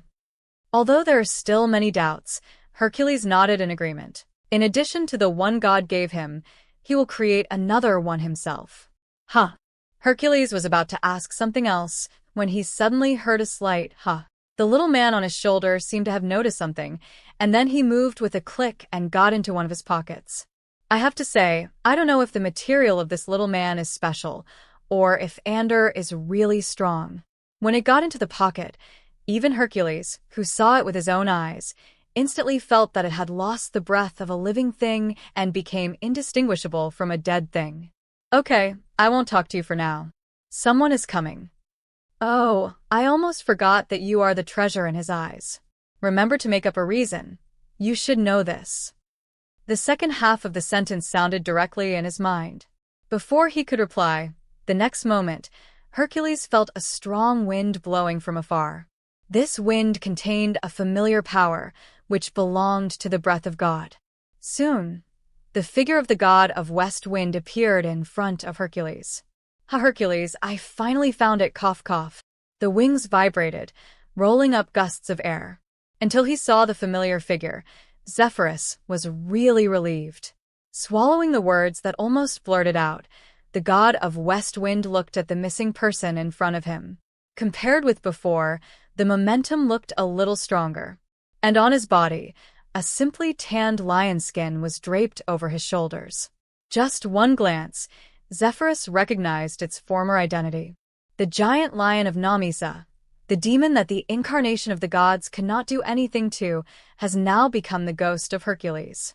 Seeing the scene, although he did not see it with his own eyes, the god of the West Wind still roughly imagined the truth of the matter. This nameless forest is probably the place where the laws are distorted by the great divine power of the old times, and that is why he was trapped here and could not leave. After all, compared with the true gods, the power of the ancient gods of creation has a strong enough legacy. It is easy to permanently change the rules of a place, which is one of the reasons why the world rejects and suppresses them. As for why the world itself is obviously more powerful than them, why can't it repair these defects? This is not a secret, but a common sense among the gods.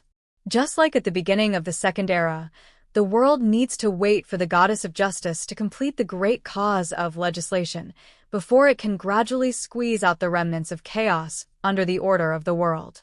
If the world itself is so intelligent, it would not be called worldly will long ago, but would directly walk in the world in the form of personality.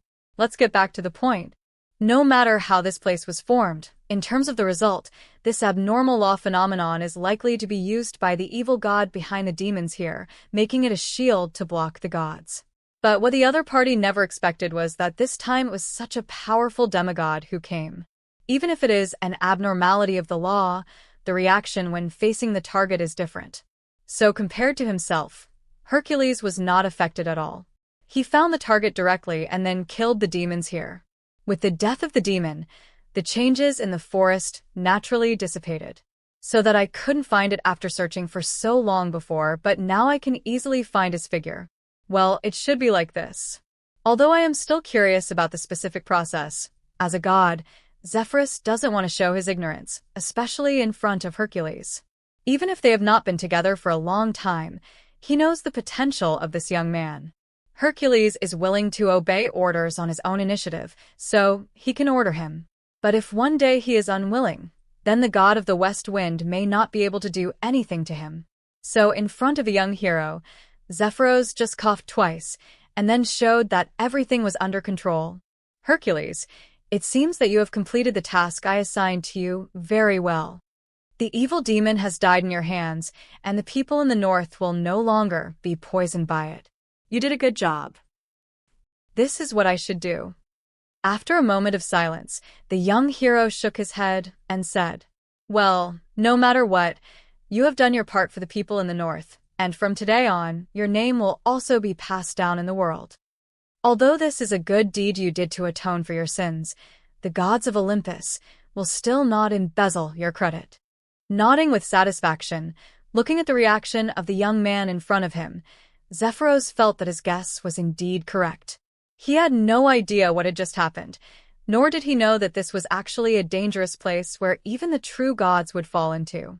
He only knew that he had completed the task, and he immediately appeared in front of him.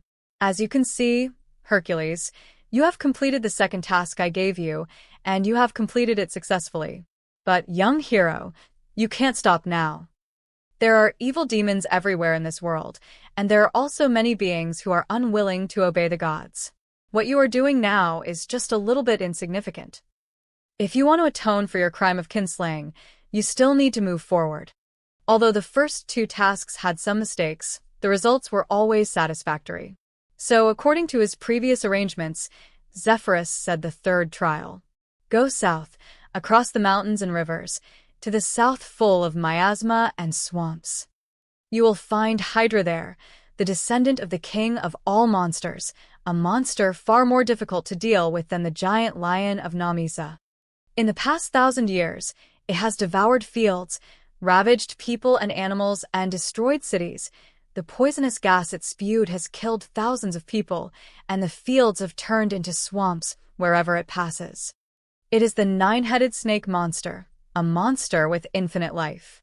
It inherited the blood of Typhon and swallowed the blood of the goddess of life that fell into the human world.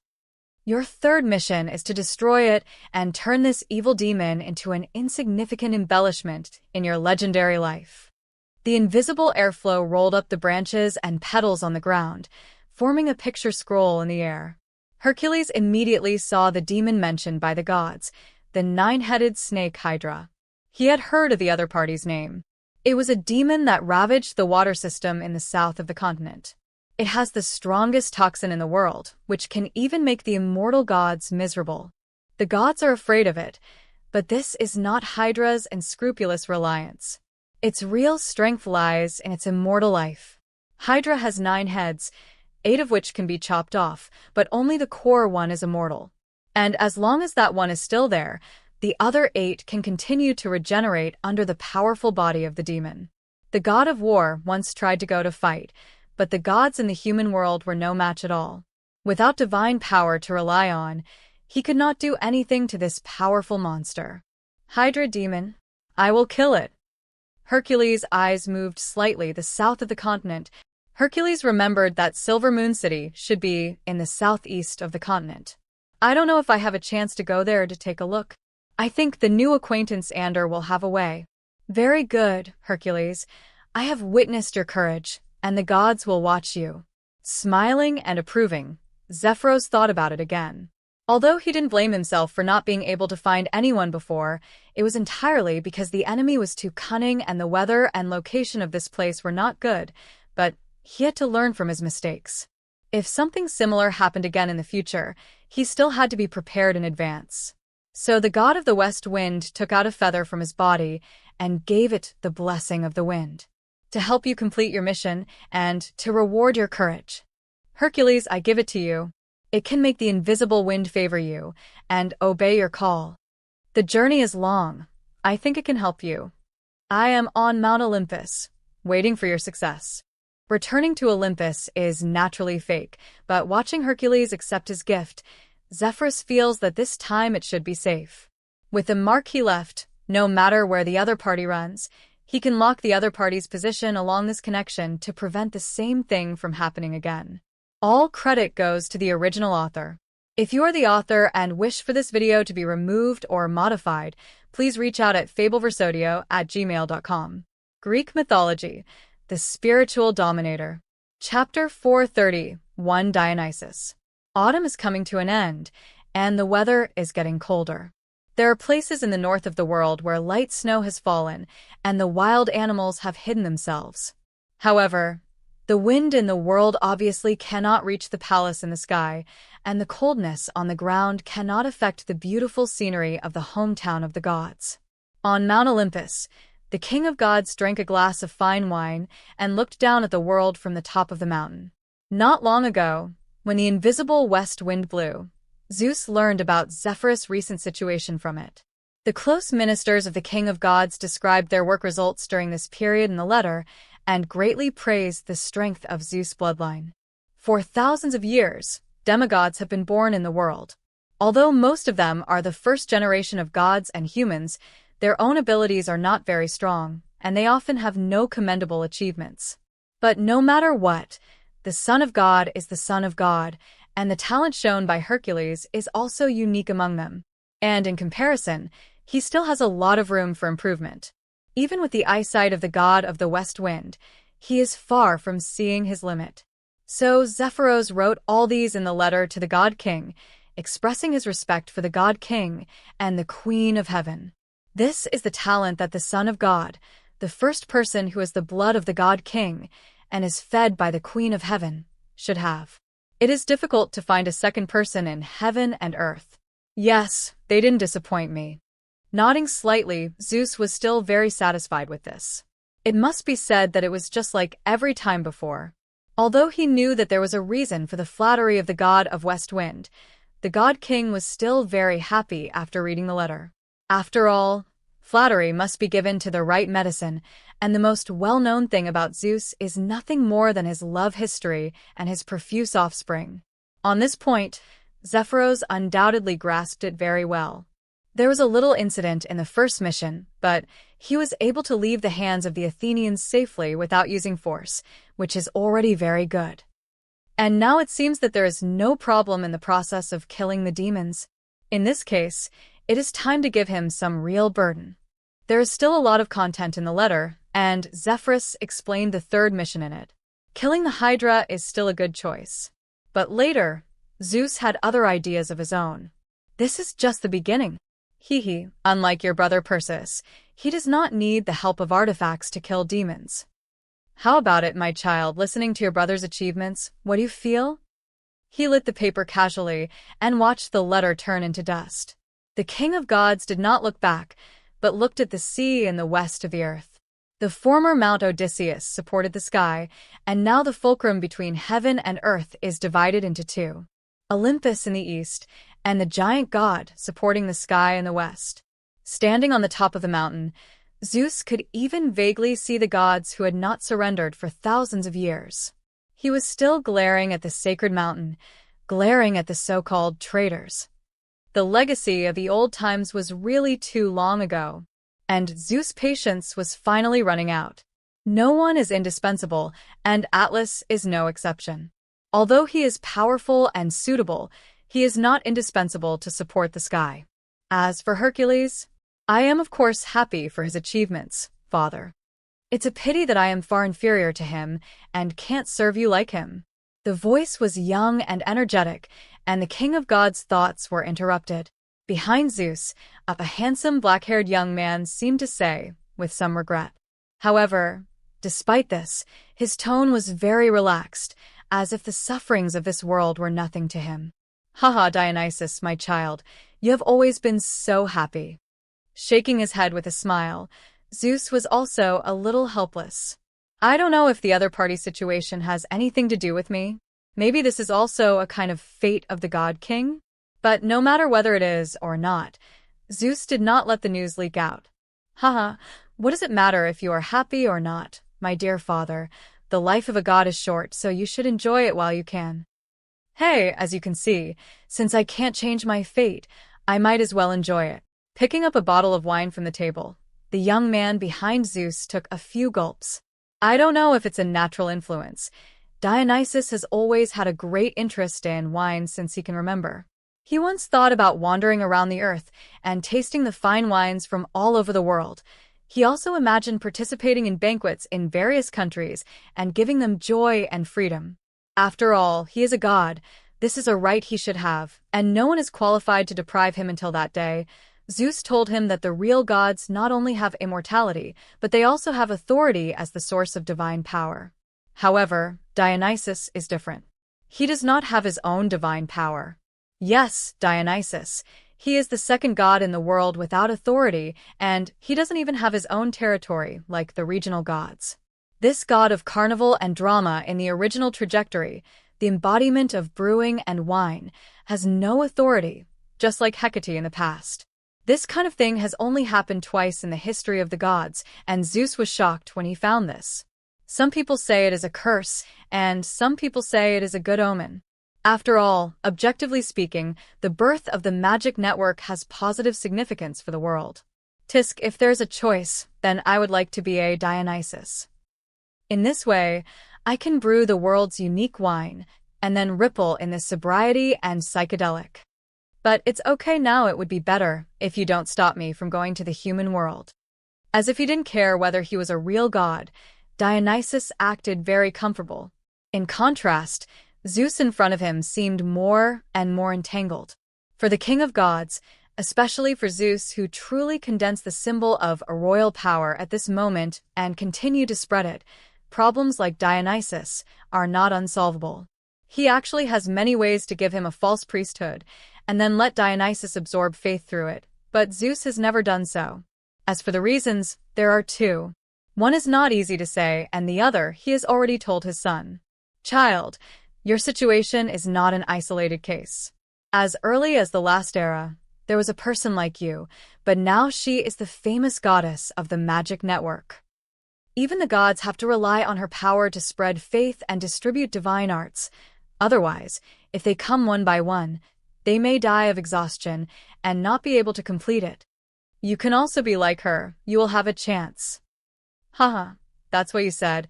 As long as you live long enough, there will always be a chance. So, I'd better wait for the opportunity to come. Now I just want to go to the human world instead of staying on the sacred mountain and looking at this monotonous scene. With a smile, the handsome god sat directly on the table. This is not the first time he has made such a request, but Zeus has never agreed to it, and this time should be no exception. Dionysus can understand this. After all, a god without divine power and authority may not even be able to protect his safety in the human world. Staying on the sacred mountain is one of the inevitable choices, but unexpectedly, this time, Zeus did not immediately refuse. Well, after a moment of silence, I don't know what he thought of, the king of gods turned around and looked at his offspring. Without a priesthood, just like Hecate. At this moment, Zeus seemed to have made a decision.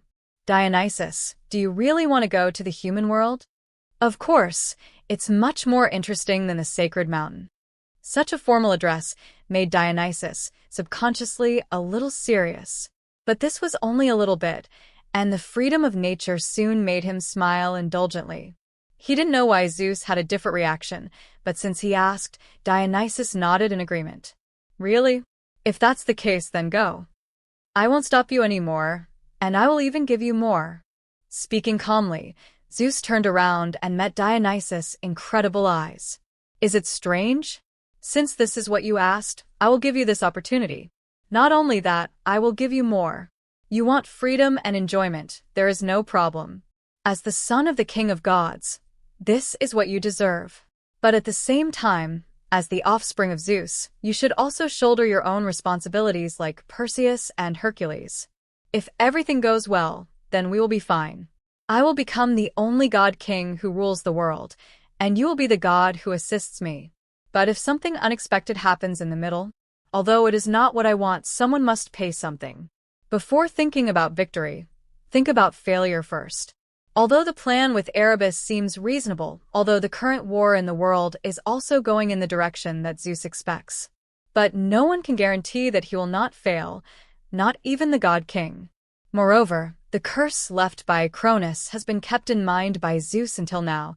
Thought replaces ignorance. He chose to let the gods take action against Athens, and even secretly fueled the flames, and there is no reason for this. My child, do you know? When Hecate obtained the priesthood by weaving the magic web, she was equivalent to recreating a concept. There may be help from other beings, but she finally became a god through this. And you can do the same, and I even happen to have such an opportunity. What? Somewhat surprised, Dionysus didn't know what Zeus was talking about. The god king didn't keep it a secret, he just grasped the void. The next moment, the three-color scepter emerged from the void and was firmly held in his hand. And with it, there appeared another breath that seemed to cover the world. This breath is closely related to Zeus, and even resonates with the god king's breathing. Dionysus, my child, since I became the king of gods, I have always wanted to bring peace and stability to the world. But the world is unstable, the gods are rebellious, and even the ancient gods born at the beginning of creation are against me. So, if I want to do this, I have to give the world my order. At the beginning, I didn't have this ability. It was not until nearly 1,000 years that I was able to lay out my royal rules in the world little by little. It will surely bring permanent prosperity to this world, but it is still incomplete and lacks something. Although I can complete it myself, I think you need a chance more than me. As my heir, as my incarnation, you will complete what I have not done. And when you have completed all this, you will become my agent and my crown prince. The god king does not need a crown prince, and everyone or gods know this. After all, the immortal does not need a successor, and names and tools cannot be given to others.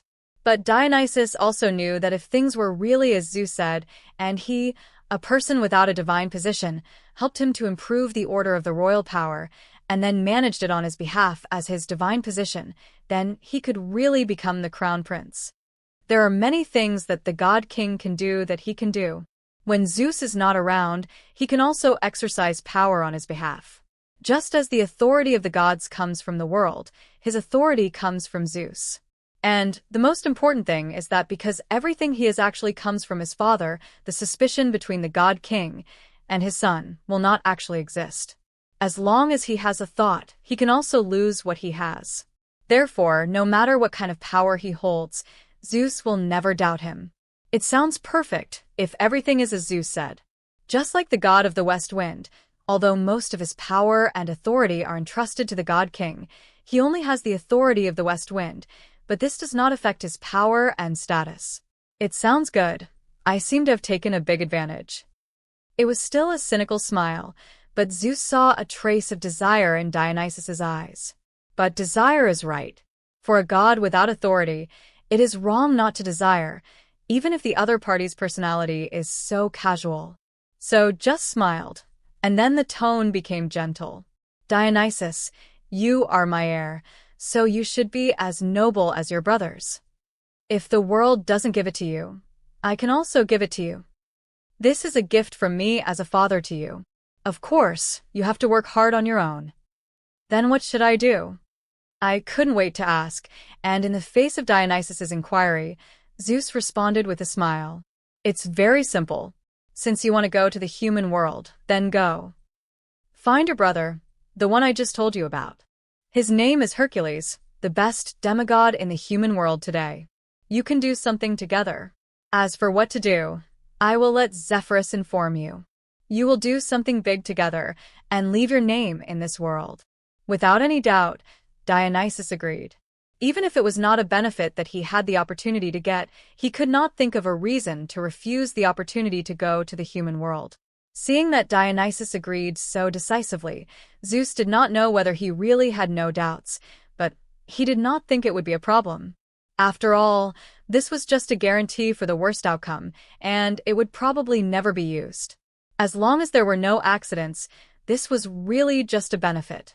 He will become the sub-king of the Olympus god court in the future and his nominal heir. And after all, Dionysus grew up by his side, and Zeus did not think that the other party would be a shrewd person. What's more, what kind of waves can a god without a priesthood make? Very good. This way, I have a way out. After that, I can be more radical. Nodding slightly, although Zeus felt that he should be able to defeat fate, it is never a bad thing to make more preparations. It's a pity that no one can appreciate the highlight of his life. Kronos' whereabouts are unknown, and no one knows where he went. If I can see him again on the day when I unify the world, I really want to ask him. You left a comment for each of us. Then what do you think of this answer sheet I gave you?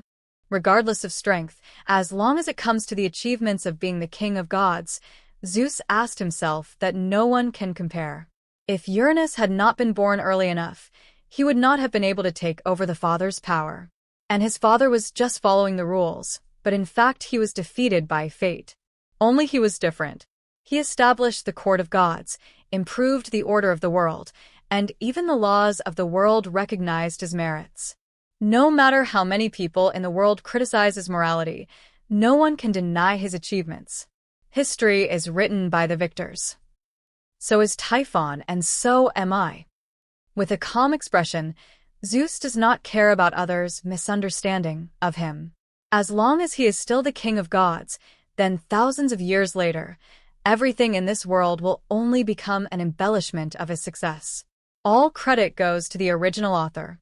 If you are the author and wish for this video to be removed or modified, please reach out at fableversodio@gmail.com. Greek Mythology, the Spiritual Dominator. Chapter 432. Kondania and Mengi. In the human world, near a river in the south of the continent. The closer to the south, the denser the water network on the ground, and even river gods and lake gods are often seen. He didn't know anything about what happened on Mount Olympus. With the help of Ander, it didn't take too long for Hercules to come to this place that could be called a dividing line. To the north of here is the country shrouded by the faith of the Olympian gods. To the south, there are undeveloped wilderness and rivers, and the goal of his trip is hidden there. As for the east, there is a well-known Sin City. It is not Silvermoon City.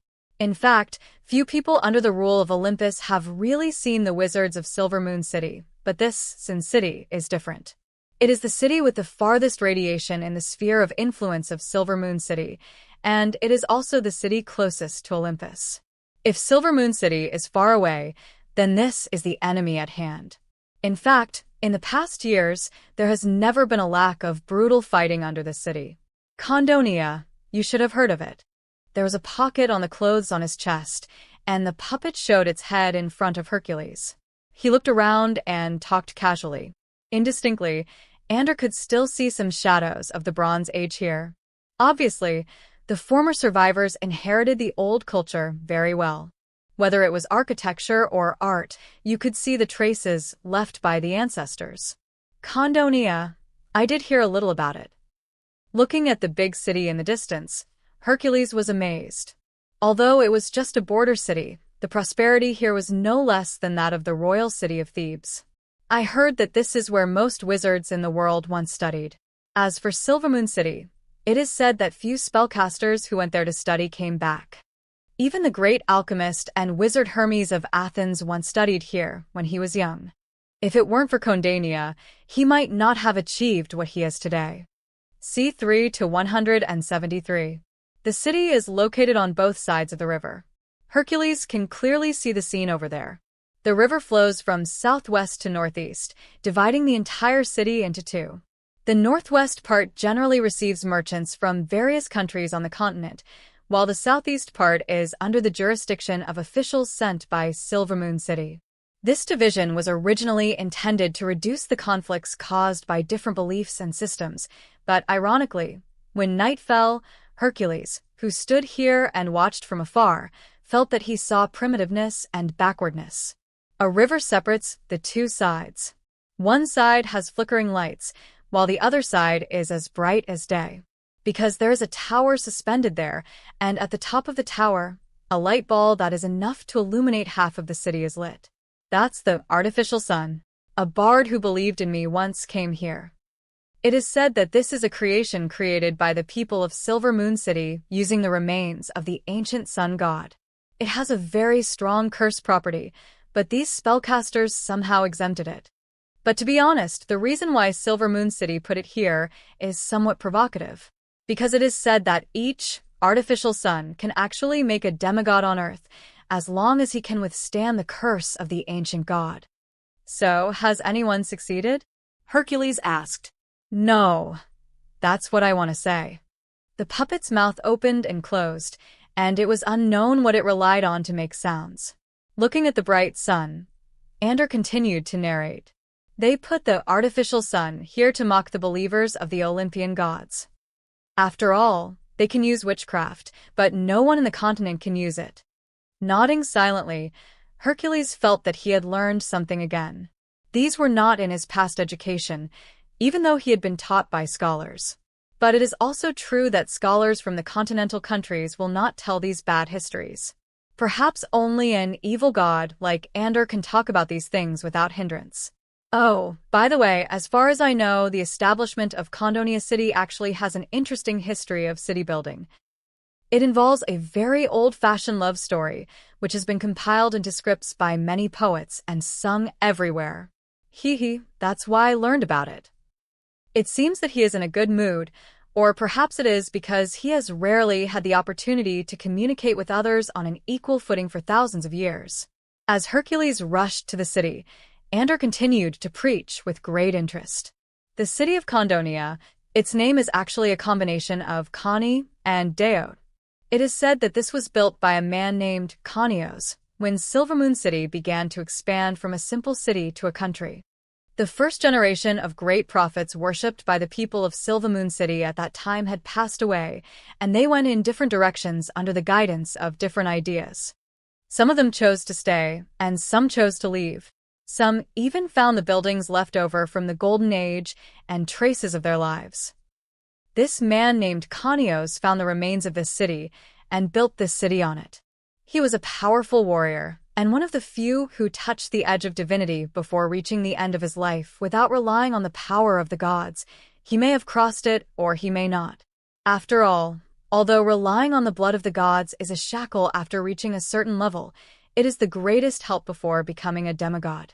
Throughout the ages, the number of people who can take this step by relying on the power of pure mortals can actually be counted on one's fingers. The young hero finally used his boundless power to lift up a corner of the mountain and buried Hydra's main snake head in it. In this way, as long as there is no accident, it will never do evil in the world again. Human, you will regret it. Under the mountain, even if the fangs were pulled out, Hydra was still ferocious. But compared with before, its mentality is much better. For some reason, although it is in a mess now, the warning sign in the dark has disappeared. It was as if the knife that was originally across his neck was taken away, or the knife holder found a more suitable target. You kill me for humans, you kill me according to the will of the gods, but powerful mortals, do you really know their true colors? You just listen to their one-sided words, thinking that they are righteous and I am evil. But I kill to fill my stomach. As long as there's no worry of hunger, I rarely take the initiative to kill people. Even if I need to find food, I never care whether my prey is human or wild beast, but your kind and gods are different. Those who eat people for hunger will stop because they are no longer hungry, but those who do not eat people for hunger, why will they stop? Even you yourself may just be their food, but you don't know it yet. The lies of the demon. Hercules did not react to Hydra's heartbreaking words. Whether you believe it or not, I still want to tell you the truth from another perspective. I believe that one day you will take a different path from the gods. Maybe at that time you will understand how great the king of monsters is. The snake head of the core of Hydra shook slightly, and then a transparent crystal precipitated from it. Hercules didn't know what it was, but Ander, who also saw this scene, signaled him to accept it. That should be a memory, and judging from the appearance of Hydra, this is probably the legacy it inherited from Typhon, the king of monsters. As for the cause and effect of Typhon's death, I am not very clear. Maybe with the help of it, you can see the history that has been covered up. Okay. Boom. Nodding, Hercules picked up the crystal and then completely pressed the Hydra under the mountain. With a loud bang, the earth trembled slightly, and the once invincible demon was suppressed underneath and could never come out again. Finally getting rid of the Hydra and completing another trial, for a while, the young hero felt that he had gained a lot. He gained a lot of knowledge and learned a lot of things he didn't know before. However, thinking of Hydra's last words, Hercules couldn't help but have some interest in the legendary king of all monsters. Typhon, the most terrible monster in the world, once made the god king fail.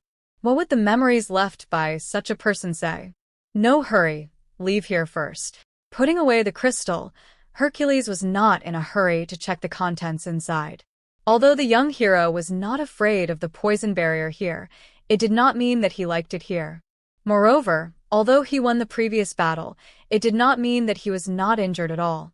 Hydra's snake venom is indeed terrible, and the lion skin cannot cover his whole body. So without noticing it for a while, Hercules did get some venom. Although this is not a serious injury, it can't be underestimated after all. Since the mission was completed, Hercules set out on the way back. But to his surprise, halfway through, he actually met a guy who should have been missing. It was a black-haired young man who was tied to a tree and had been unconscious for a long time. The young hero naturally rescued him, but the result surprised him. You mean you are Amon? Didn't you die at the hands of the Hydra? Hercules frowned slightly and asked the young man who was eating voraciously. Have I been deceived again? But the old man who led the way is dead. Why did he deceive me? Hydra? There shouldn't be any. I just met robbers on the way to Silvermoon City and was robbed of everything on my body. As for you, I am very grateful that you saved me, but we shouldn't have known each other before. The young man, who had obviously been hungry for several days, asked curiously after taking a bite of the pancake. Well, it seems that I remembered it wrong. After a moment of silence, Hercules recalled it, but the result left him speechless. Yes, it seems that the old man never said that Amon was dead, he just said he was missing. Although the most terrifying thing around here is the nine-headed snake Hydra, no one stipulates that the bad things here must be done by it. So in this way, everything makes sense. From Hydra's perspective, it did not kill Amon, but it was not in vain.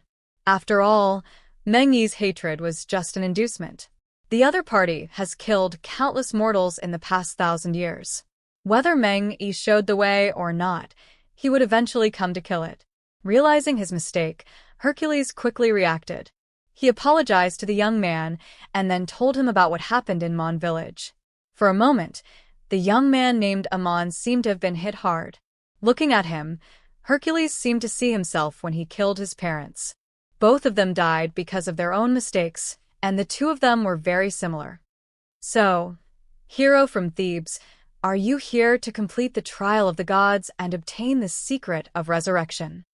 After a long time, the young man, who seemed to have recovered from the blow, asked.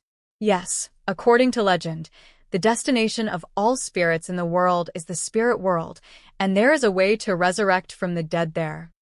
But this journey is long, and it may be difficult for ordinary people to make it. Seeing the young man's thoughts, Hercules couldn't help but persuade him. But obviously, Amon would not give up when he suddenly found out that his relatives and neighbors died because of him.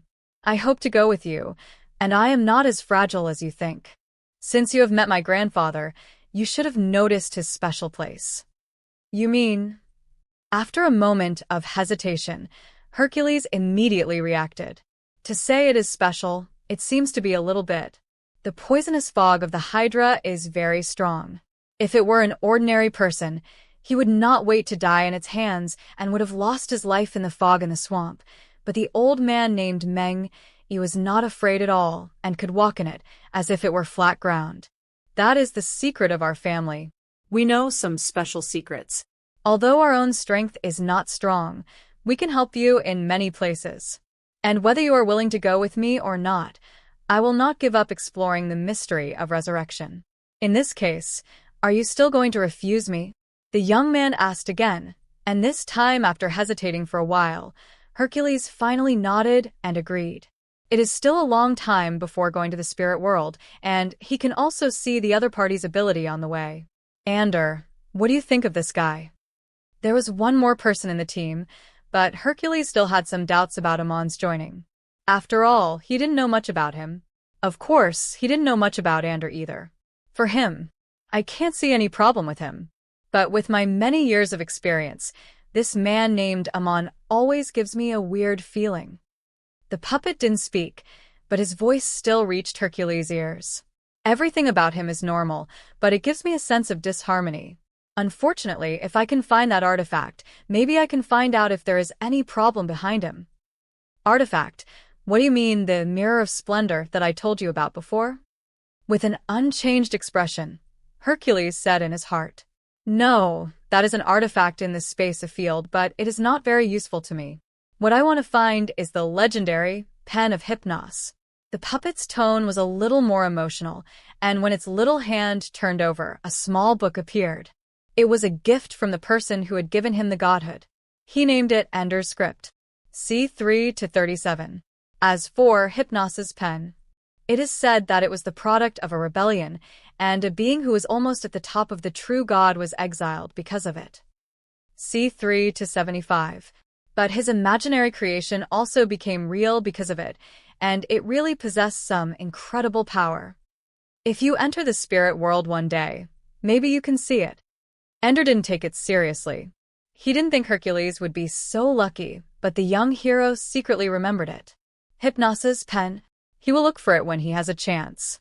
Although he doesn't know what the ability of this artifact is, since Ender cares so much about it, it must be an ordinary item. All credit goes to the original author. If you are the author and wish for this video to be removed or modified, please reach out at fableversodio@gmail.com. Greek Mythology, the Spiritual Dominator. Chapter 436. One man guards the pass. For most beings in the material world, the realms above the second level of the spiritual world are mostly unknown. Even those who believe in gods who have promoted the kingdom of God to the fifth level of spiritual world rarely understand the previous levels of spiritual world. Especially in the dream world, no one knows how many dangers are hidden in the interface composed of illusions and chaotic time sequences. For thousands of years, more than one god has tried to develop faith there and open up the kingdom of God, but without exception, they all paid the price in the end. So gradually, it was regarded as an exclusive, restricted area. No one dared to come close, except Ender. After all, the answer he was looking for was there, so for hundreds of years, he kept searching for a way to the deepest part of the spiritual world. Although in the end he failed to succeed due to his own strength, it was not without gain. At least he could confirm that the road to the core of the spiritual world should be real, and during this period of time, Ender also learned a lot of things that outsiders didn't know. The so-called Hypnos pen is one of them. By the way, Ender, is Hypnos the name of a god? I don't know when the god of West Wind will come to arrange the next mission. Anyway, Heracles has made up his mind to go to Silvermoon City to have a look. However, what Ender said before still aroused his curiosity. The god, who is at the top of the true gods. This should be a great god comparable to Athena, the goddess of wisdom. But why have I never heard of his existence? Such a god, even if he does not belong to Olympus, should not be unknown. There are many powerful but unknown gods in this world. It's no surprise that you haven't heard of them, he said casually, but Ender also admitted that among those powerful gods, Hypnos was indeed the least famous one. He is the god in charge of sleep, and he is also the son conceived by the power of the spiritual world and eternal night. The eternal night gave him sleep, and the spirit gave him dreams. Legend has it that this ancient god of sleep possesses a power that all gods cannot be immune to. Even an existence comparable to the king of gods will be infected by his power without warning and fall into a deep sleep. So the great will of the spiritual world made the third spiritual world his fiefdom, which made him even more arrogant. Of course, this also fueled his ambition.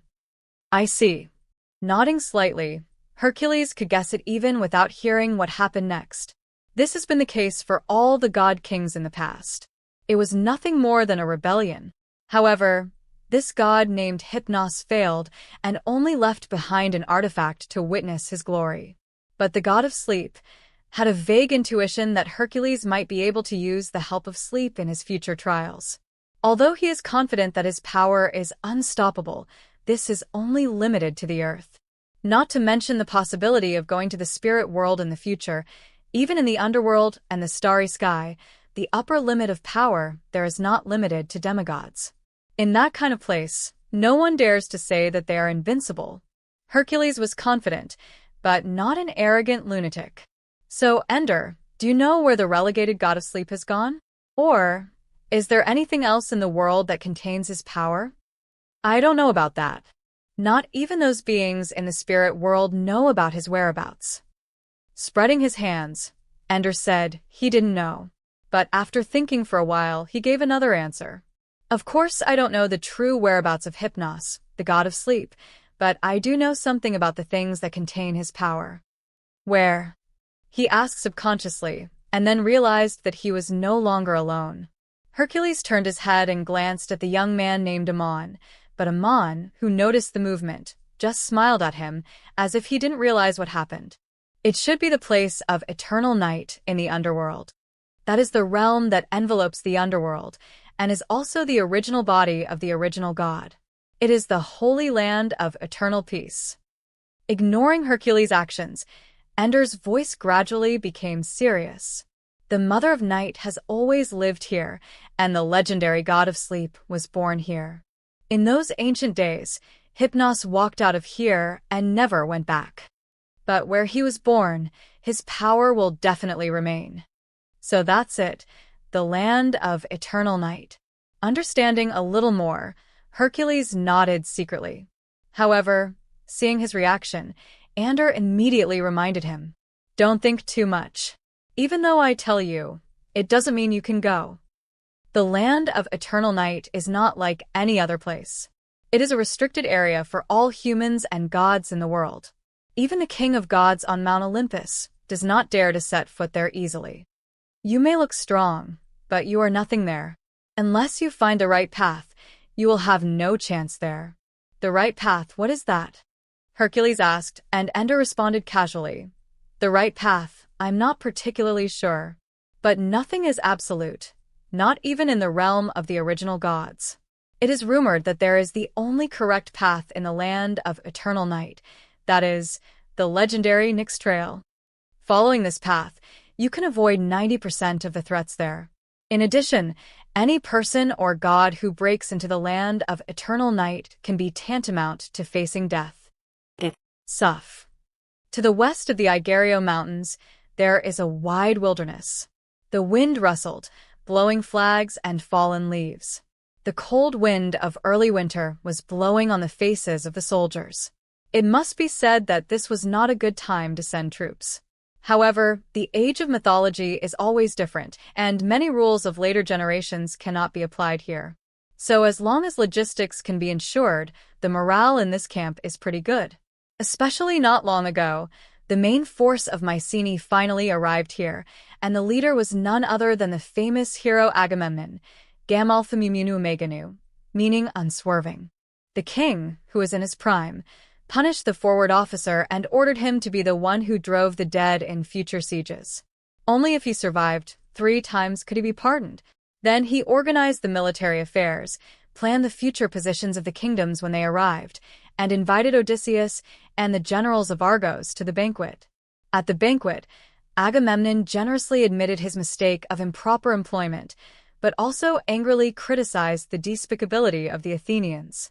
As time went by, the defeat in the first battle seemed to have been forgotten, and everything seemed to be back to normal. It seems that the world's praise for him is not groundless. Agamemnon still has some abilities. Standing on a high slope and watching the camp, Odysseus praised. Compared to the previous vanguard officers, the camp organized by Agamemnon himself seemed much more orderly. In particular, various light and dark sentries can prevent sneak attacks to the greatest extent. Perhaps in later generations, this will be the basic ability of a soldier leader. But in this era, this is already an outstanding military talent. What about you? Do you just watch him pretend to be the commander-in-chief of the coalition forces and arrange various affairs? This is not the first time that Maud has mentioned this matter. Since the arrival of the main force of Mycenae, he has hinted Odysseus to compete with the other party for dominance more than once. However, to Maud's disappointment, Odysseus did nothing from beginning to end, as if he had acquiesced in the other party's leadership. What's the rush? The coalition forces haven't even arrived yet, so why bother being the first to show off? Shaking his head slightly, Odysseus didn't care. However, looking at his friend, who was still a little dissatisfied, he explained a few more words. I know what you want to say.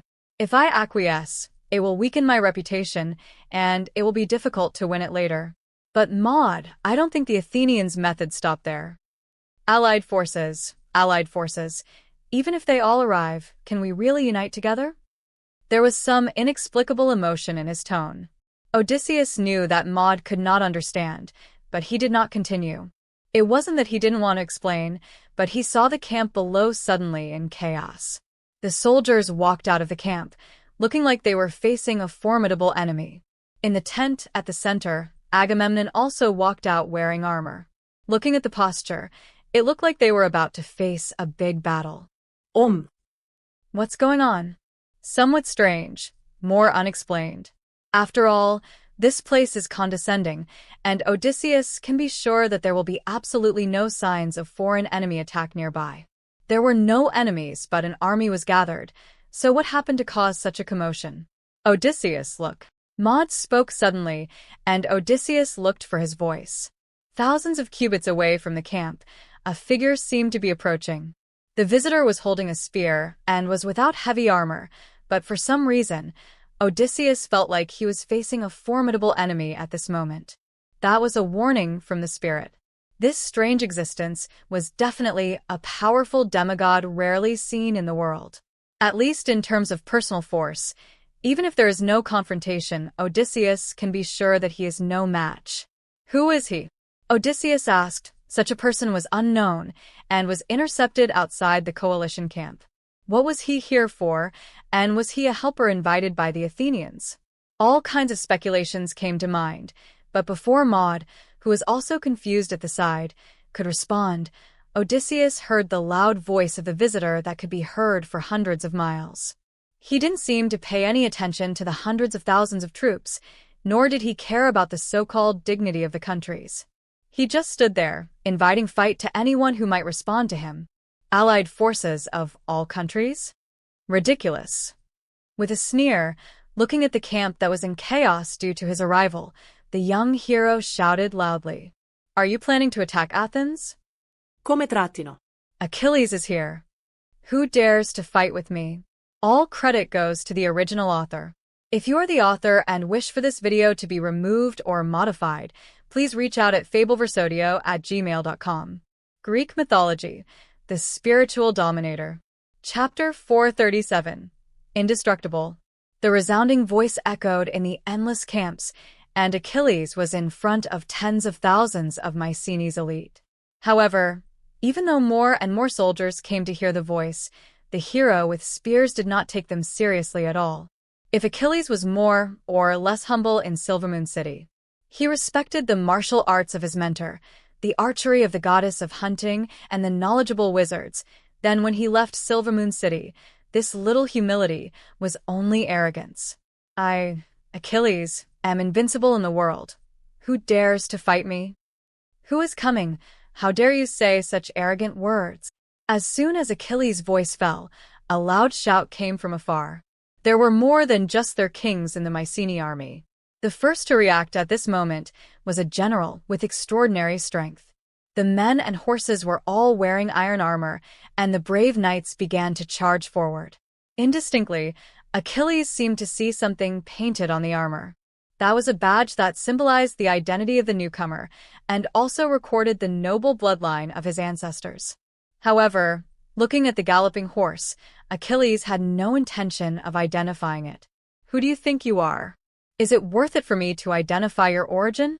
If it were the gods of your ancestors, they would be worthy of fighting with me on this battlefield. But you, a descendant of who knows how many generations. Take my attack first, and I will give you another chance to save your life." Come trattino. With a loud laugh, Achilles swung his spear and drew an arc in the air. Then he bent his legs slightly and jumped suddenly. The action was only in an instant, and the thought was only in a flash. In front of him was a galloping knight, and the blood on his body seemed to have merged with the alien mount under him. This was the son of Poseidon, the descendant of the divine horse Arion. Although it had been diluted for who knows how many generations, it, like its owner, had the blood of the gods. The knight and the mount cooperated with each other, and they could burst out a power that was far greater than the sum of 1 + 1. But at this moment, the offensive and defensive forces were completely opposite. Clang! Bang! The spear and the lance collided, but there was only a slight pause, and then they continued to press down. The high-speed horse was hit hard, and with a crack, the descendant of the divine horse broke its front leg bones, leaving a long mark on the ground. On the back of the horse, the Mycenaean general did not react at all. In a trance, his arms broke under the huge force, and he was knocked off the horse's back. However, the swung spear did not stop, but hit the general's armor with more violent force. Like tofu, there was no power to resist. With the sound of the armor breaking, the consciousness of the Mycenaean general was blurred in an instant. Only vaguely, he seemed to hear a disdainful ridicule. "Oh, it's true. Among ordinary people, you have some skills, but that's all. I hope your king won't let me down too much." Boom! In the center of the coalition camp, Agamemnon felt the earth shaking in the distance just after he put on the armor sent by the priest not long ago. Noise and discussion followed, and the soldiers' fear spread like a contagion. At this moment, even though the brand new armor on his body was said to come from the hands of the god of craftsmanship, the heart of the king of Mycenae was cold. In this situation, could it be that the Athenian army is coming, but why didn't the sentinels he arranged report in advance? It is impossible for an army of more than 10,000 people to approach silently, which is not in line with common sense. But if this is really the case, I am afraid that even if the god of war is alive, he will inevitably suffer a great defeat. "Come here. How many people have come from Athens? Why didn't you report it in advance? Where did the patrolling cavalry outside the camp go?" With an ugly face, Agamemnon scolded sternly. However, under his rebuke, except for the guards who were also confused, the soldier who came to deliver the message showed a strange expression. "Your Majesty." After hesitating for a moment, the soldier said hesitantly, "There is no army, only one person." "One person?" "Yes, only one person," the soldier affirmed, but as if he knew what the king was going to ask, he continued, "The general patrolling the camp went to deal with it, but it seems the situation seems not good. Other generals have rushed over, but the person who came is probably a powerful hero, and only you can fight him. Boomstreepje. Boomstreepje. Boomstreepje. Before he finished speaking, there were 3 loud noises, as if the giant was hammering the ground, but there was no more fighting sound. As the soldier said, this really didn't seem like the movement that an army could cause, but more like a strong man with extraordinary courage hitting the camp hard. Until this moment, Agamemnon had to believe that the voice just now might not be an Athenian general named Achilles, leading troops to attack, but a powerful demigod provoking alone in front of the battle. And now, the opponent is still blocking outside the camp. The old problem was solved, but new confusion followed.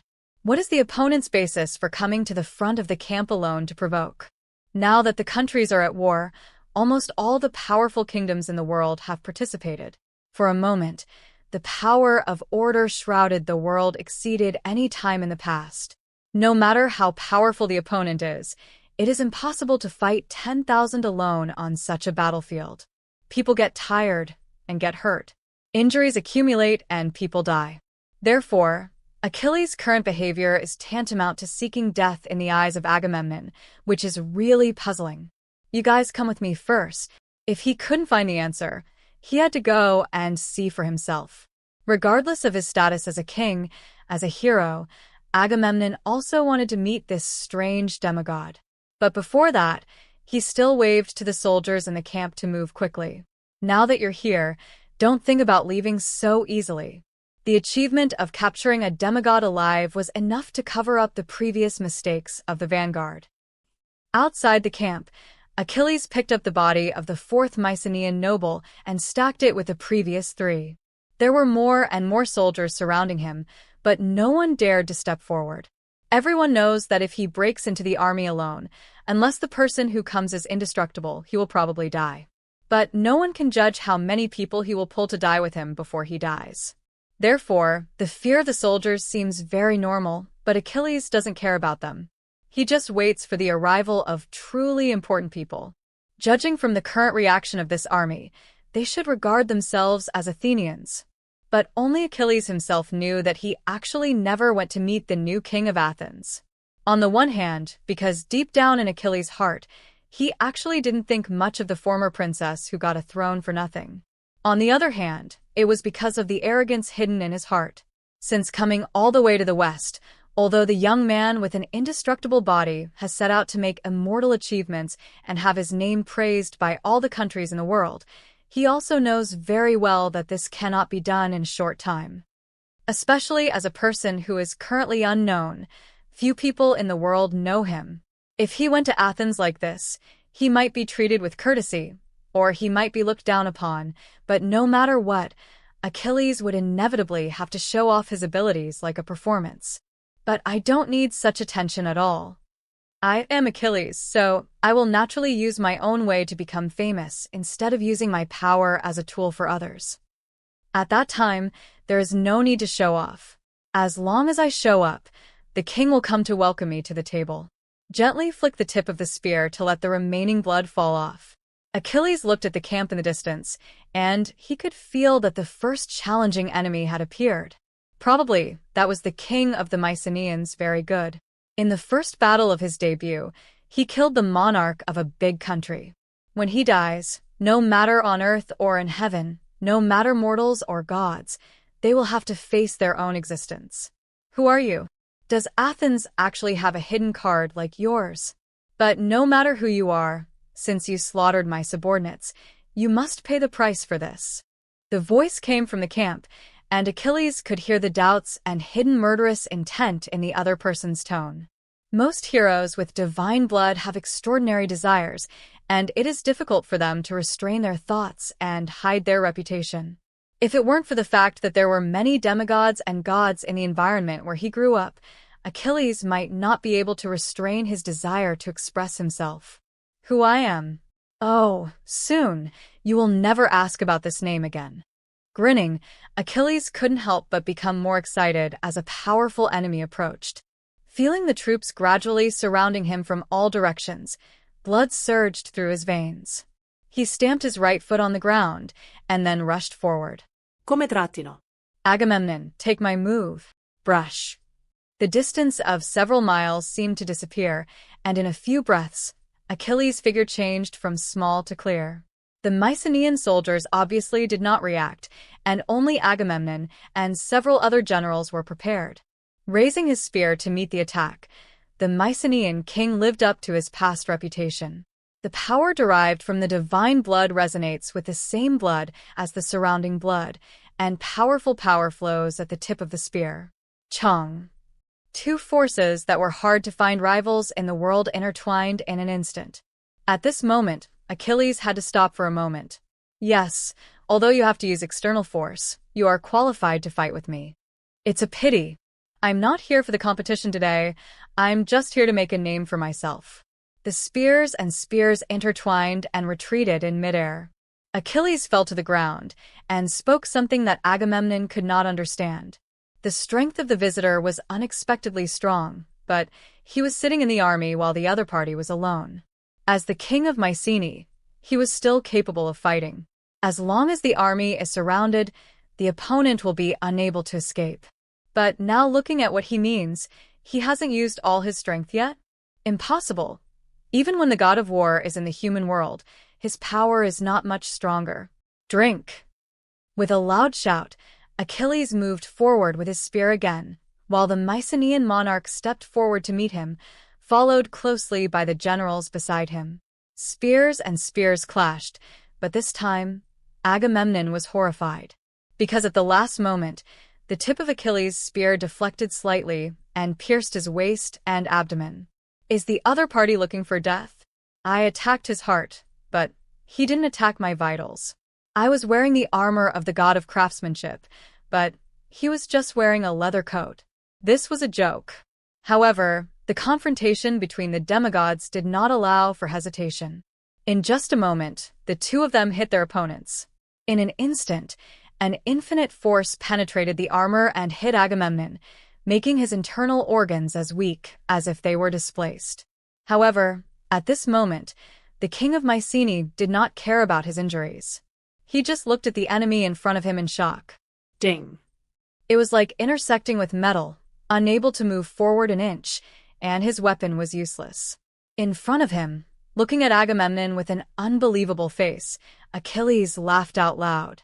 Ha ha ha, it's useless. But Agamemnon, I recognize your strength. If you hadn't met me, there wouldn't be many people in the world who could defeat you, but unfortunately, I am the god of war Achilles. Take a step forward. Although he acknowledged the opponent's strength, Achilles did not intend to give up on ending his opponent's life. Victory means life and defeat means death. This is the rule of the battlefield. Although I am suspected of relying on my immortality, isn't this also a kind of ability? You can't let Ares do it. Leaving the last sentence, holding the spear tightly, Achilles looked directly at the first real enemy since his debut. I will remember you, but only after you die.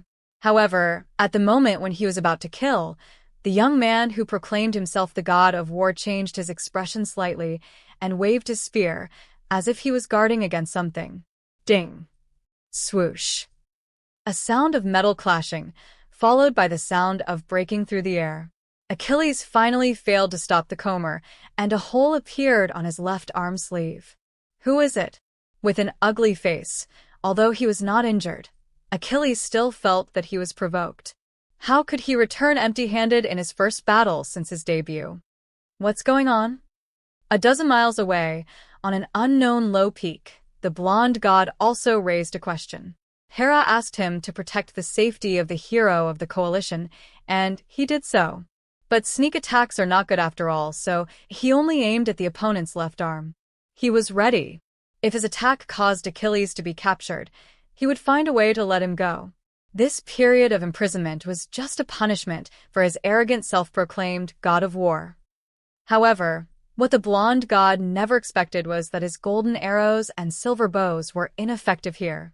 Achilles failed to dodge his sneak attack arrows, but he also couldn't do anything to his indestructible body. All credit goes to the original author. If you're the author and wish for this video to be removed or modified, please reach out at fableversodio@gmail.com. Greek Mythology, the Spiritual Dominator.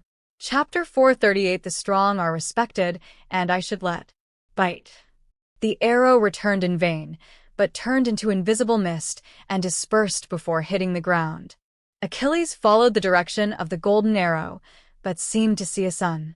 Apollo, the god of light, is revered by the world today as the driver of the golden chariot of the sun god. Although the blonde and handsome god was also surprised that he had failed to return, he still drew his bow and arrow again, and his intimidation was palpable.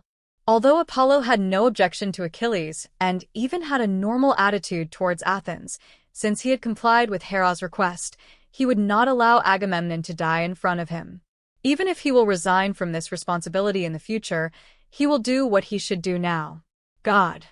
Turning his attention away from the king in front of him, Achilles sat back and watched as the Mycenaean soldiers rescued their king. 2 moves defeated Agamemnon, who was sitting on a large army. Although he relied on the opponent's advantage of not knowing his own immortality, the strength gap between the 2 sides was also clearly revealed. He ran away. Compared to a mortal king, Achilles was more excited by a truly immortal god. The seemingly far distance did not hinder his sight, and the blonde god on the mountainside in the distance was clearly visible. Apollo, the sun god, the best archer among the Olympian gods. If even his arrows are nothing more than this, then what is so powerful about the so-called gods? Oh, Apollo, in the past you just pulled the sun in the sky. How dare you come to the world to embarrass me today? Get out of the way. Wow. The spear swung across a semicircle and swept away the resisting soldiers in front of him. Achilles stared at the sun god in the distance, one of the 12 main gods of Olympus. Since you dare to come here to stop me, then let me learn about your qualities. Whoosh. An arrogant fanatic, but you do have some abilities. He murmured softly and fired another arrow. But this time, Apollo saw his arrow blocked by Achilles, who had been prepared. Even though the powerful force caused him to take dozens of steps back, it still failed to cause him any real injuries. This mortal. For a moment, Apollo couldn't help feeling a little troubled. Another immortal body that is invulnerable to swords. This is not the first time he has encountered the same situation over the years. In the vast world of Khaos, there is not only one existence with similar abilities. To the west of the continent, where humans have not touched and where the gods rarely set foot, lies the ancient evil beings that were driven away by the gods. They inherit the supreme power of the mother of flesh and blood, and their powerful vitality is endless. In the center of the continent, not far from the ruins of Mount Odeals, the Sphinx also moved there. It inherited the power left by Typhon, the king of demons, when he attacked the king of gods. The power derived from the monarch in this world connected its life with order. As long as the order and rules of the world never collapse, nothing can kill this terrible monster. Compared with the old world, the land of Khaos today has become too complicated. But Apollo also knew very well that these so-called immortals were not actually immortal. Behind each of their seemingly unsolvable powers, there are actually corresponding flaws.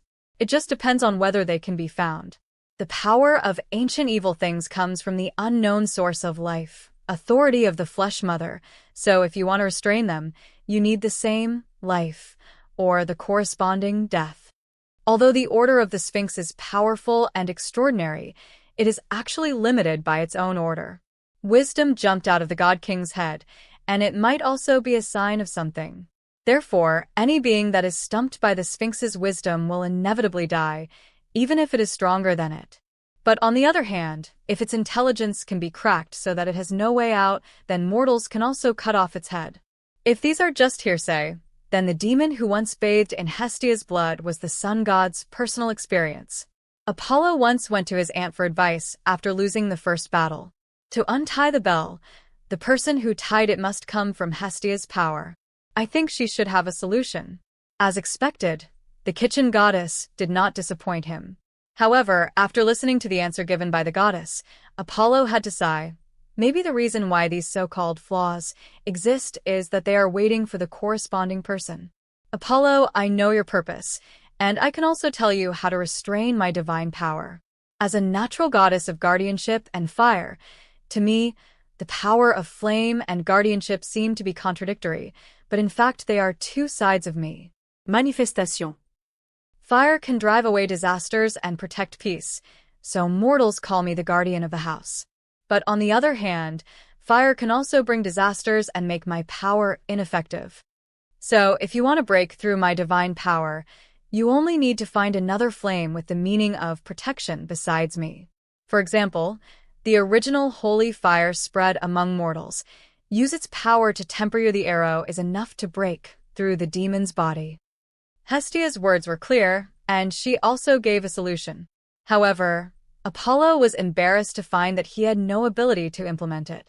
After all, Although most mortals today think that the holy fire comes from the gift of the goddess of the hearth, Apollo understands that human flames were actually stolen by the fire thief Prometheus and then given to human power.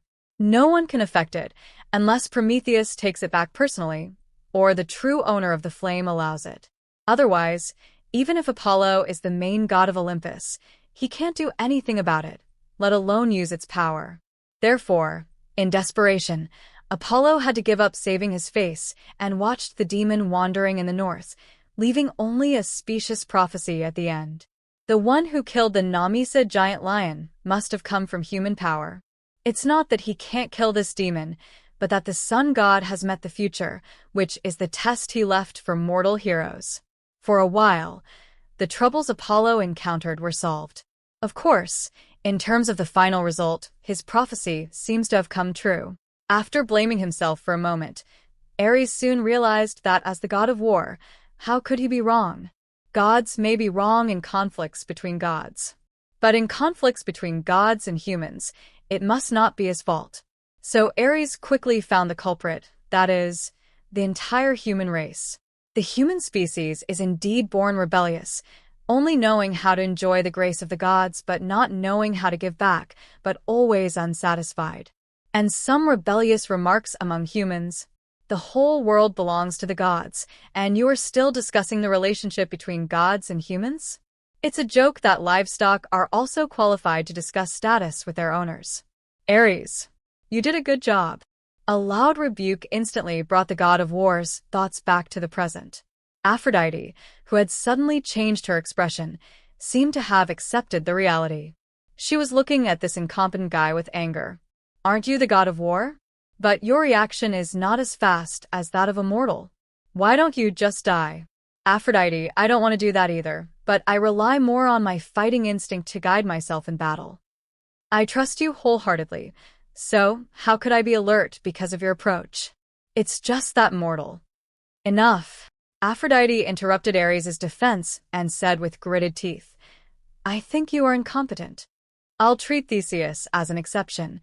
Now there's an inexplicable guy, and you still can't beat him. It's useless to count on you. It seems that I have to do it myself. Otherwise you won't be able to do anything in another 10,000 years. No, Aphrodite. Hurry to explain, Ares argued. You know, this is far from my true strength. In a one-on-one fight with others in the world, I don't have an advantage over other gods who are good at fighting. The war priesthood has some blessing on personal force, but it's not as big as imagined, but either is an army. Mortals are mortals. They can never understand the greatness of divine power. That lowly ant, he still wants to usurp the title of god of war. Haha, if the priesthood of war only makes me better at fighting, how can it become one of the top priesthoods in the world? My church trained guards for me. Each of them has been baptized by my divine blood and can perform low-level divine arts. They will become an extension of my authority on the battlefield, and even when a large-scale war breaks out, I can gain powerful power from the vast battlefield. Aphew, this is where my real power lies. If it weren't for this, with the temper of the mother goddess, she wouldn't have let me be the main force against Athena after scolding me. Shut up. Ares, so you still feel proud? A little bit angry and laughed. Aphrodite really couldn't understand Ares' brain circuit. What the hell are you talking about? You are still very proud. Hera knows that you are a waste, but she still has to make you do things just because you a waste still have value in recycling, right? If you have any brains, I'm afraid you won't say such words. For a moment, Aphrodite didn't know what to say. Hera had been afraid of Athena for a long time. She didn't believe that the daughter of her rival would not react during the attack on Athens. Although Ares was just a card she prepared, it was far from being played at this time, especially for such a ridiculous reason, because Ares couldn't beat a mortal who came out of nowhere, so he could only use this to save his face that had long been lost. Shaking his head, the wound on his shoulder gradually healed as he got closer and closer to the sacred mountain. However, after listening to Ares' wise remarks, Aphrodite was still ready to do something herself. It was no use relying on him. Fortunately, not all the people on the sacred mountain were useless. At least many of them were still capable. Among these people, the first person Aphrodite thought of was a short and lame guy. In terms of appearance, in the eyes of the Khaos gods, who are obsessed with appearance, Hephaestus is undoubtedly the most disabled among the disabled, so that no gods have ever been willing to get close to him. But in terms of craftsmanship, even the Cyclops is far inferior to him. Forging is a human behavior, and it can also become a kind of humanistic priesthood. But the creation of artifacts is not just based on the so-called casting priesthood. It is more of a special gift. The world itself has this ability, and many artifacts that are natural or associated are born because of this. Some gods also have this ability at some special time points, such as Gaia's sickle. There is also a last kind of existence. They are born with similar special gifts, such as the former Cyclops and the current Hephaestus. They all have the ability to cast artifacts, and Hephaestus is particularly powerful. He can always make something with special functions, and Aphrodite has also used this ability. A legend says that the gift given by Aphrodite to her daughter for marriage, which eventually led to the source of hundreds of years of tragedy in Thebes, is actually such a thing. It is actually a divine artifact forged by Hephaestus. Of course, it is not a real divine artifact with authority, but it is definitely not an ordinary creation. Such a product was named Subdivine Artifact by Hephaestus. Subdivine artifacts may not be weaker than divine artifacts, but they certainly do not have the power of authority, and universal power has its limits. But compared to the rare real divine artifacts, this kind of thing is already a rare treasure. Let's go. Ares, go find Hephaestus and let him help us think of a solution. Don't look at me. Think carefully with your pig brain, instead of just thinking about problems with your muscles. Oh, I forgot. You can't even compare with others in muscles now. Continuing to sneer, Ares's face kept changing. However, the god of war finally said nothing, but turned the frame to a palace at the foot of the sacred mountain. The craftsman god, Hephaestus, rarely stayed in the sacred mountain. He preferred to stay on the island of Lemnos where he grew up. But recently, for the sake of human affairs, he still stayed in the sacred mountain for a while. There are indeed many useless things made by Hephaestus, but there are also many strange uses. I hope I can find a divine weapon that can help me solve the problem this time. Sighing, Aphrodite felt that she was really unlucky. If time was not urgent, she really didn't want to drag her broken arm to see this blacksmith who was missing a leg. That night, Mount Olympus stood under the vast and endless starry sky. A naked lava river flowed out from a peak extending from the main body of the sacred mountain. The river seemed to be born in the air, allowing the lava to flow from the belly of the mountain into the air and return, forming 18 circles in the air. This is the embodiment of Hephaestus's authority and also the help he helped to forge divine weapons. After all, compared to his great name as the god of craftsmen, his real job is actually the god who controls volcanoes and lava. As if entering an uninhabited place, the bronze chariot drove through the river formed by the lava rivers. An obsidian door opened automatically to welcome the distinguished guests from afar. Compared with the magnificent temples of other gods, this temple made entirely of obsidian seems a bit dark. Coupled with the workshops and buildings that kept making noises inside, even if Hephaestus filled his palace with gold and silver decorations, he was still incompatible with the gods of Olympus, just like himself. Walking into it, Ares unexpectedly saw girls of various appearances. But when the power flowed in his eyes, he instantly saw through the secret behind them. Even the nymphs were rarely willing to follow the god of craftsmanship. Of course, these could not all be naturally born elves. In fact, they were all some exquisitely crafted puppets. They hammered and hammered on the workbenches, and exquisite ornaments, utensils, furniture, and weapons were made from them. Today, 99% of the creations on the sacred mountain actually come from here. It is said that the god of craftsmanship has no kingdom of God. He chose to give his believers a chance for a new life.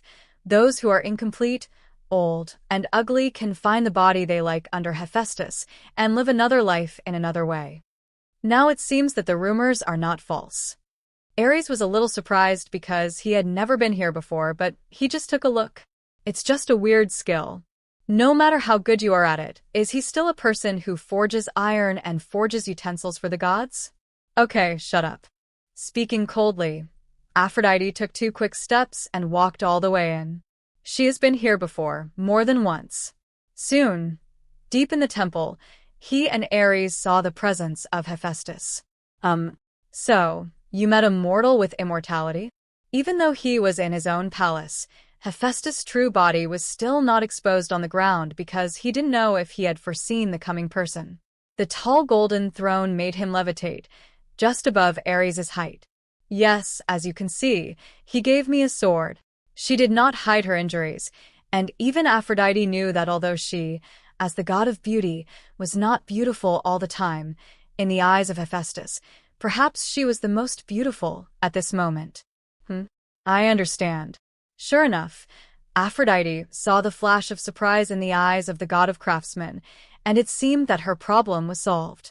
After just thinking for a moment, Hephaestus raised his hand slightly and asked an attendant puppet to fetch a large golden net from the warehouse. The big net shines brightly and looks extremely luxurious. But for some reason, Ares felt a sense of disgust the moment he saw it. What's this?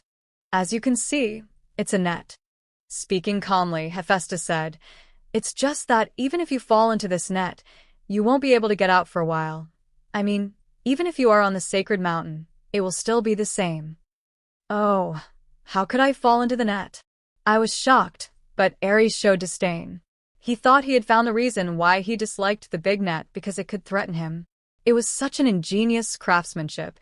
However, what Ares didn't know was that his fate with this golden net didn't stop there. In the original mythological trajectory, Ares was not Aphrodite's husband. On the contrary, Hephaestus was. However, even so, the two still got together. So in order to catch the adulterer, the craftsman god made this big net, catching the naked god of beauty and the god of war, and then called all the gods on Mount Olympus to watch. As for what kind of mentality he is here, then most people may not be able to understand it. With this, any incorruptible body will be useless.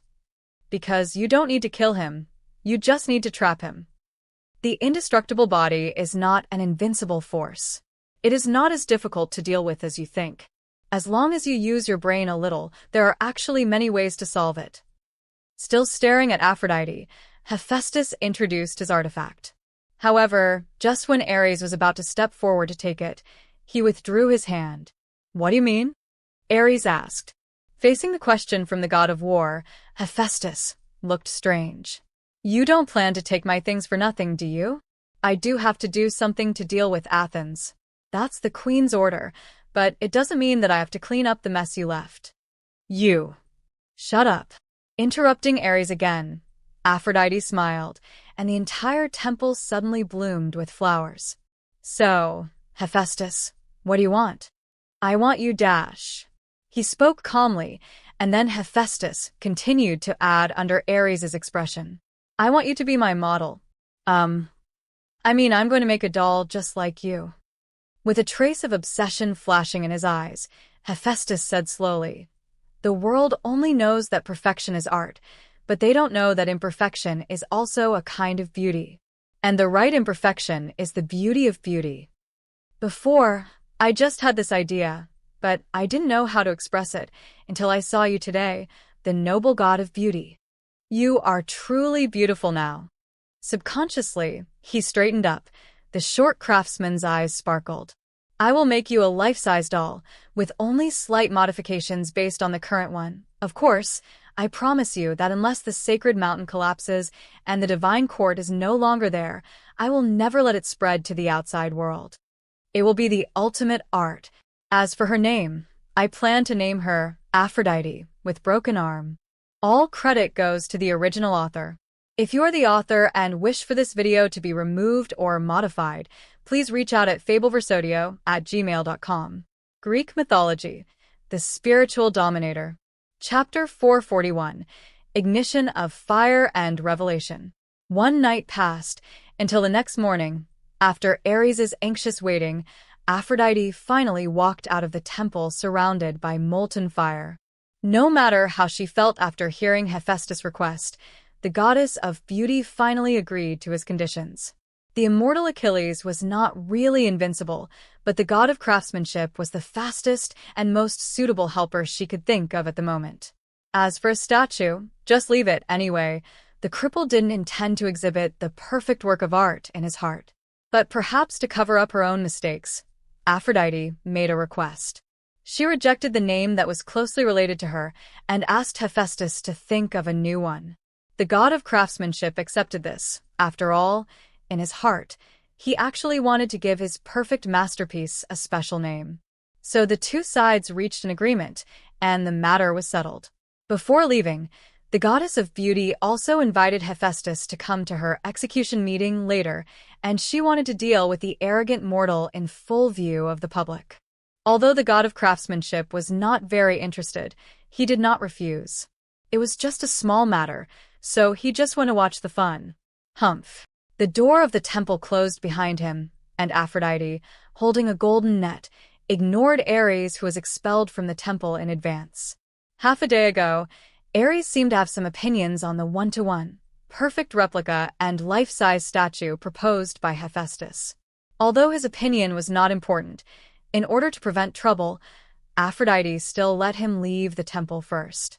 Now that the dust has settled, the artifact she wanted has also been obtained. But looking at the waiting god of war, her dissatisfaction with Ares did not disappear. Oh, the new generation of gods in Olympus is really a group of talents. Except for the god king who has some skills, the remaining male gods are more incompetent than one another. The god of the west wind, who can only follow Zeus as a lackey, the cripple with a broken body, or useless things like Ares. I don't know if this is a defect caused by blood. Fortunately, I am different from them.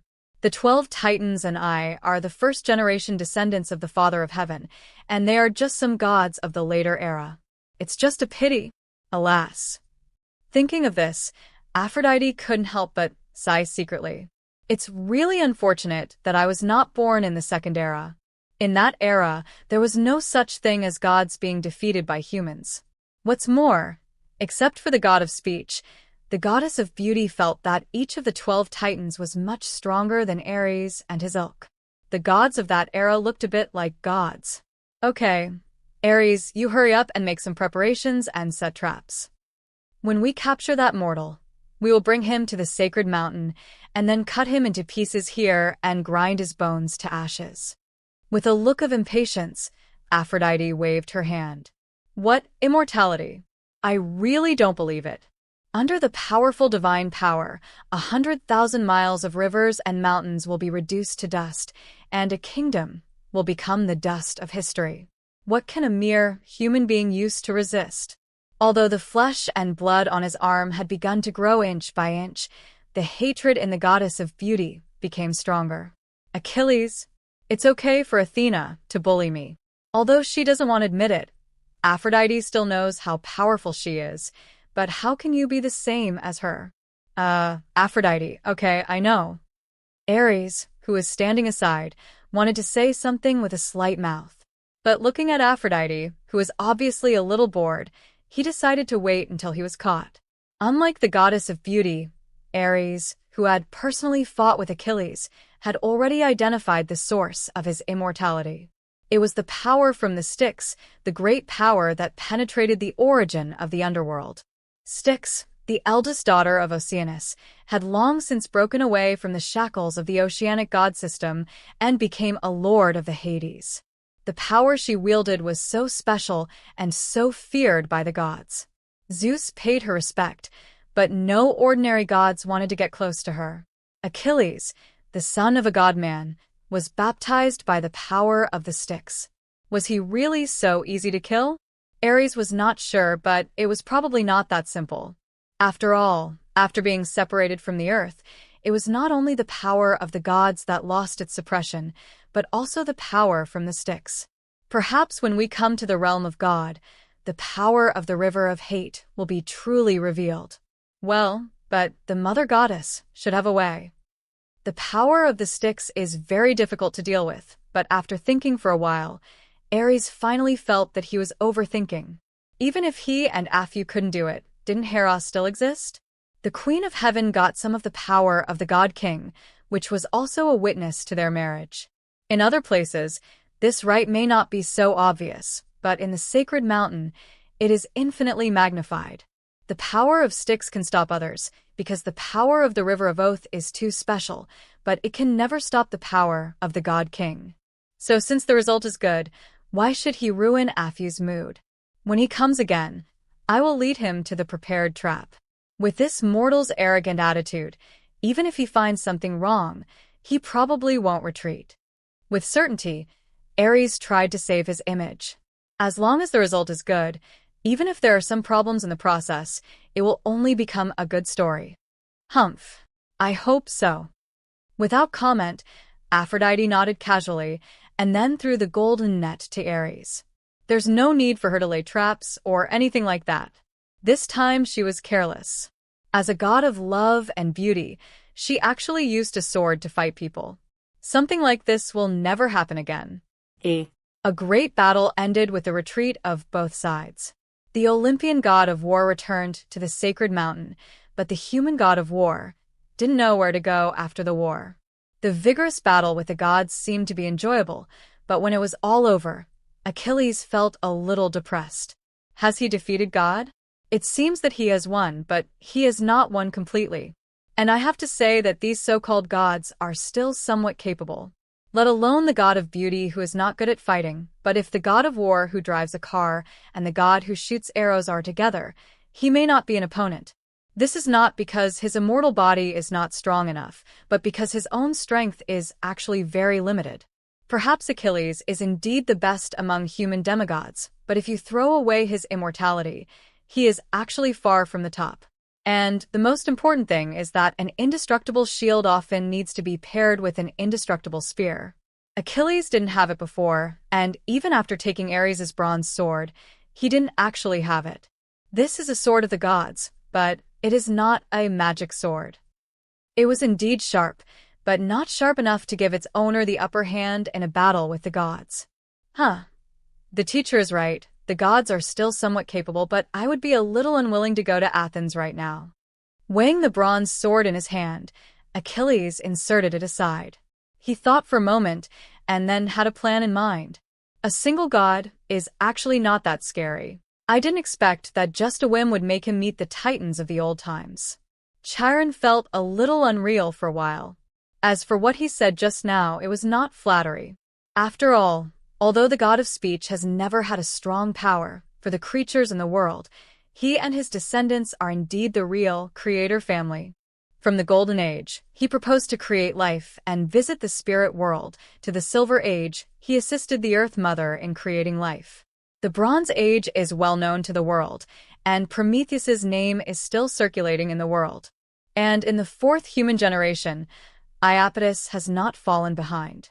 Because Deucalion and Pyrrha, who once threw stones to make people alive, called him grandfather. Although they are no longer immortal gods, their blood connection has never been severed. From this perspective, the fate of this god of speech and acquired creatures is surprisingly close. Of course, the bad relationship between him and the king of gods is also the same. During the first generation of the king of gods, Uranus was the common enemy of their brothers. During the second generation of the king of gods, he disobeyed Kronos' order and participated in the creation of the silver generation. Now that Zeus is in power, none of his wives, sons, and daughters are left behind. This strange fate is not felt when you don't think about it. But once they are connected, anyone who sees it will inevitably be silent. I don't know if this is because speech is naturally in conflict with the king and is naturally compatible with acquired creatures. But no matter what, Chiron feels that although it is only the first time he has seen it, Iapetus can still be trusted. No one thinks that such a god will turn to Zeus, and the worst result is nothing more than rejection. So this is the dilemma I face, respected Titan. My student was captured by the god of war, and his life is in danger. Although he committed blasphemy, it was just an unintentional mistake. And Achilles has no disrespect for the gods outside of Olympus, especially the sage who stole the sky's fire, which is also one of the gods he admires. The centaur spoke sincerely and tried to say something good for Achilles. However, for Iapetus, these were all useless. No one in the world can lie in front of the god of speech. At least Chiron is far from doing this. Without making a sound, he distinguished which ones were true, which ones were exaggerated, and which ones were lies. The demigod named Achilles may really respect some gods, but that definitely does not include himself. As for Prometheus, probably only limited to this is a good god. But despite this, Iapetus did not point this out. If he didn't want to help, he would never change his mind just because a mortal respected him, and vice versa. As for whether he was willing to help or not, in fact, in Iapetus' view, the key to this matter was not Achilles, Chiron, or himself. Whether that mortal could survive depended entirely on what Zeus and other primitive gods thought. The king of gods' plan became clearer and clearer, and even he could see the clues. So how could the primitive gods not know? So in this matter, there was only one last question left. That is, who didn't want to see Zeus unify the world, and who chose to turn a blind eye? And how would Zeus respond to the possible resistance? Alas dash. Iapetus sighed, a little helpless. If possible, he didn't want to get involved in such things at all. However, the hatred of the three sons was a bit high, and Zeus couldn't tolerate him continuing to be free. Since there was no way to retreat, he had to take the initiative to attack and feel the situation. See how many people are making moves on the chessboard and how many people are watching. At that time, he would not mind doing his old job, standing on the right side and acting as a messenger to lobby the gods. Chiron, I am also sorry about the difficulties you have encountered. But as you know, I have never been famous among the gods with my power, so naturally I can't help you directly. But I have lived for many years after all, and I can indeed provide you with some help in some things. Since the decision has been made, Iapetus no longer hesitates. If you want to test the result, it is best to do it at the beginning. So the god of speech waved his hand, and then a map floated from the house. Faintly, a warm and lasting power came from above. Being illuminated by this power is like bathing in the spring sun.